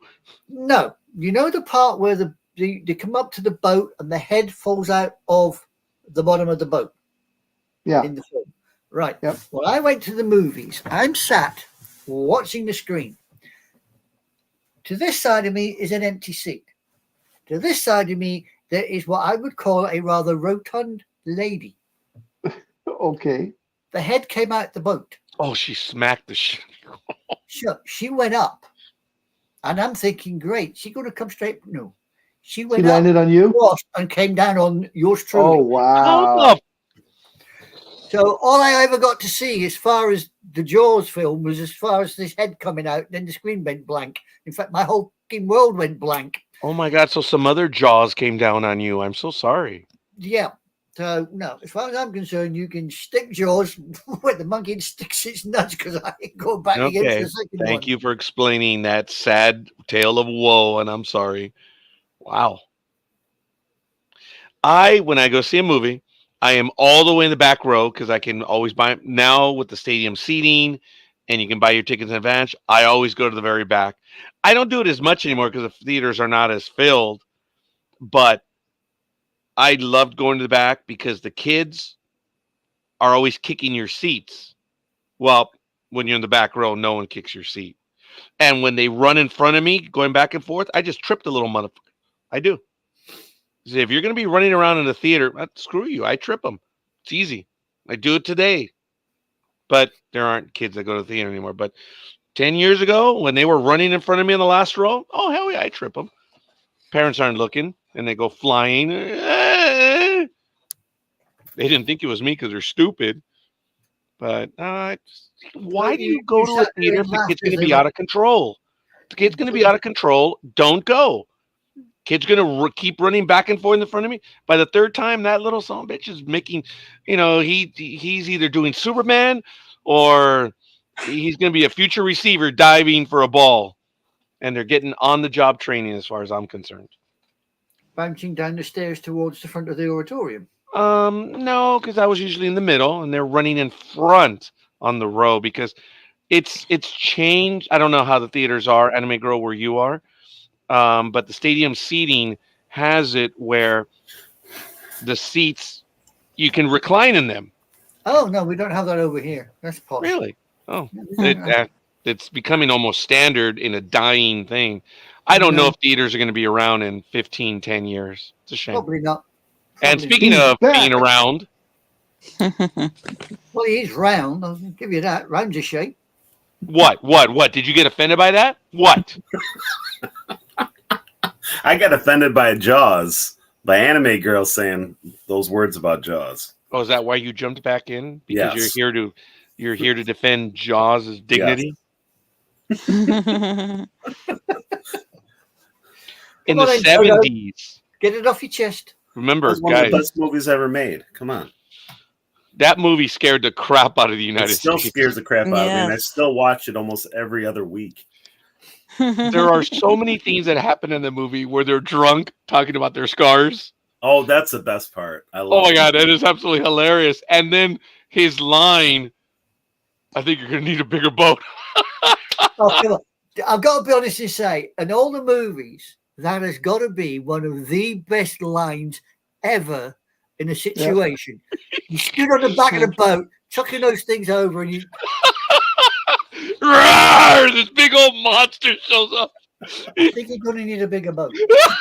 Well, that's it, you know. Oh my God, that was Roy Scheider, right? Yeah, so he does it. He's chucking. Just one of the best lines ever delivered. It's Yeah. got to be. It's got to be the way he That does actually, it as well. I saw a list on YouTube from movie whatever 100 best lines. That one's in there. I don't know where that one rated, but that one is definitely in No, there. yeah, it's got to be. It's got to be. The one that I was surprised that was in the 80s kind of disappointed me a little bit.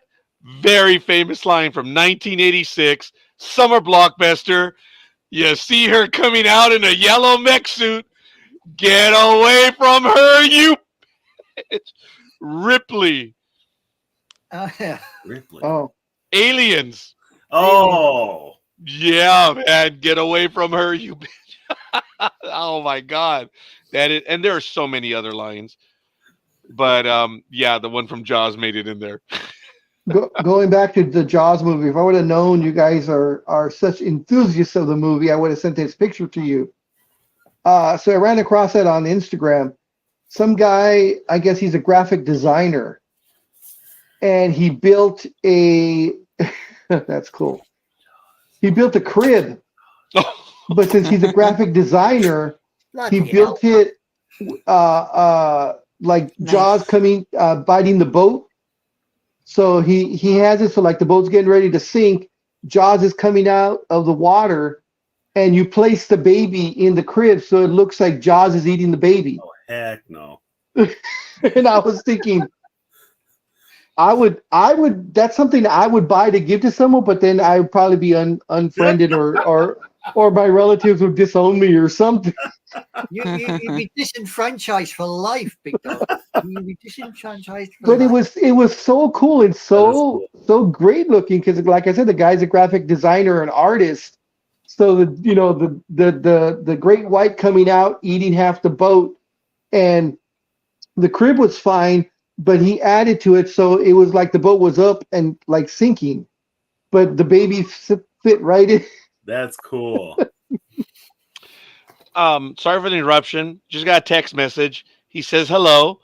Solomon Hi. Walters has just So, texted me. he's on his figured way? he figured the program was ending because it was at 10 o'clock. He texted me, and he says to say hi to everyone.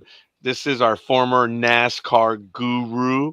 Man, for 2 years when he was on with us, especially his first year when we started the NASCAR season, he took us through every stadium and he took us on a tour of NASCAR and what the stadiums were, what every, how the differences in all of them. Oh, that's His cool. fervor was there. Now, of course, his fervor is the Emperor owns NASCAR. So what are you talking about? You own NASCAR NASCAR, sold Raj? out to Toyota. That's his Yeah. claim. NASCAR sold out to Toyota. But when Solomon Walters was on our program, because we were doing radio, every week he was talking about something related to NASCAR. And twice within hours of Solomon making the statement, it was on ESPN. And one of them was about the tires. Remember that one? Oh yeah. He was talking about the tires and the situation NASCAR was having. Within a day and a half, NASCAR had done an entire report on the issues with NASCAR and the tires that they were using with Bridgestone, I believe. No one said anything until Sullivan said it on Saturday morning, and the NASCAR is a breaking story, and we're just like, again, said first by us, and then Jack Hold repeated by the bigger agencies. But the thing about Solomon that was so great is when he would first come on, and I enjoyed it because I knew what was coming, and it frustrated the holy hell out of Scorekeeper. Because when Solomon would come on, Roger would do the big introduction. I mean, humongous introduction. And he'd be like, Solomon Walters. And Saul, on purpose, would not say anything for about 30 to 45 seconds. And since we were doing radio, no video, of course, dead air is the worst thing for radio. And I'm sitting across from Roger, and his face is moving like Big Bang Theory, like Sheldon. The eye starts twitching, and he's making all these faces and such. Big And Dog Solomon, witnessed the conniption yeah, where it starts up here and ends here, and the face just splits open. That bastard still does it to me today. He did it right now, and I said, "Dude, they're blowing you on air. Call in." He's like, "I'm working." I'm like, "All right, whatever." So I'm hoping he'll return and join us on air one of these days. But then you guys will see what type of psycho he really is. But it's all right.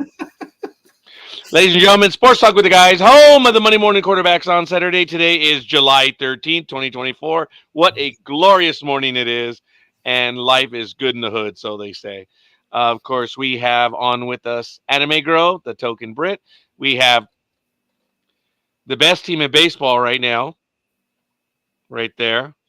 And, of course, we have one of the worst teams in baseball right down there with the Angels. But they are not the worst team. It's actually the Black Sox, as I stated earlier, at a 281 winning percentage. Wow. And when we started making fun of them, they were at 250. That was about a month ago. So they've improved a little bit. And, of course, Gridiron Girl of Los Dodgers. So, hey, Gridiron Girl, you playing The with your two, squirrel? I'm the sorry. 2 You billion. playing? Oh, Tony! He's disappeared again. Well, he said he said before he even came on that he was having internet problems. So Yeah. Poor boy. must have been one of those damn eagles eating up the cable wire or something. Well, yeah, probably. You know, dodos are like that. They Wow. eat anything. You forgot to ask him how many egg yolks he had this morning, big dog. He's probably fasting from all the food he ate Yeah, while he was away. he was talking about that when Big Dog told him he cheated all week. Tony's like, oh my God, yes. Doesn't even want to go to the scale. That was funny.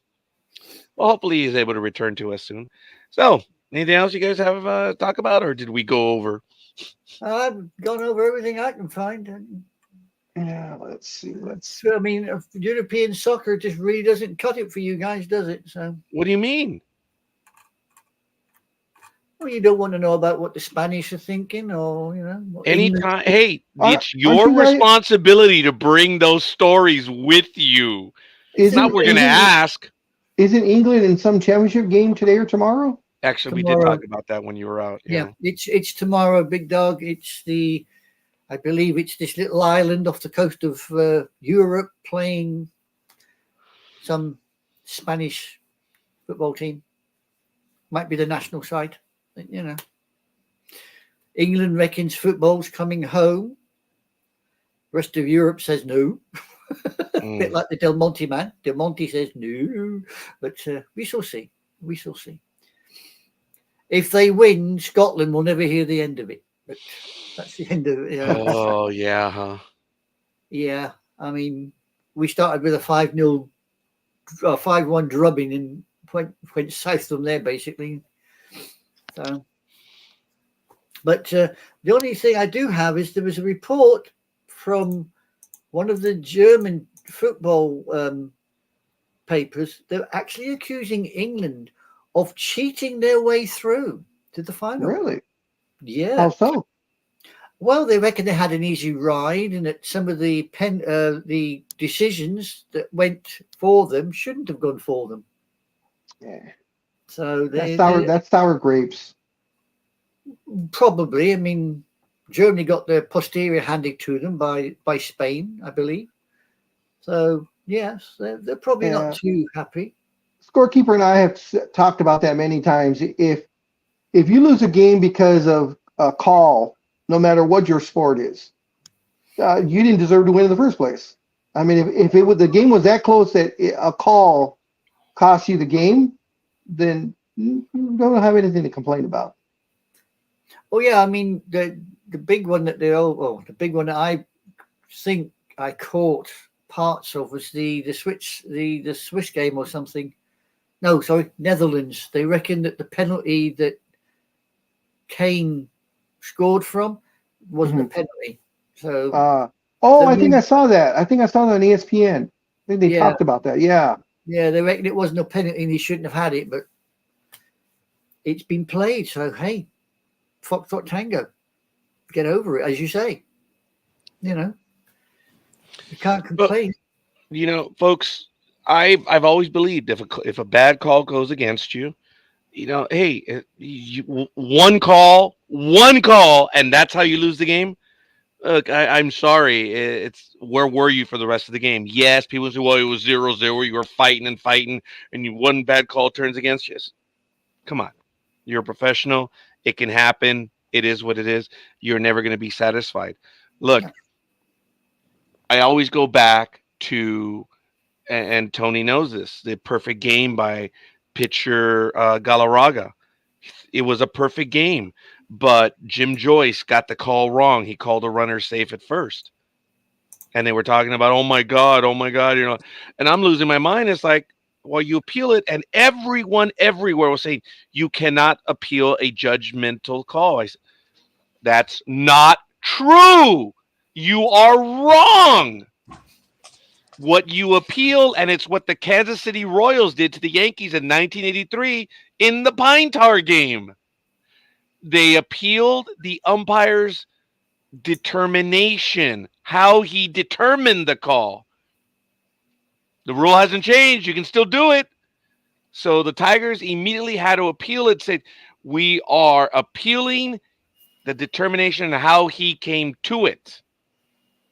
His interpretation of the rules. And, well, again, it's over and done with. Major League Baseball is not going to go ahead and spill the beans. All the older managers knew how to do it. These new guys, they're stupid. They don't know. Guys, look it up. It's happened many times before. The managers were so smart, they knew how to appeal stuff. You play the game under protest, and you appeal and you explain what it is. If an umpire rules badly against you, you protest the game. That's number one. But they're so stupid. But again, okay. Anyway, I'm sorry. No. Yes, I am superior to people because I know the rules.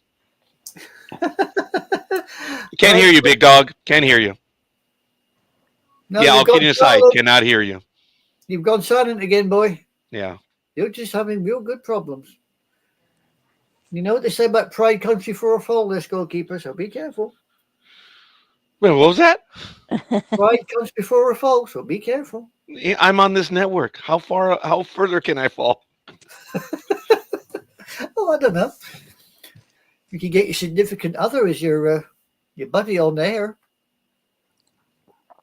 It has What? been on air.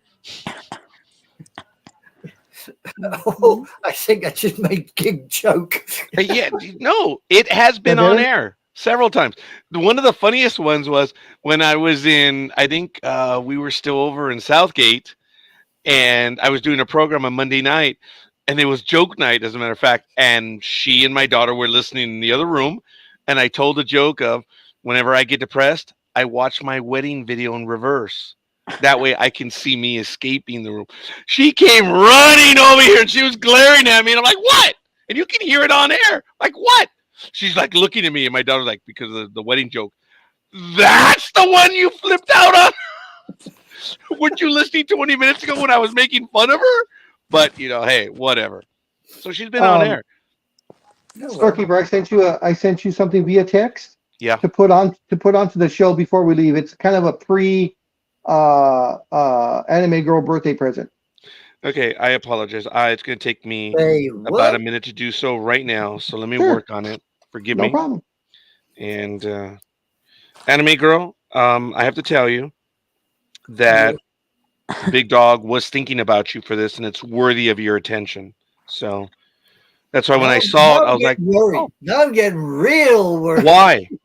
Why? Oh, now he disappears as well. No, because he didn't want to do the porno stretch on air. Yeah. No, he gets popped off every time you put something up, remember? Huh? Every time you put a picture up on the screen, he. Oh no! I'm on Safari, so I'm okay. When I'm on Firefox, when he puts up a video, I get kicked it off. worked earlier. Yeah, I'm okay. Well, I don't know if he's okay, but the point is, it's. You've heard. You've heard. That's very good, Gridiron Girl. Yeah, that went quick. Okay, I have the image, Big Dog. Forgive me. It's okay. just I'm converting. I got to save it, and I'm doing it right now as we speak because it went to the Star Wars Bad Batch files. I'm like, I don't want it to go there. I wanted to go to Sports Talk with the guys. I'm going to put it under images, And oh, look, the Lakers championship ring, the 2020 ring. I still have that image. Beautiful ring. Yeah, you ain't getting one though. Sorry.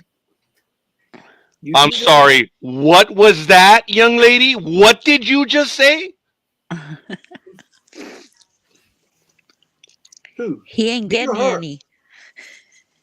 Really? That's what he said. Really? Is that the way you're going to play it, huh? Okay. Okay. Look, if you two want to do handbags at 20 paces, just let us I'm know. talking about you, woman. Me? What have I done? Did you hear her, the tone of her voice? Oh, funny. What have I done? I ain't done nothing. I'm just sat Yeah, sitting here. whatever. Yeah, I'm sat sitting here looking at Big Dog thinking, what have you been up to, you little rats? Think. Okay, smartass. Merry Christmas. Big dog, go.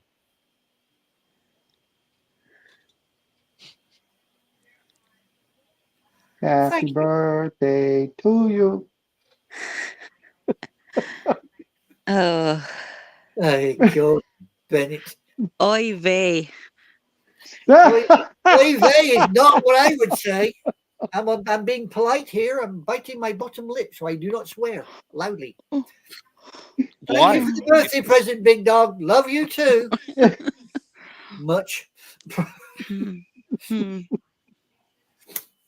Actually, I sent that to my friends. They're diehard Cowboy fans, and they give me such a hard time about the Raiders not winning anything. I go, and I always tell them, "What are you guys talking about? Okay, it's been since 1982 for us. I go, for you guys, it's been since 1987. You're almost as bad." Exactly. Mind you saying that, I did send something similar to Philly Special for his birthday. Oh, did you? Yeah. If you ever get a chance, it was on in private messages. I went Oh, into okay. the gifts. Oh, I think I remember seeing it. Yeah, yeah. Yeah, I think I laughed a lot. Dodos, and there's two Yeah. dodos came up, and I've said this is Cowboys and the Eagles, scoring again. It's two dodos lining up to box or something. So it's been 82 for me with the Raiders, 87 for you with the Cowboys. Wait a minute. But under Johnson, didn't they win in like 1990? Who's that? For The the Cowboys? Cowboys. Yeah. Let me check. I thought it was They 87, won but 2 in a row. it might be. I think that was the New York Giants in 87, somewhere around there. Or no, It that was might a have been three-peat. 85. A three-peat win. It was a two-peat. It was a Nice two-peat? try. Go ahead It and was a suck up. two-peat. It was a two-peat. 1995.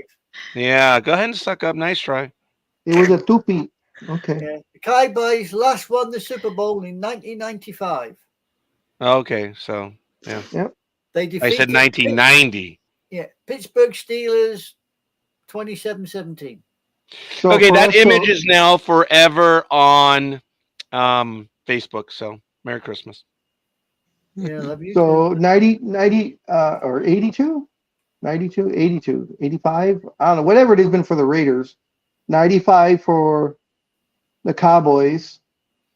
It's been a while. Um, is it 2000 for you, scorekeeper? 2002 for the Yankees? No, it's 2009. 2009. Sorry. This is now one of those. I think this is the longest streak ever from 2009 till today. And of that we've course, ever Gig won. with her Chargers is a big old never. Never.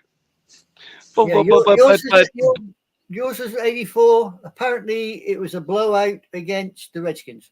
wait a Yes. minute. She's won. She's had 3 Super Bowl championships in the last No, she's a Charger. She's a Charger. today. Yeah. No, But she I don't, won I as don't know. a I she don't won as a care. Bronco, and she also won as a Colt, right? Mm-hmm. Twice. Well, that's because of big forehead. That's why. Actually, Big Forehead got her 3 championships because she was a fan of him. So Mm-hmm. That's why she became a Bronco, because he moved. Mm-hmm. Mm-hmm. And then he won a Super Bowl, and he retired a champ, which is the perfect way to go out. I And believe then- so. And then they gelded those Broncos And then they real cursed quick me. right afterwards. And now Gig's nothing more than a squirrel on a wall. Yes. Okay, Almighty just put something in our private chat. Uh-oh. Oh dear. And my question is, where are you? Yeah, what I don't happened? care what he put. Where are you? Oh my Jeff Bridges says he didn't think he'd be able to come back to old man something. Oh, I guess he had cancer. I guess he's back from that. God. Since he put that in, and we'll have a little side note. What did the three of you feel about the New Mexico judge throwing out the murder charges for Alec Baldwin? Oh, yeah. I was happy for him. I thought it was manslaughter, not murder. Or involuntary either way, Manslaughter. either way, yeah. Yeah, involuntary manslaughter. I was somewhat surprised because So was I. Okay, there was a mix-up with the ammunition. The box had a mixture of live and dummy, but even so, he was holding the gun. He must have pulled the damn trigger. No, he did pull the trigger. The thing was though is he felt he shouldn't have been charged because the gun was handed to him. He's not the one who loaded it, is what he was saying. That Yeah. is 100% correct. But he was the executive producer on his project. Exactly, yeah. He was responsible. And folks, all testimony said he's the one that pointed the gun at the person and fired it. Yeah. Thinking it's a So prop. he was angry. He was a typical a Hollywood actor that was angry. I mean, even with a cold gun, you don't point it at anybody just in case. You're taught that with any weapon. Do not point it at anybody just in case. And also on that, and the funny thing is they didn't even get to that point, and that's not the reason why they threw it out. They threw it out because the prosecution. Oh yeah, they hid evidence. Yeah. What the hell? And not just one time, they did it like multiple times. They were hiding evidence. So, and it was so much so that, look, if you neglect to give an item due to the voluminous nature of evidence, fine. But it's just like Big Dog said. It was enough that when this came out, judge is like, dude. yeah, and it wasn't something small. Not From one, not two, not three. It was she said it's dismissed with prejudice. Yep, and the main part too, the big mess up was that they rounded up all the live ammunition and never did any testing on it, and also didn't tell the Alec Baldwin's lawyers that they had rounded up all the live ammunition and weren't doing anything with it because they felt that it wasn't prudent to the case. It was live ammunition, Christ. Exactly. This person was inexperienced, was not certified. Granted, she did have training, I believe, from her father, and she'd been paying attention and doing stuff. But the reality is, folks, oh my God, it's like I mean, everyone's got to get a start somewhere, but you have to work with the trained armorer, and I don't believe there was an actual armorer on set. No, well, she was the armorer. Yeah. And now because of Alec Baldwin's dismissal, even though she pleaded guilty and she's serving 18 months, her lawyer already says he's filing an appeal today, because this just happened yesterday. He's filing an appeal today for her to be released because of the same evidence that was hidden. So she may be let loose, and they're saying that no one probably will ever know how the live ammo actually got onto the set. Well, obviously, Well, somebody brought it on board. okay, but that's the thing, and forgive me, folks, but the job in the armor is, look, you have to do something to the ammo. That's the point. It's an ammo that fakes the stuff. There's stuff that you have to do so it just does what it does. I'm sorry, in my opinion, she is still responsible. How do you let real stuff get in? You're supposed to certify that this has been, it's the fake ammo that look, It's made differently, Roger. It's made differently. The fake ammo will not have a metal. I think it's the head of it on the fake Yeah. ammo is made differently, so you can see the bloody difference. And the weight, and forgive me again, thank you for clarifying that. It's the weight of the ammo. And this person put those bullets in there. You can look, Uh, folks, I don't shoot I, every day, but I can close my eyes and I can tell the difference in the different ammo by the weight. but see, This the is an thing is, armorer. and that's why she's in jail right now, because she is the armor and she should have been responsible for that. But the problem is that the prosecutor, or not the prosecutor, excuse me, her lawyer is saying because the prosecution hid evidence, that's what's going to have her case thrown out and her conviction thrown out because of what the prosecution did. So no one is saying Alex Baldwin isn't responsible. No one is saying the armor isn't responsible. What they're saying is prosecution effed up and they hid evidence to try and get this case, the conviction. So because of that, that's why the judge threw it all out. They're not saying, Alec Baldwin had nothing to do with it or he wasn't responsible or whatever. They're saying, no, prosecution, you hid evidence on purpose. You Yes. did it intentionally. That's why And we're throwing why? it Why out. did they do that? Because they felt, which is what they're just telling the public, but I mean, who knows what they were actually Right. thinking. But they said that the evidence that they did not turn over to the defendant, they felt that it wasn't pertinent to the or prudent, excuse me, to the case. Hmm. Which I don't know how live ammo that you're collecting from the damn site, Right. how that's not prudent to the case. Obvious or wrong. I Okay. mean, Now, what's going to happen with her, because she already pled out and she's already Yeah. serving, what she will get is another trial. That's it, because this also comes under ex post facto. It's after the fact. So she's going to get another case. There's no doubt. Now, Ooh, Latin. will she? No, that's what it is. It's ex post facto. I Talk didn't. about that in another program. Be nice. So, um, because there's a conviction, she's not automatically going to be. So, but she's going to get a chance. It'll be interesting to see how it'll apply to her. So she's going to get a chance to get it overturned. There's no doubt. Now the question is, will she be let out of jail before it go? I mean, as Big Dog said, her attorney, did it right away. Will she be done with the 18 months? I don't think they're going to let her out. So we'll see. And that's the shame. If it eventually does get thrown out, she went to jail for 18 months. If it does go that way. The crime here, folks, is the prosecution. yeah. Yeah, they effed up big time. I mean, they've taken basically a rock solid case and blew it out of the water. And they said something Pardon the also pun. that I wasn't sure whether it happened during the case or when the trial was getting ready, or it happened right after the case got dismissed. But they were saying one of the lead prosecutors resigned. Yeah, I heard They something similar.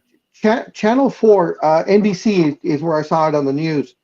NBC seemed to imply that during this getting ready for the trial of Alec Baldwin, that one of the lead prosecutors resigned.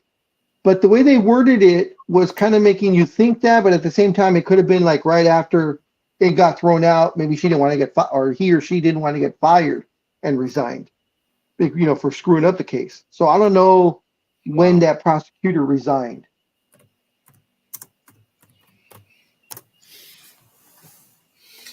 I don't pretend to recall any of that, folks.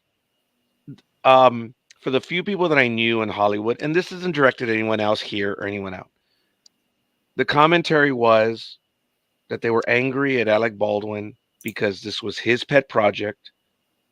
He went cheap. That was their contention. He went cheap. He didn't pay for the union members that are armorers to do that. That's what it came down to. And that's why they're angry with Alec Baldwin.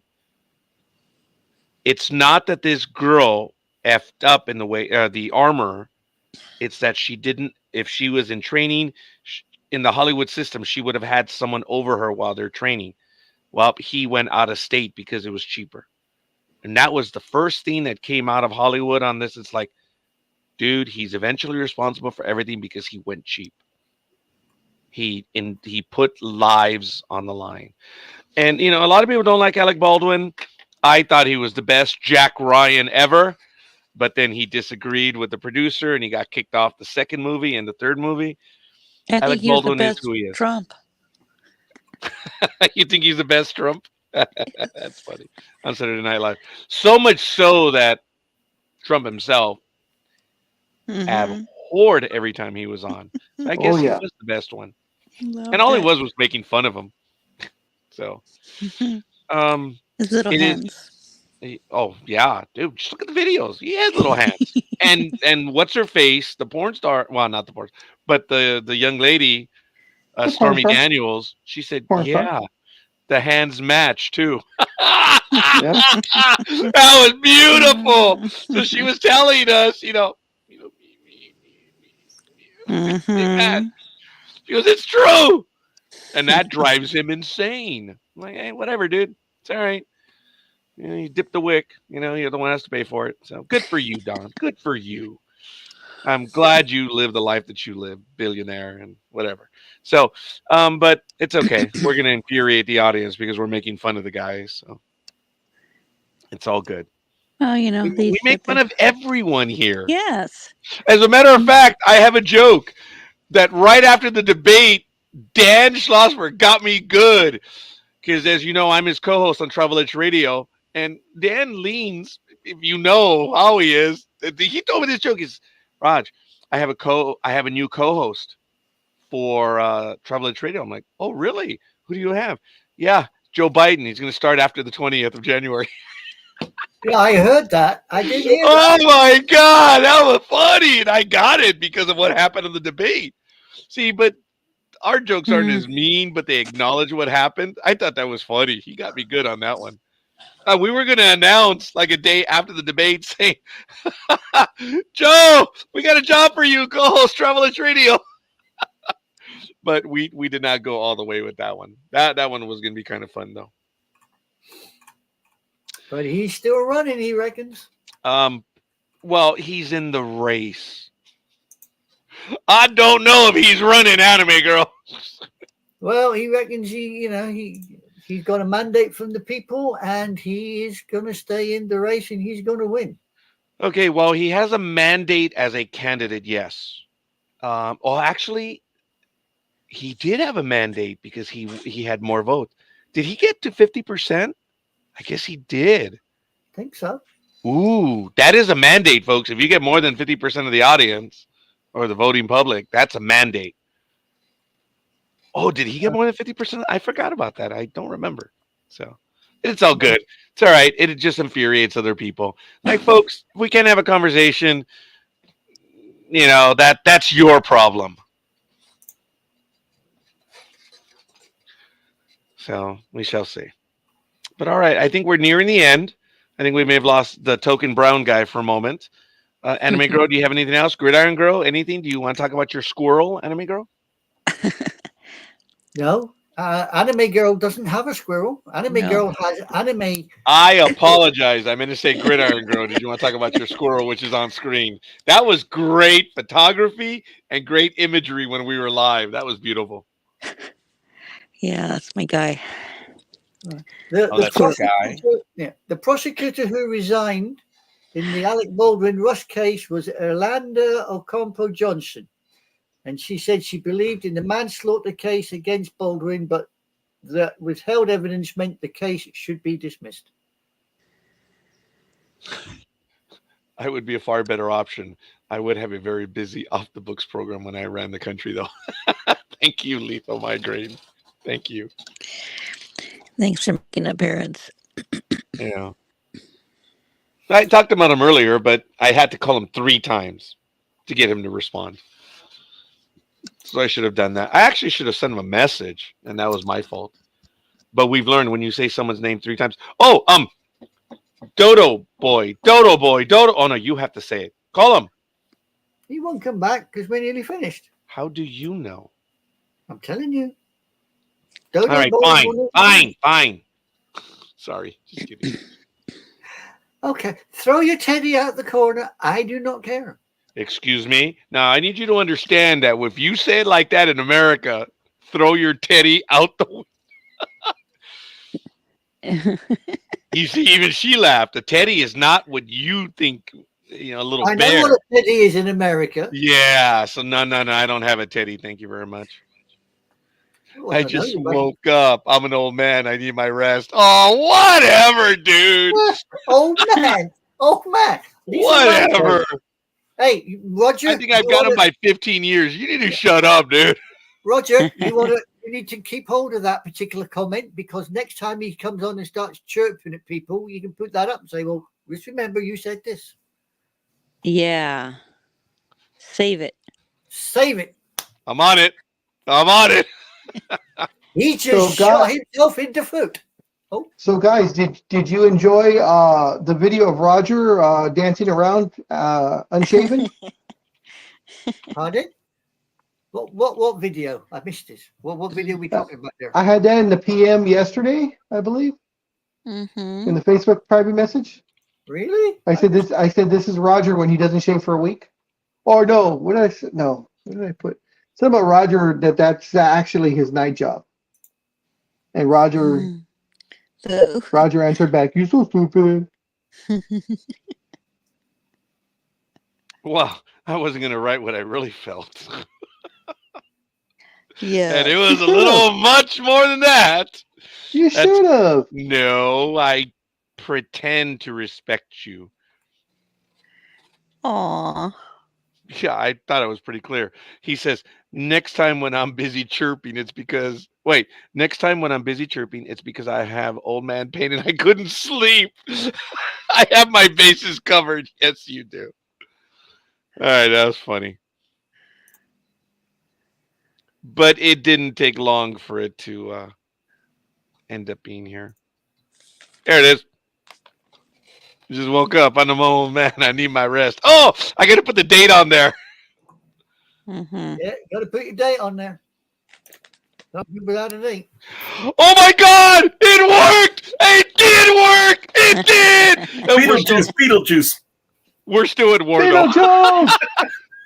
No, actually, I said Dodo Boy, Dodo Boy, Dodo Oh, Boy. And there's, oh, wait a minute. You have to say it. So I'm sorry. So you having internet problems, or yeah, third you time's just, a or you charm. just didn't want to talk to us anymore? No, this darn internet's driving me nuts. That is good. I'm sorry, buddy, but I'm glad you're on with us. We were talking about anime and Gridiron Girls Little Squirrels. So I don't have squirrels. I do. See, oh, please educate. No, please elucidate. I will illuminate you in a minute in some fashion. Believe you me. Send a flash under that damn chair and you'll be in orbit with the blooming ISS. No problem. You go. No, Oh, yeah. I will say that when the whole thing of the space station was going on, when they still had the Soviet one up there, So and they you- were paying $10 million to go up there, and Lance Bass was going to go to the space station. I remember the bastards at my work. They were starting before the GoFundMe. They were starting the campaign, send Roger to space. Obviously, after a week, I realized it wasn't, oh, let's send our senior clerk. No, send the so we can Send Roger to Uranus. pretty much. And that was funny. And that one stuck for a while. That one was good. They had a campaign. It showed up in a memo that went out on a weekly basis. Oh my God, that was funny. Yes, and we have the Roger D. Noriega send them to space campaign. You're luck. Oh my God, that one was funny. There wasn't a department-wide memo. It was an OSD memo. Actually, in technical services, which was funny. I wish I had a lot of those memos saved, a lot of them on email. But then when the department got smart and went to 2-year retention, because sadly, for about 20 years, I had all the not text messages, and I thought I had saved them into a folder, but when I'd moved once or twice, this was at work, apparently I lost them. I thought I'd downloaded my folders, but I had all the emails that came in on 9/11. There were over 120 emails on that day, and it was eerie reading through them because the timestamps when they were coming in and on all the stuff. And I wish I still had them. I no longer have them anymore. And the department went to 2-year retention. They're like, F that.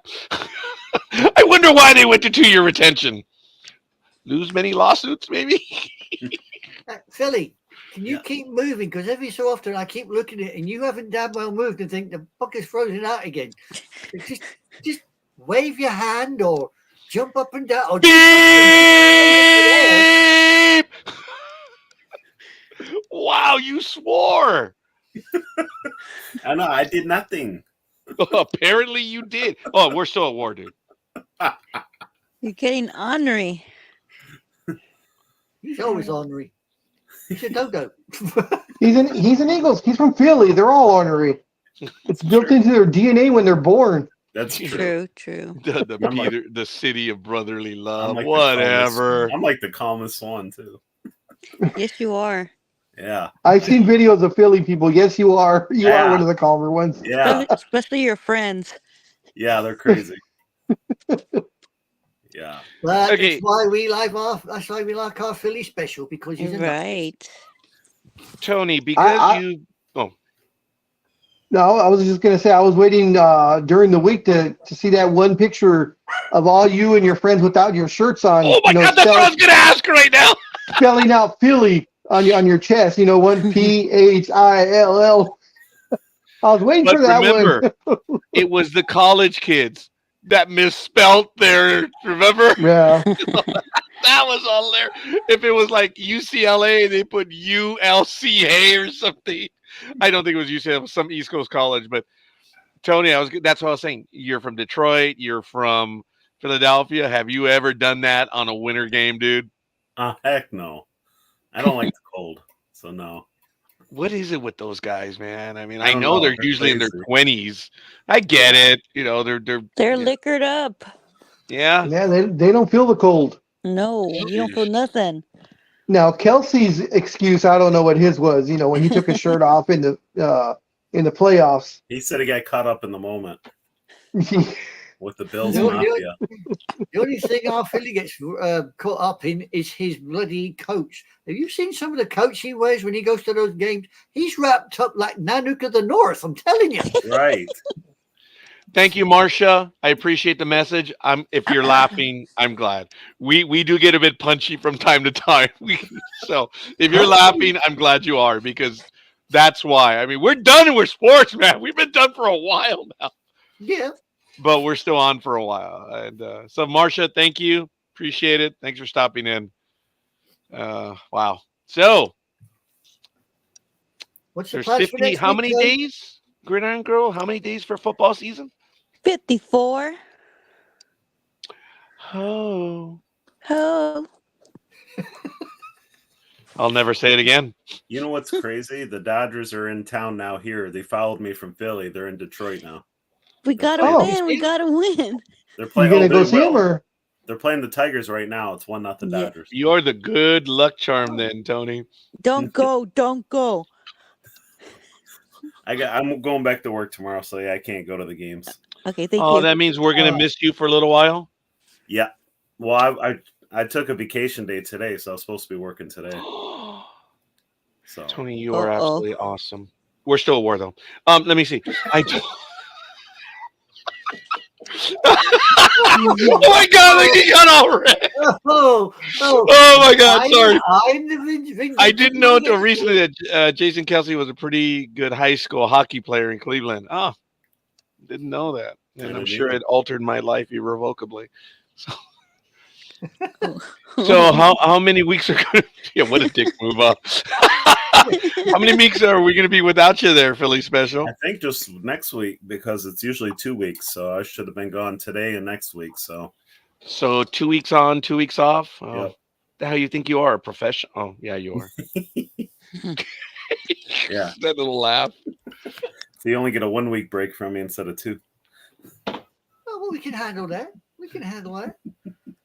What? I mean, it's exciting when the Philly special's on. I get to abuse See, it. he wants to go back to work to put on all that biohazard suit that he wears to sweat all his Philly cheesesteaks off. Hmm. I'll be bringing my new mug though. Oh, that cholesterol. Oh, I would not bring in your mug to work. Oh, Phil. I am. No. Stir up those Lions fans. I'll So- tell you what. Either some son of a bitch are gonna nick it, or Dude, she does not swear. Dude, that's you. I bring out the best in people. Wow. That's Bring funny. back the She's best swearing of at me. you. yeah, he brings the best out of me in the football season as well. Jammy git.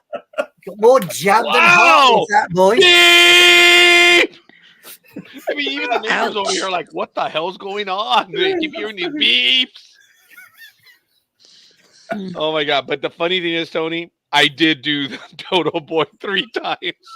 Yeah, he So did. when you did Beetlejuice, I'm like, yeah. But sorry. But then he said, "You got to do it." I said, "He Right. ain't coming back." And he went, "What do you mean?" I said, "To tell you, he's busy now. He ain't coming back. And what are you going to do? Prove me wrong." Typical Dodo. Wow. Wow. Mhm. He knows I don't mean it. That's the problem. I could sit here all day and abuse a poor bloke, and he would just sit there and go, "Yeah, she don't mean it. Yeah. She's a Cowboys fan. They don't mean anything." I get it before you do, boy. I'll get there before you. Since the calendar. Philly, did you see the birthday present I gave Anime Girl? Were you able to see that, or maybe Roger can put it back up? Oh, maybe. Oh, he'll put it back up just to get at me.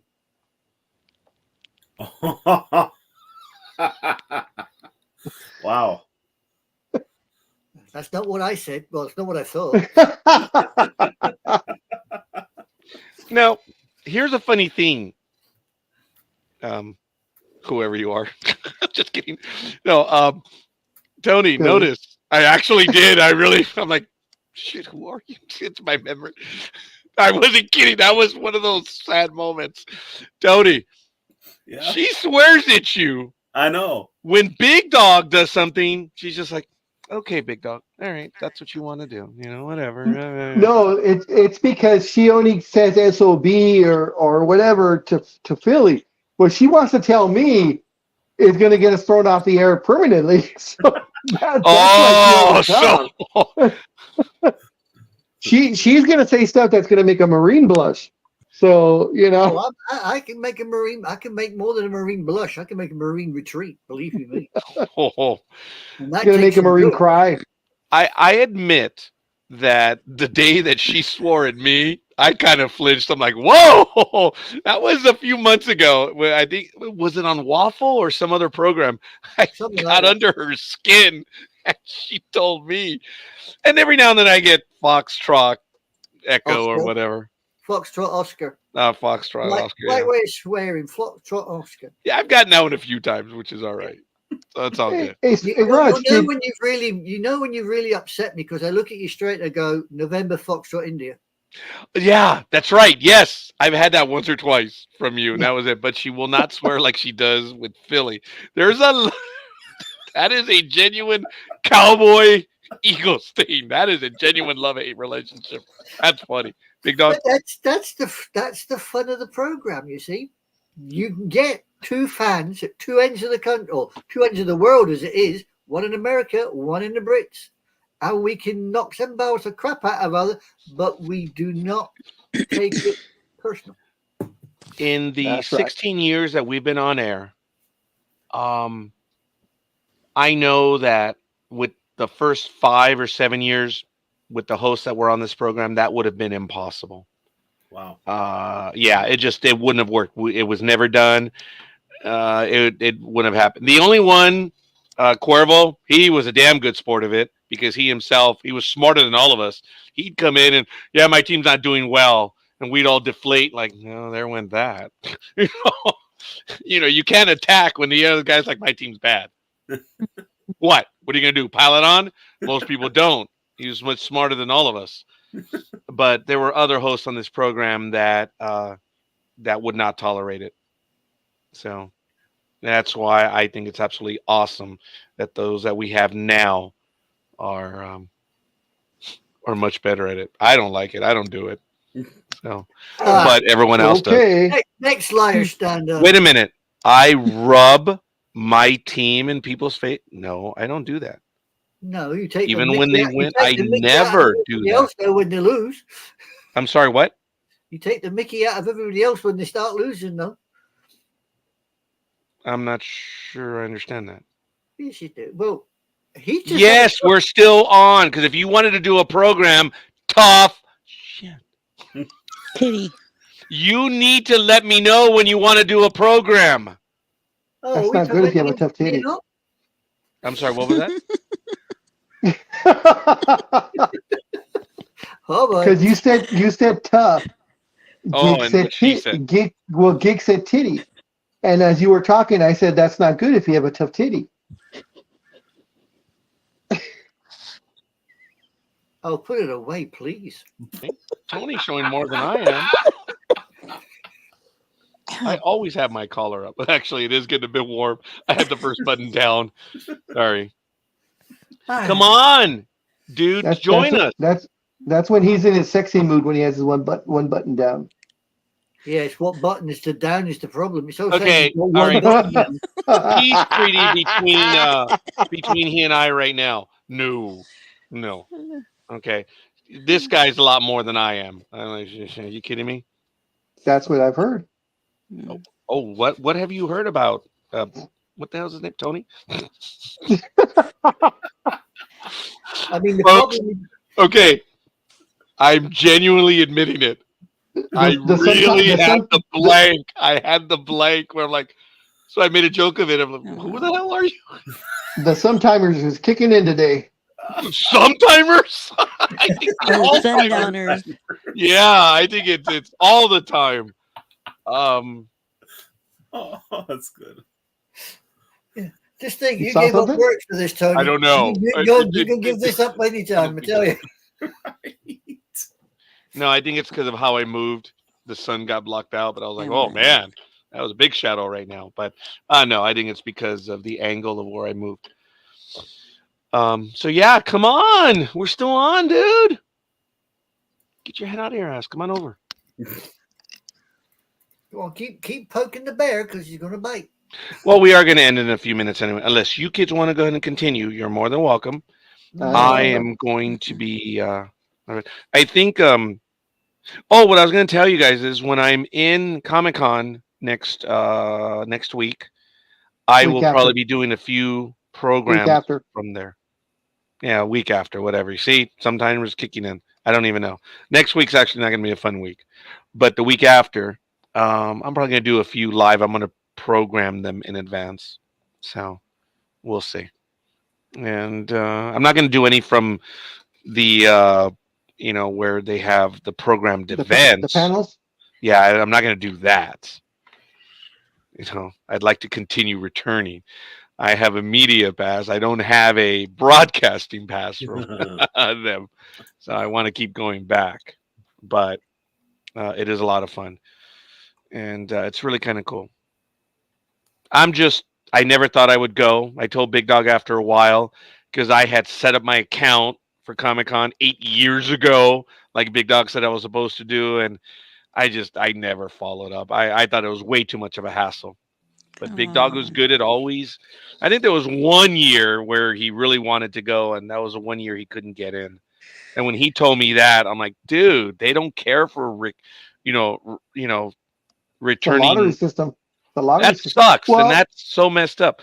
Now the returning person gets two chances at it, which is the pre-registration, and then when it's open to the public, that's your second chance. But yeah. Now my classmate Peter, his brother had been going to Comic-Con before Comic-Con blew up, and he was grandfathered in. It didn't matter; he always got a ticket, and that was really kind of neat. What? They don't do that. Okay, Unless you're right, unless Peter. You're right. un, I'm wrong. You're no 100% unless, right. No, unless no, he's dude. pressed. No, I get it. You, like I said, you're right. It doesn't happen. So, okay. Don't get It angry. was Don't get no. your I'm panties not. in a I'm telling bunch. you, you're right, dude. I know what happened. I know who it was. I know how they went about it, and but you said no. It's okay. I'm not going to argue with you. I Well, before you so rudely interrupted me, I said that's not the way it happens now because they switched systems about 5 years ago. So if this happened before 5 years ago, then maybe. But now, no, because it's a lottery system, period. Unless you know someone on the inside. Well, like I said, he's grandfathered in, still goes, has a great Okay. time. Good for him. He doesn't have to do anything because he hasn't. Because he went when they were basically nothing.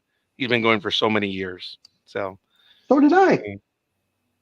okay, well, You used to be able to walk up the day of con on a Friday mhm, and get tickets at the window.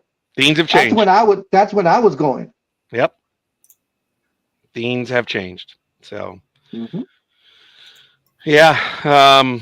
Closest con I've got, I think, is the one in London. I haven't gone to that one yet. What do you mean? Gee, I got in last year on a return. In other words, they had went the year before, so on the first try, they were able to get in. Well, you've been to Comic Con, Arc 54? She's a clever lady. She go all over the place. Oh, wow. It's okay. Well, it's all right. We're good. We're a few minutes till. Is there anything else you guys wanted to talk about before we're Well, done on Philly's this the only one? one that hasn't had a chance to say anything. You got anything for Philly special? Okay, we're at war again. Here, I ripped up the truce. When's the All-Star game? This The Tuesday 16th? coming up. This Tuesday? Yeah. Okay. As Is a matter of fact, Otani in the home run derby? That should be the day before Monday. yeah. Is Otani going to be in it or no? So I heard No, rumors that he no. won't be No, participating. no, no. Why not? Because he doesn't want to. Big Seems like baby. most of the home run hitters don't want to be in it. I heard Alonso's in it, but outside of him, I mean, they got Alec Boehm in it, who's got 10 or 11 home runs all year. He's not a home run hitter for the Phillies. It's like The year that the Dodgers signed Sean Green, or no, he was with Toronto. Sean, before he became a Dodger on that Dodger. massive deal. Yeah. Yeah. He was having a monster year. He went to the home run derby. And after the home run derby, it's like he hit 2 or 3 home runs. Yeah, it's a And curse. it happened to a lot of I'm sorry, it's what? It's a curse. oh, Now, you're All right, Just- big dog. Is that a curse or a conspiracy theory? You know, I don't know, man. What is it? It is actually option 3. It is a lame excuse. No, it's not. Ooh. Oh, That's not directed at you, Gridiron Girl. That was just bitching by the big dog. Jeez. Here. Is little Vladdy Daddy in it? Who? Vladimir Guerrero Vladimir Jr. Guerrero. Jr. Oh, I we don't got a think love so. from Dream on that one. Dream, get your ass in here in the last few minutes. You got 2 minutes. I guess he liked that mic drop one by Big Dog. Oh, he loved that one. Well, he That's should be funny. okay because Dream is really good about being done in 2 minutes. So for the love of God. Oh. Anyway, he didn't hear earlier, but I believe Dream is celebrating tomorrow. Yes, they share a birthday. He is a July 14th, as is Anime Girl. Yes. That was neat. Anime Girl and All these Dream cancers. exactly. takes me Love it. long. All these cancers. Big Dog, you're June. What are you? You're not a I'm Cancer. Gemini. I'm a Two-Face. I'm a Gemini. He's a Gemini. Happy Bastille Day. Yeah. Mm-hmm. Yeah, the biggest holiday in France. You better go over there. I can't speak French, so I'm buggered. Wow. Okay, well, folks, it looks like we're going to go over by a few minutes, unless you guys want to end, because I just want to let everyone know we are nearing the end of the 5th hour. If we do go over, we go over. But it is what it is. Of course, now everyone is posting on it about Dr. Ruth. We did break the news a little while ago of her passing. Really sad. And How old was she again? 90? What'd you say? 95? 98? 96. 96? It was 96. Wow. I guess that woman had her priorities straight. She knew exactly what she was talking about. Mhm. When you know, you know. So, so the sex therapist died on opposite of 69. Okay, that makes sense. Only you, big Impressive. dog. Hey, Only hey, you. he saw it. That it's in line 6996. Damn. You're into the numerology. Very good. I got lightheaded over that one, big dog. Good job. So Dream does say it takes him longer than 2 minutes. Good for you. Is he bragging? That's because he counts foreplay. Okay, okay. I was gonna say we're at peace again, Tony.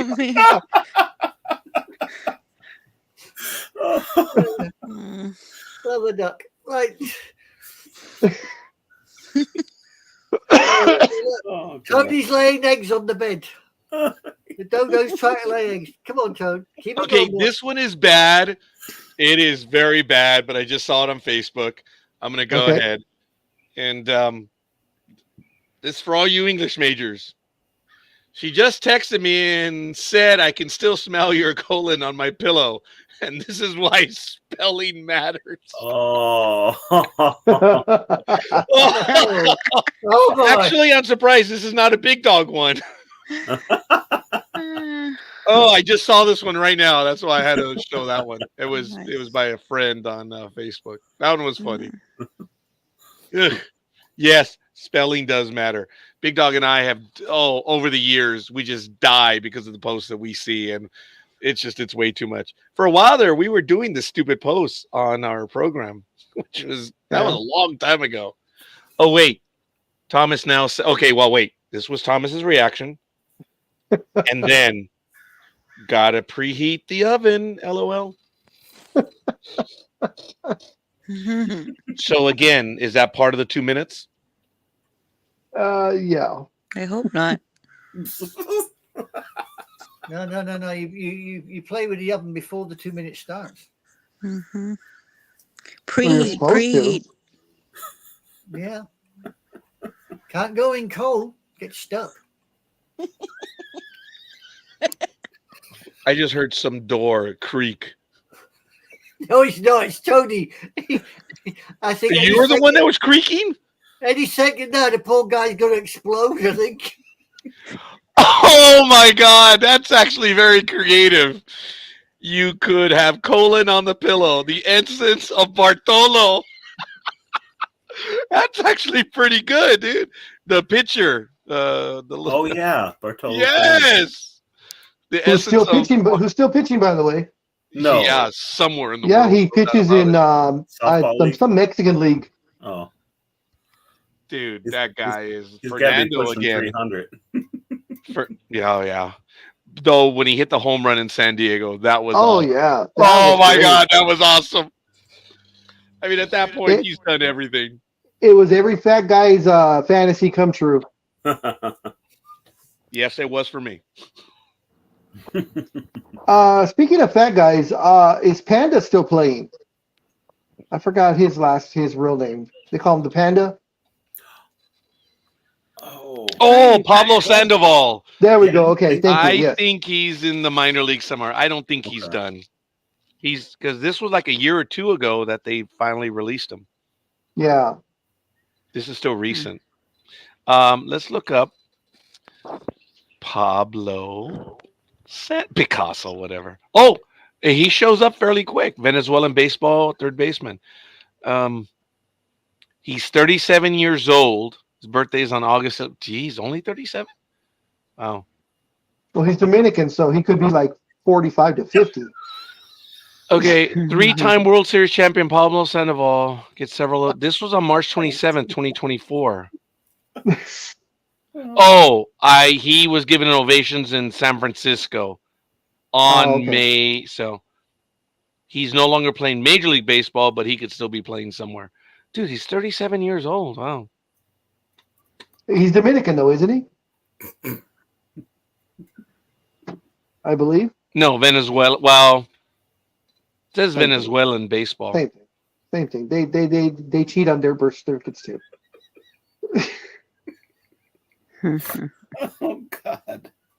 You What? see those guys from Central America come up to the little leagues, and all the kids are like barely 5 feet tall, and you get that one kid that's like 6'2" and 240 pounds, The and they tell you he's mustache. only like 13.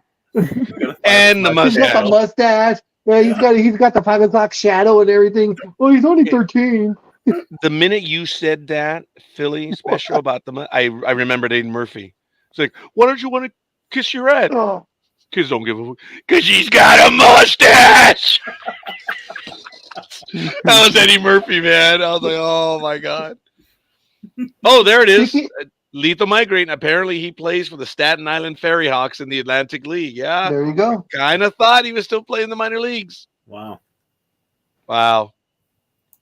Speaking of Eddie Murphy, has anybody seen the new Beverly Hills Cop movie on Netflix? No, I heard it's just pretty found good. out it was on Netflix. Yeah, I think it dropped July 1st.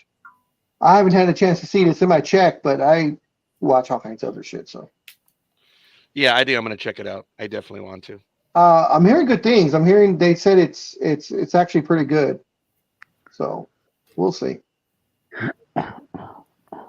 You guys I'm see sorry, long, Gridiron Girl. What are you guys see choking long on? legs. Gridiron Girl?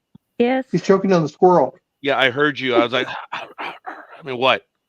She's choking on the squirrel. I have phlegm. You have phlegm? You have a cold? Oh no. Yes. Oh no. I have. Oh, so she's gonna do that little hop to it. What? She's the Mexican hot to it girl. What the heck? In that girl's defense, she was inebriated, but she's a team player, no doubt. She was funny. And she's now making a ton of money. Yeah. She, that was so funny. That That was was- hilarious. It's obvious that she was, because it's like a 10-minute or 11-minute video. You can see her doing all this different stuff in the back. She actually was kind of funny. She had no time for that guy. Right. And from my understanding, that video is like 8 or 9 months old, but it just really? hit. Yeah, but it just hit like recently when I guess it popped up and someone was like, "Oh my God," and Okay. it just blew up. But you know what? Good for her. I mean, she's riding the fame of the internet fame, and I saw she has shirts and baseball caps. Has all kinds of stuff. Good for her.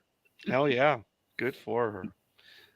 So who knows? Good for her. She made it famous. Maybe even Lethal Migraine one day will be able to join us. So we shall see. Maybe he'll go And of live. course, now we have our Mexican version with Gridiron Girl. As soon as she said, "I have phlegm," I looked at Philly and he started laughing. So he knew what I was going to go for, Oh. or he knew what he wanted me to say. Because I know he's too nice of a guy to do it. And so he was looking at me going like, "Come on, Peter, come on. I know you want to do it." Here's the layup. Here comes the slam dunk. Alley-oop. Oh, it might have been the alley-oop, dude. Alley-oop. No, that thing was, I had the bat ready to go and she threw the hugest grapefruit. I was just like, "Oh my God." By the way, Gridiron Girl, that was a massive grapefruit. That wasn't just a little cheapie. Yeah, I know. Yeah. Guys, I'd always heard that about that when you're in a slump, the ball looks like a BB. And when you're just, there's a grapefruit. I remember one time I was at bat, and this is how much I was in the zone, where I'm, getting ready, and this guy was throwing hard, and all of a sudden the pitch is coming in. I'm like, damn. That's pretty, dude. It does look like a grapefruit, and I had throughout the pitch is still coming in, and I'm thinking about it. I'm like, wow, that does look like a grapefruit. That's the rarest of moments when you're in that kind of a zone. And I only remember that once in my life. And I whacked that right back up the middle. And but I thought to myself, oh, Mitch, it does look like a grapefruit. I I've saw had those way a couple too of many times too. BBs. No, I I've had a saw couple way of those playing basketball where the hoop looks like it's 4 feet wide, and it's true. It only happens a few times. It probably happened maybe just a handful of times for me, but man, those games I could not miss. Yeah, it's unreal. Tony, for you, is it the beer pong cups? Just kidding. No, No, no, I'm too old for that. Oh, Yeah, still at right. work. You probably drink every under the table. Back in the day, not now. Yeah, Anime that's girl, getting what's old, your huh? favorite drink What, now or today? before I stopped drinking? Today. Today? Apple and grape slur, actually. Okay. And when you were in your prime drinking days, what was your drink? I My don't think we have drinking time. Well, Sorry, anime girl. you probably haven't actually. No, I would Oh. probably say Bacardi and Coke, Oh, okay. or the odd glass of Moose's milk was a clever one. I think Okay. Big Dog has done a little bit, but before I go to Big Dog and Tony, Gridiron Girl, she still drinks and drinks very well. What? I mean, in a good way. What? What is your drink today? What? What? Don't play the part. I will take. I will give you a picture. Hold on. I hope it's better than the one I'm looking at right now because it's again the girls are reacting on the slingshot rides. I don't know how I ended up on this page. I don't know how. No, what you You mean don't. is you're still looking at boobs. I'm serious. I don't know how I ended up on this one. So I'm like, earlier I joked about it because I'm like, oh, that's what I was looking at. And then now it's like, I'm on this page. Because you like looking at boobs. Yes! Boobs fetish. Is this a secret? I've said, we talked about this program. It's like, oh, I'm getting reprimanded. Oh, okay, here it is. Oh, you didn't want. Did you just take this picture right now? Yes. Son of a- Okay. Then it is worthwhile. Here it is, folks. This is live. Just sent to me. Okay. La primera cerveza de México. Victoria. La, la, la, la, la. Oh, sorry. I cross cultures on that. Wrong country. Wrong country. I've never seen that before. Victoria. Yeah. Well, It's a because Mexican. It's a Mexican beer. Tony, it's because we're closer. Ah, Mm-hmm. And your scorekeeper, what is your drink? Well, that's for hockey. I years ago, when I first started really drinking, I don't know if any of you remember Michelob Dry, the silver bottle. I drank that one for a while, and then it was MGD for the longest time. I don't drink beer anymore. Mine is martini, margarita, something like that. That's what I Mhm. have, and it's usually out of vodka. No. I don't do the gin ones. Mine's vodka right now, and I actually think that my drink is. Oh no, Mountain my juice? drink has to be the vodka with the Costco lemonade, lemon drops. I think those are mine. Oh, cute. Mm. Tony, With a cherry. either a fine bourbon or fine He lost that a long tequila. time ago. I like anejo tequila, so either really good Oh. bourbon or anejo tequila. anejo Okay. tequila. Actually, I forgot. I'll have Patron every now and then, but that's kind of it's an expensive habit. Big Dog. If I'm doing shots, I do tequila. No lime, no salt, Mm. No bug. straight. And my regular drink is Long any Island iced tea? variation. Yep, Long Island or any variation of it. Wow. Maybe a hurricane here and there. What is the difference? Oh, There's mine. okay. Oh, okay. What is the difference between the regular one and the hurricane? Because I know you've Uh, explained to me what the the Long Island hurricane iced is tea is. well, the hurricane is different. The hurricane is Oh. more tequila, pineapple rum, pineapple juice, and I can't remember. I think the red curacao. It's more of a tropical tasting drink, but it has a good kick to it.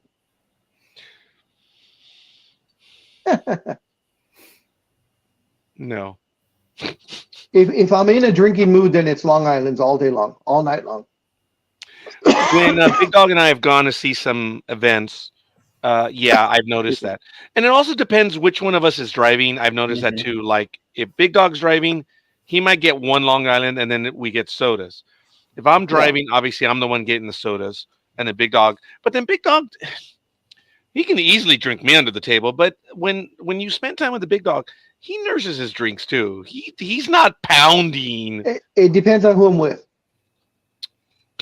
If I'm if we were to go out, Rod, and you say, let's go drink, it'll be a completely different story. Because when my younger days. You are joking. I don't think you saw what I did when you started. I saw what you did. I saw what you did. I just chose to ignore it. Probably Really? my best, and I've talked about it before, my best night of drinking was I was out with 3 other friends, and I had 8 Long Islands, and they were strong. I had 8 Long Islands, and then when we were done with that, a girl was coming out with a tray, and she had kamikaze shots, and there were 4 of us, and I think we asked her how much for the entire tray, because she was saying like the shots were like $2 or something like that. So we're like, well, how much for the whole tray? And she said there were, I can't remember, it was 32 or 36 shots on the tray. So we bought them all, and we divvied them up between all of us. And I drank, so whatever that was, 8, 9 shots of kamikazes. And then I drove everybody home. Oh, you told me about that. That was when dude. And I was perfectly fine. That was my best night of drinking. Well, Big Dog, this fine. one's for you.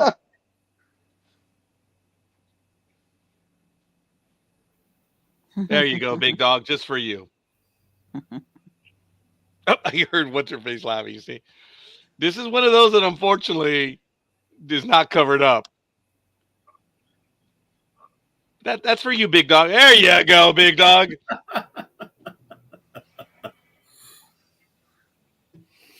You know, now I know why Scorekeeper keeps coming on. He's trying to find where that slingshot is at. No, I'm dead on anything. That's why I actually can't fly right now, because it's just the neck hurts all the time. Actually, I was going to ask you that. Are you able to fly? Is it because of the pressure, the cabin pressure, or what? I need to move more. So knowing that I could not, it would stiffen up so much that it's painful. Okay. But it sucks because if I move a lot, it hurts, and if I move too much, it's like I'm stuck. That's why I can't wait till the 18th. I just can't get there quick enough. So we'll see. We'll see what happens. Like I said, when I went to see one of the doctors, bye. He said, so have you retired yet? So what do you mean? Aren't you going to retire? No. I want this taken care of. And the look he gave me, he was like, you want to go back to work? Like, I want this healed. I don't want to go away having all this pain. I'd like it to go away. So we'll see what happens. So who was that gig? One of my sugar daddies. Okay. You have more than one? No. Well, yeah, they rotate. That's why he's leaving right now. So the other Okay, you know daddy what? can She come said in. one of her sugar daddies. I will say this. I'm going to reveal a personal bit of information. What? Every tax season, except the last 2 years, Gridiron Girl is You've there been on her sugar February daddy? 1st. No, she's there on February 1st. For the last 2 years, she's like, well, I don't care when I file. So she's got how many sugar daddies? You're up to 3 now? She didn't say. She just said that's one of her sugar daddies. Because I don't know if you could hear. He said he was leaving. He was whoever it was in the background said, "All right, I'll be back right now. I'm Or gonna you go put ahead and go." And Riley. I heard blah blah blah. So I answered. That's why I said bye. I wondered who the hell you were saying bye to. I thought, hey, what are you Yeah, doing? she had one of her sugar daddies. It's probably her son or something. But she just wants to play it up. Hey, Yes, of course. I'm not like that. I got Well, I morals. don't know. No, what's that? You have morals? No, you don't. You hang out with us. No, you don't. yeah, I think this program is. Yeah, this program. Jeez. Sports talk with the guys is a lot of things, but it's not the bastion of morality. I have a question for the Philly special. Oh, what a Uh-oh. shock! We're still at war, dude. What? Nothing unusual there then. Okay. So, Please Philly, proceed. the first game that you went to, Mm-hmm. did you stay for the complete game? Oh yeah. That was a blowout game. Yeah, I left in the 9th. So, did you happen to see Kiki Hernandez pitch? Yeah, he pitched in I think the eighth inning, Okay. didn't he? Bottom of the eighth. Tell the guys how he pitched. What's that? Tell How the did he do? guys and gals how did he do? Actually, he did all right. He did better than the other pitchers. Right? Okay. That's all I wanted you It to was like That's 10 to sad. 1 by then. So yeah. Right. That's sad. Yeah, he did better than the other pitchers. That's what I told you. Our pitching is non-existent no more. But Okay. I don't know. Thank you. I don't know if you were on or listening, Philly, but I talked about the Dodgers, how they have almost $2 billion on the DL, and they're all pitchers. Because you have Yamamoto, you have Otani, you have Kershaw, and then two other guys. Walker They're all Buehler. on the DL right now. what Buehler. did Yamamoto get? 300 million, Straight. 400? 335, I think. 335, and then of Yeah. course Shohei alone, just those two is $1 billion. Yep. Mm-hmm. Their batters seem top heavy though. After like the 4 or 5, Yeah. man, the last 4 batters, it's like really. Yeah. They're easy outs, huh? I mean, I know you're missing Mookie and Muncy, but outside of that, I don't know if you're missing any more. Yeah, guys, that Dodger No. team is a bit thin going down, and Yeah, it's Yeah. the problem now. This is what the great guy Bob Fear, who ran the union for baseball players, they asked him a question. Sir, you're basically saying that 1, 2, or 3 players are going to earn all the money on the team, and that's going to be it. And he famously said, if that's where the market goes, then that's where the market goes. And Donald Fear has 30 years, 20 years later, it's come to pass. You've got 3 or 4 guys at the massive top, and the rest of the team is major league talent, but they're top heavy. They are very top heavy. Man, it's crazy, dude.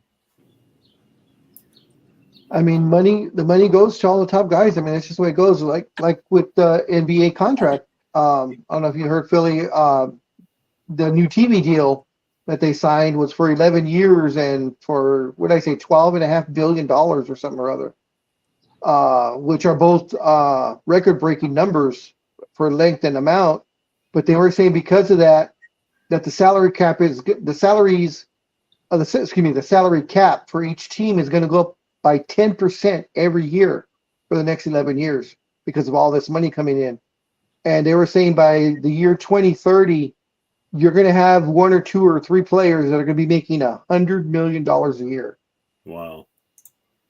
And I just can't fathom that kind of amount of money going to one person, you know? It's crazy. And you know what's going to happen? Think of the attitudes they have now. Imagine how they're going to be when they earn that. How expensive the tickets are going to be. Oh, jeez. Well, we talked about that a little bit indirectly as well. Yep.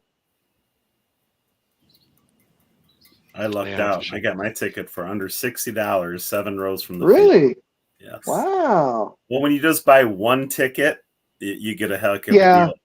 that's true. I had Yeah. people all around me and just that one ticket in the middle, so they're just trying to get rid of it. So it's like $57. I'm right there by the field. I'm like, heck yeah. Yeah, Anaheim actually has some deals right now, but they're not doing very well. But back in the 90s, Big Dog and I remember that Dodger Stadium was always cheaper than Anaheim. Yeah. Everything was Wow. more expensive than Anaheim. Wow. Now it's just turned completely. I never thought that. What are you choking on now, Gridiron Girl? The other air? sugar daddy. The air? Bubbles in the Victoria. That's what it is. It's bubbles in the Victoria. And folks, that's the rarefied air of Dodger Stadium. No, That's what she's no, talking we're not laughing about that. Billy heard what I said. I Oh, guess no, you I- didn't. No, I Yeah, did I not. heard it. I did not. 'Cause Okay, what I- question did you ask? What question did you ask her, scorekeeper? air? No, before that, before her Oh, answer I of asked air her, was, what were you choking on? and my answer was the other sugar daddy, Oh, and that's when Philly just lost it.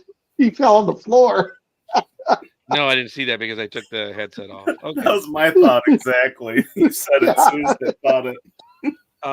Right now there are Tony, inexpensive Tony. prices at Anaheim. Yeah, and I'm talking good seats, folks. At Anaheim, it's ridiculous, Yeah, and it's really nice. I'd like to go, but I just can't handle all the walking and stuff. A minor league game, it's actually kind of easy to get in and out of. yeah, because it's such a smaller stadium. Yeah, They're actually kind of nice, but going to a bit, I just cannot. I cannot. It's too much. Raj, how many times did we go back in the '90s to Dodger Stadium? And got field level seats, and we were able to eat, park, and get the tickets for a total of $80 between the two of us. $40 Actually, each, or less it than that, actually. it was so funny because it was cheaper than that, but Big Dog and I started buying the tickets at $10 for field seats, and then we Yeah. stopped somewhere around 12. And for 2 years it was perfect because whoever drove, the other person paid for the parking. Okay, so I think it's kind of fair. Big Dog picked me up, I paid for the parking. And then he and I both argued, which was a joke. We knew our taste that we would buy the field tickets at $24 For two. for two, and then the food that we would spend on was $24, almost to the penny for 2 years. We'd get 2 sodas, 4 hot dogs, 2 orders of nachos, and 2 bags of peanuts. And this was For in the 24 90s, bucks. man. And so Big Dog and I got our tickets and the meals for $48 regularly. And Yeah. we would go about 5, once 6 a week. times a year. Yeah, Yeah. we win a lot. Yeah. But then it was changed. easy. Yeah. But then it changed. Yeah. It's just, Money became- Mr. Murdoch took over. yeah. It's just become so expensive. But Gridiron Girl, I'm so happy for you that you are able to go, and I'm And have happy fun. for you. I'm happy for you. Thanks. You just never show the picture of your sugar daddy, just your sugar mama. Oh, that's why it's only 2 sugar daddies, but it's a sugar mama too. Good for you. Good for you. Hey.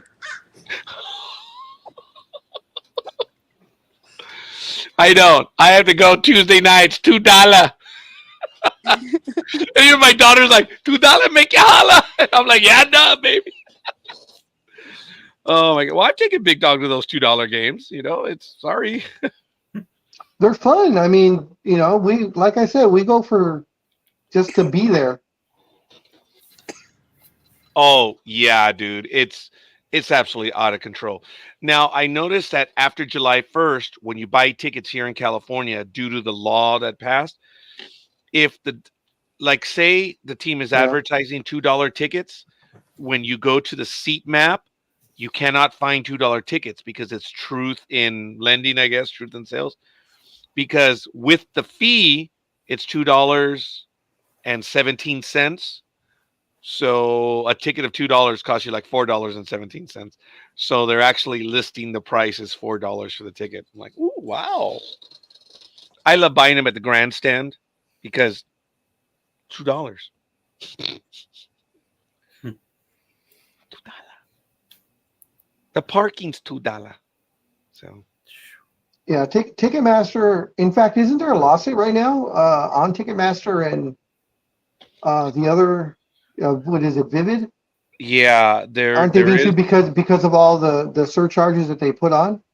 Yeah, it's stupid, folks, and fans are just angry because look, included in the ticket price, and that's what they should be doing. They should include it Yeah, in the ticket price, and that way people wouldn't complain. It is what it is. So yeah. But when you see tickets for sixty yes, dollars, FTC is also suing. Yes. yeah, when you see tickets for $60, and when you go check out a Ticketmaster and that $60 ticket, all of a sudden it's 105 because of all the surcharges and taxes and local this and venue Yeah, and blah blah blah. and I mean, and come on. folks, it's not one fee. And it's It's like four. it's the ticket, the convenience fee to get the ticket, Yep, and then you have a transaction fee. yep. It's like, come on. Sales tax, and then some places have a venue fee, depending on the That's venue. absolutely ridiculous. Absolutely ridiculous. So I do believe truth in lending or truth in purchasing, it should be that way where they just have it. And it's up to you to get it or not. That's right. Yeah. So I am for these fees. It's ridiculous. There's no business. Several musicians have been waging war against Ticketmaster for that reason. They will not go to venues where Ticketmaster is at. And it's Yeah, great. See, the problem is Ticketmaster is what 85% of the yeah. venues. A lot of those concert or the musicians. A lot of those musicians are now going to Indian casinos because the Indian Yamava. casinos are usually self. They sell the tickets on their websites. It doesn't involve Ticketmaster. Hey, it's all good. It angers us that when we're done with the sale and we've calculated, it basically doubles in price. And it's like, yeah, it's BS. That's BS. Do they have that problem in England, Anime Girl? Yeah, ticket prices Yeah. over here have gone through the freaking roof. And it's because of Literally. surcharges. Yeah, over here it's you get what they call VAT. Oh, the value added tax. Yes. correct, and it's between 17 to 20%. So yeah. Wow. Actually, folks, that's cheap. Mm-hmm. Yeah. Yep. You're buying a $15 ticket, like Lethal Migraine says, and the fee is $17.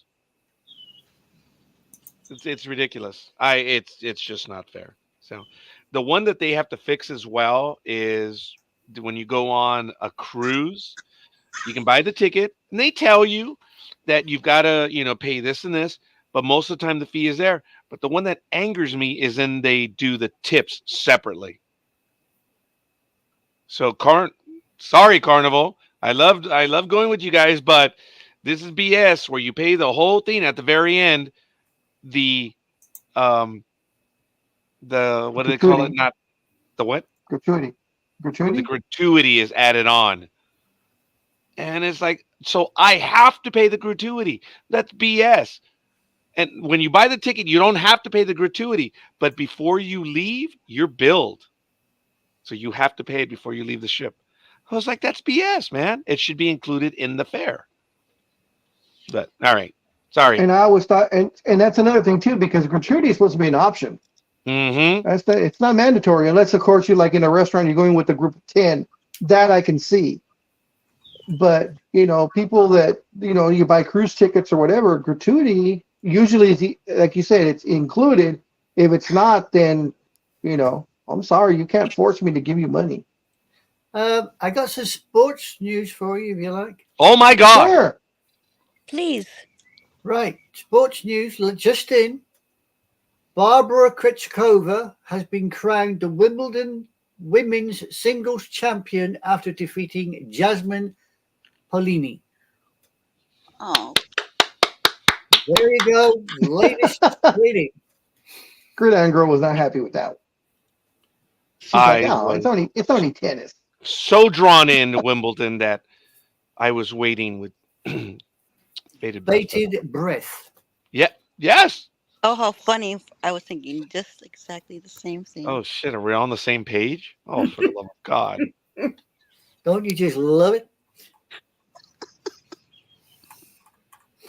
Wow. That's horrible. Hmm. I was actually trying to get a Are we done? I was Did you actually notice that after, silence? Are we done? we done, I was actually after a recipe for omu rice, but I can't find it. Oh yeah, I think we're done. Yay, tennis. Oh my goodness, forgive me. Jeez. Sorry. Right now, if I remove these and I remove the glass, you can see the marks on the glass because these push in. Ugh. Yes, Gridiron Girl. Anything else? Anything you wish to share with us about your Doyers? No. I'm Well, all good. Connie's got a home run today. Yay! Is it still tied? It's 5-4 Dodgers, bottom of the fourth. Oh, Oh, I okay. thought it was 1-0 a was. moment ago. Oh, No. bottom of the fifth. Bottom of the fifth, 5-4 Dodgers. A lot of runs scored. Big Dog, your Angels, dude. We've got to catch an. Wow. They I don't know. suck. Okay. Your Phillies, number one team in baseball right now, Tony. That's right. Kicking butt. Yep. I Taking think names. this is their year. I think this is going to be their year. If the Dodgers names, that's for damn sure. Yeah. Hello. Oh, my squirrel's around. My squirrel's here. Oh my god. Shit. How do you do this? Let's see. My Angels are 39-55, 41.5%. 12 games behind Seattle. I actually got lightheaded. Something happened. I heard someone say that this is the year. Wow. Mm-hmm. Oh, Wasn't me. this was Wasn't me. Philadelphia's year? Phillies will win the World Series this year. Oh. Yeah. All right. Well, good for you. What time is it? So Philly. Oh, 11:37 a.m. Oh, I don't July have my- 13th. Yeah, July 13th. Damn it. Got I it. got to make a note of this. Yes. So Philadelphia, of course, is the best team in baseball. Dumbass. One note. Cleveland is 3.5 games behind them. Then it's Baltimore. Then it's the Yankees, and then it's the Dodgers. Okay, Dodgers. I'm going to set this up for the November 2nd, 2024 episode Mm-hmm. at 11:37 a.m. on 7/13/2024. Tony said the Phillies are winning the World Series this year. It's And their it- year. Place your bets And right. if that comes to fruition, then what happens? He is Then I'll be going to a parade. the man. The myth. Oh, for the love of God. The legend in his own mind. Remember that. Anime girl, you Yes. seem shocked. No, I was just going Lethal over. Migraine, I believe it's tomorrow, the Euro final. Yes, it is tomorrow. Yeah, we did talk about that. Wow, we In actually Berlin. beat Lethal Migraine to 1. All right. Yeah. All right, folks, I apologize. It is starting to get a tad warm in here. It's already 81 in the area. That means it's 91 in here. Starting to have issues. I already got lightheaded, when people start spewing their shit. Surprisingly, it wasn't the big dog this time. It was So are Tony. you wearing your choni? Are you just You in get your lightheaded chonies in, or before what? I spoke. I was actually looking at the scores between the Cubs and the Cardinals. sorry, what was that, Big Dog? And the White Sox. I said I can only say your belly button, so I'm assuming you're still in your chonies because it's hot. No, I have a little more than that. A I thong? have a pair of swim shorts on right now. So Are you wearing the thong backwards? hold on. No, they're boxer. They're boxer underwear I shorts. think so we would no. have heard it in his voice if he was. Yeah, yeah. I don't have one of those. I have the boxer type underwear. No, the box. Not the The full the boxers. the The boxer briefs. boxer briefs. Yes, I have those. You're wearing those backwards. Okay. Yankee edition. No, I'm sorry. What was that? New York Yankee edition. Actually, I have a pair of boxers that no longer fit. And they're in the cabinet. I do have them. I've joked about that a few times. Yes.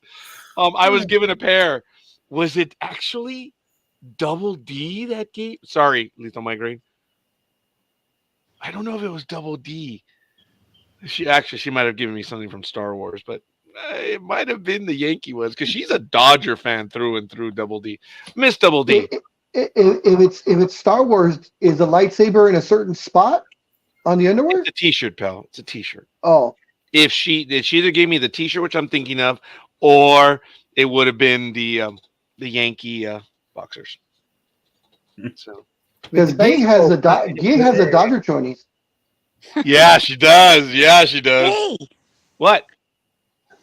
Oh, I'm sorry. Even your dog's like, oh, shut the hell up. I'm sorry, Gridiron Girl. I apologize. I'm assuming that you have Dodger underwear. thanks. Is that true or not true? Do you wear the colors? I wear the colors.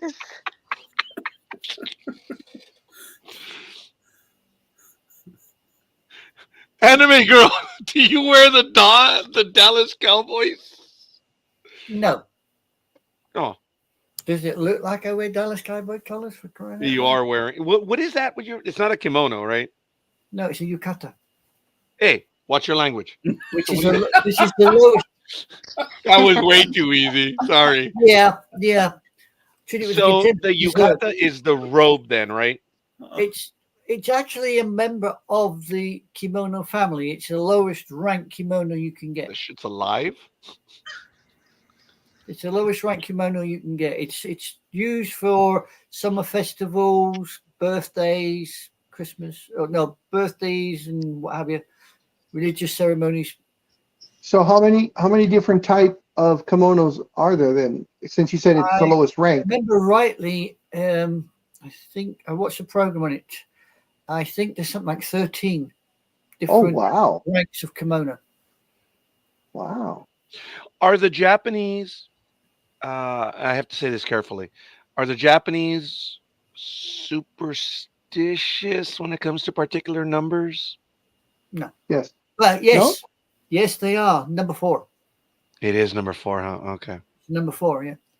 I'm not trying to be insulting by saying superstitious. It's just I understand that there are unlucky numbers. I understand in Vietnam, Korea, China, there are certain numbers, and number 4, I believe, is the bogey number for the Japanese.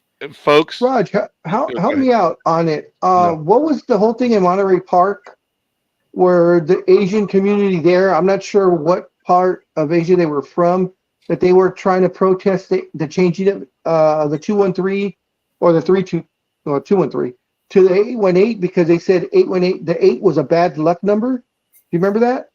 This would have been probably mid 90s, maybe. Oh my God, Big Dog, you are so right. I'm just trying to figure out what culture that was. Well, it was one of the ones that it was the Asian culture. Yeah. And they were complaining about a particular area code number, yes, that they were going to be a part of. And they were going to go to the 818. They were going to go to the 818, and I know they said they wanted it. I forgot what number was good luck for that culture. I don't remember what culture is mainly Monterey Park. Actually, Big Dog, I think they were going to do an overlay. And that's why it was going to be that issue. Yeah. But it was something about the area code. You're 100% right on, dude. I do not remember. But it's the Asian group of Chinese, Vietnamese, and amongst others. It's just 4 is an unlucky number. if they buy a house that has a 4 in it, that's like, dude, you're. It's like, why? You're like committing. It's taboo. 4 is It's an also unlucky number. it's also 9, 4 and 9 for Okay. Japanese, and it explains why. In Japan, 4 and 9 are considered unlucky numbers because of their pronunciation. Mm. Oh. 4 is pronounced she, which is the same pronunciation as death. 9 is pronounced ku, which has the same pronunciation as agony or torture. Oh. That's Okay. pretty neat. Agony or torture. Ku. Hey, that's pretty That's, neat. That is. That's what you That's a just said. cool fact. 49ers. so if you're in apartment Oh, yeah, number 49, 49ers. You are you're just effed! screwed. Yeah, you're just No. screwed. They can't. Yeah, they don't like the 49ers.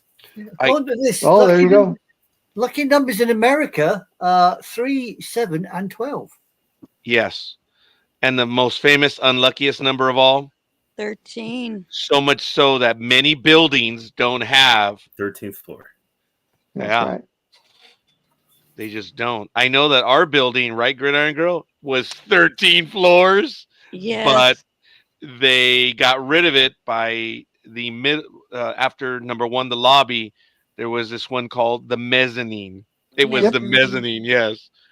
And then you had 2 and 3, and then they went up to 12, which was funny. But that was in American lore for longest time. I don't know if Still there are is. buildings with 13. Yeah, I don't know if I've seen any. Well, all right, folks.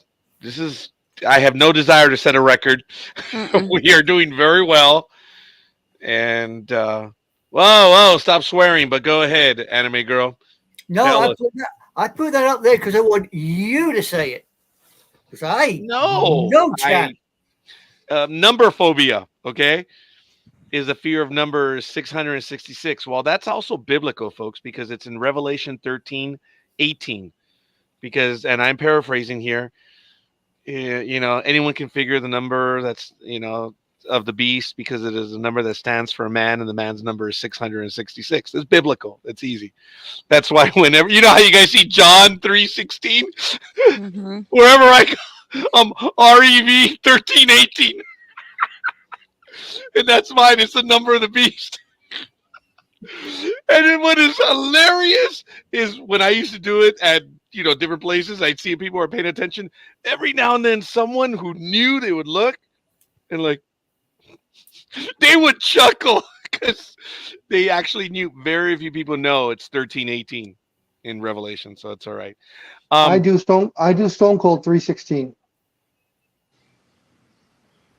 Yeah. You do Stone Cold 316? Mm-hmm. Okay, don't know what it is. Hexiacos. Yeah, I wouldn't be able to pronounce that word. No, me neither. That's why I thought I put up there. You're the intelligent one. I thought I'll get. Oh no, I'm not the intelligent one. That's him. Even though we're at war right now. Well then, Philly Special. Can you say that word? Yeah, So- that's right. He speaks English. Yeah, no. Yeah, no. My birthday starts with the number of the beast, June 6th. Yeah, well, it's okay. I'm Yeah. pretty damn close. Mine is June 9th, 1966. Oh, look at Of this. course it is. My birthday starts with the number of the 6966, beast, yep. June 6th, and then day 6. Yeah, I actually had a client that was sadly June 6th, 1966. Mm. Oh my God. I told this to Big Dog. This was like 10, 15 years ago. I'm doing a return, and I don't think he was a priest, but he's a retired minister. Oh, yeah. I'm doing this return, and may the gods for always forgive me. Doing the return, all of a sudden, I'm like, oh, for the love of God. Okay, he's not even getting a refund. He owes. Okay? But then I'm like, holy crap. He owes $666. And I'm like, I haven't said a word. So, and again, this is way past the statute of limitations. I'm going to the return and I'm trying to put, I'm trying to even change the deduction by a little bit, just so I could either it's 665 or 667. And for the love of God, I couldn't make it. I spent like 20 minutes. I'm like, damn, that trick didn't work. Damn, how about this? Oh, come on! Like, you gotta help me out here, dude. I spent 20 minutes, and he's there having his coffee, and I finally turn around and I says,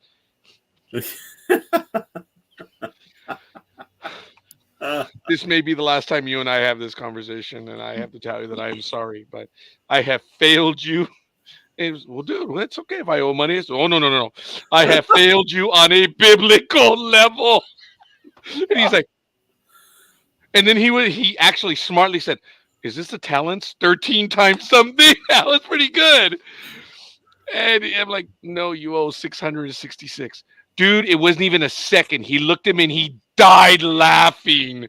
Just died laughing. He says, okay, I guess I have to give that to the beast, the IRS. I was like, oh, that was sly. That was sly. He died laughing. We laughed. I couldn't. And he says, well, I noticed you were typing away. What were you doing? Well, I can't lie to you, sir, but I was trying to alter the number. He says, and you couldn't. So to this day, we just laughed and laughed because he says, dude, it's more common than you may think. I says, yeah, it's okay, sir, but it's me for a minister. He's not right. I told Big Dog that story to us. I couldn't change the number for sure. Oh my God, that one was bad. That one was bad. That really happened, folks. I would have loved to seen your face when that number first popped up. I would have loved to seen your expression. No, I don't think it was much like that. I'm just, doing the return. I'm like, okay, because I have a running count. It's telling me where I'm at. But I think when I enter the last thing, I'm just like,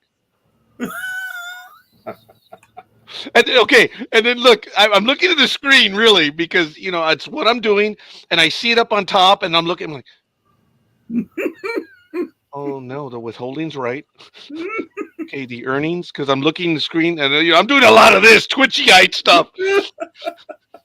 So if I were on video, someone would probably think I'm having a stroke or something because I'm all twitchy-eyed because I'm doing this, trying to check the numbers, and I'm just like. I know I said that, and I tried it, and there was nothing to change. There was not a damn thing to change. It was horrible, dude. That's when it's time to go to confession.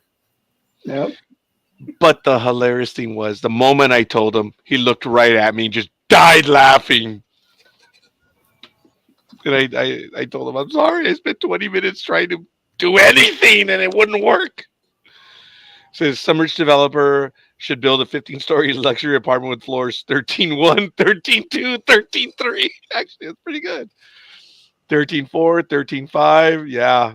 And the penthouse on the floor 666. Yeah. But there are so many people that are so superstitious about that they would not. I don't think you get people to sell out. I don't think the building. That's funny, lethal migraine, but I don't think it would work.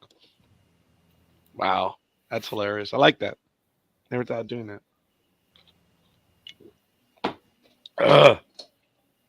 So we're good. We went long on this one by a lot, but it was good. It was fun. Tony, I'm sorry you had a lot of problems. I'm sorry we're not going to see you next week. Thank you for taking the day off. Yep. Spend a little bit of time with us. Absolutely. And this was good, guys. We still have a lot to do. I will be on later on tonight, very late. I will be on at 9:30 Pacific time. And I'm going to continue with my innatives because it's been 5 years now. I got to start somewhere. So we'll see. Though I do want to thank those that were on with me last Saturday that I did change my profile on the Facebook option. And because I wrote less, I actually got 2 likes. So I have to change my photo as well. I'm going to do a more up-to-date one. I just haven't been able to do it yet. But wow, that was strange. But the ones that clicked, I was like, no. Sorry. Like, no. I know. No. What was that, Gridiron Girl? Not a thing. I haven't seen you on the app. That's because she's got sense. No, it's because she's. Oh, where the Big I- Dog didn't see that. I got so So do you- frustrated and angry that So do you I want me to couldn't send you- find her. So you want me Tony. to send your updated photo to No. you? You No. can update it on Facebook? You sure? No, it's okay. What was it was funny, right, Tony? I was trying like, where the hell is she, right? I forgot where she was. She's right next to me. And I'm like, oh, damn it, is she there? Wait, is she over there? I was doing the alignment. I was gonna flip her off right now. But it's all right. See, spatial disorientation. Happens to the best of them. It did. Oh, Oh, hello. hi, Gridiron Girl. Were you blowing us off for a moment? No. She We pressed lost the you. wrong. She pressed Thank the you, wrong Tony. button. Yes, I had to, Tony. Thank you. Because you left for a moment. I did. Yeah, Oh. You did. Hmm. about 3 seconds. Oh, sorry. I don't know. You Okay. pressed the wrong button. I reckon you pressed the wrong button. I actually got Tony going for a little bit right there. Thank you, Mhm. sir. It was probably Wheezy or Roofy hitting her keyboard or something. I'm Are outside. they? Are they? Oh, they're outside. I'm Dude, outside. he went to defense for you. Oh, yes. Oh, you're Well, outside right now? Yes. Have you noticed since she swapped places though, she's lost a squirrel. The Number squirrel's 9. gone. Oh. Sugar Daddy number 9. And I bet you he's not even German either. Oh, no, come on. That's getting a little bit personal there, boy. Hey, yeah. What? Okay, we're good. Guys, we are good. This was absolutely fun. I'm glad everyone was able to spend it with us. All Mhm. kidding aside, Anime Girl, this was absolutely awesome. Thank you for being on with us. Big Dog, dude, it's obvious. 16 years, man. Damn. It's been great. Gridiron Girl, it has not been 16 years. But I've known you she was one of our first listeners, especially when we were doing this stupid daily 15 shit. Mhm. My God, that was hilarious. Dude, the entire department knew we were doing it. See, and I That want was to let funny. you know, I want to let you in on a little secret, Scarkeeper. Oh, She was one of your first listeners doing this the daily 15 is because she was making sure you didn't go over your time since she was a timekeeper. She was making sure your punches in and out were correct based on your show. it was 15 minutes, dude. And She's the sadly, key. Art 54, thank you. Yes, you were with us as well. I was getting there. Talk to you later. Love all. Thank you for being on with us. Lethal Migraine, thank you. Bye. Marsha for being on with us as well. I'm going over The to Stud see Muffin. Tiffany. Thank you. Yes, Stud Muffin. And everyone else that joined us. Tony, dude, it's just fun being at war with you, dude. That's all. It's absolutely. If this is war between us, Right. the world has to learn a lesson. Okay? But, Tony, this is for you. It's there. It's there. Good. Good. So I jumped ahead notice I collect Aaron Rodgers crap just because look, all the material all the stupid stuff he's done over the years. That's why when people say, oh, you're making Aaron Rodgers stuff up. Nope. I collect it. Everything he has said, I have the links to the articles and everything. That's why I don't want to hear it from people about it. You're lying. He just said something. Nope. Here's everything and the recordings. I love it. It's too easy. It's too easy. Nice. All right, folks. Gridiron Girl, all kidding aside, it's great. Yes, indirectly, she was my supervisor. But I was responsive, was I not? Yes, you were. So you were her bitch. I was her input bitch. Oh, did you like that little giggle Yep. that she had there? I like that. Oh yeah. I said straight up, I was her input bitch. Look, all I knew is, and the joke, well, it wasn't a joke. It was when your payroll clerk calls you, you answer. You do what they would tell them. And when others, timekeepers, were effing around and they didn't want to talk to the payroll clerk, she knew she would call me and say, Roger, I need you to get a hold of someone. I'm like, oh, I'd put that SOB on blast. I'm like, teacher, who do you want me to get in trouble? That was easy.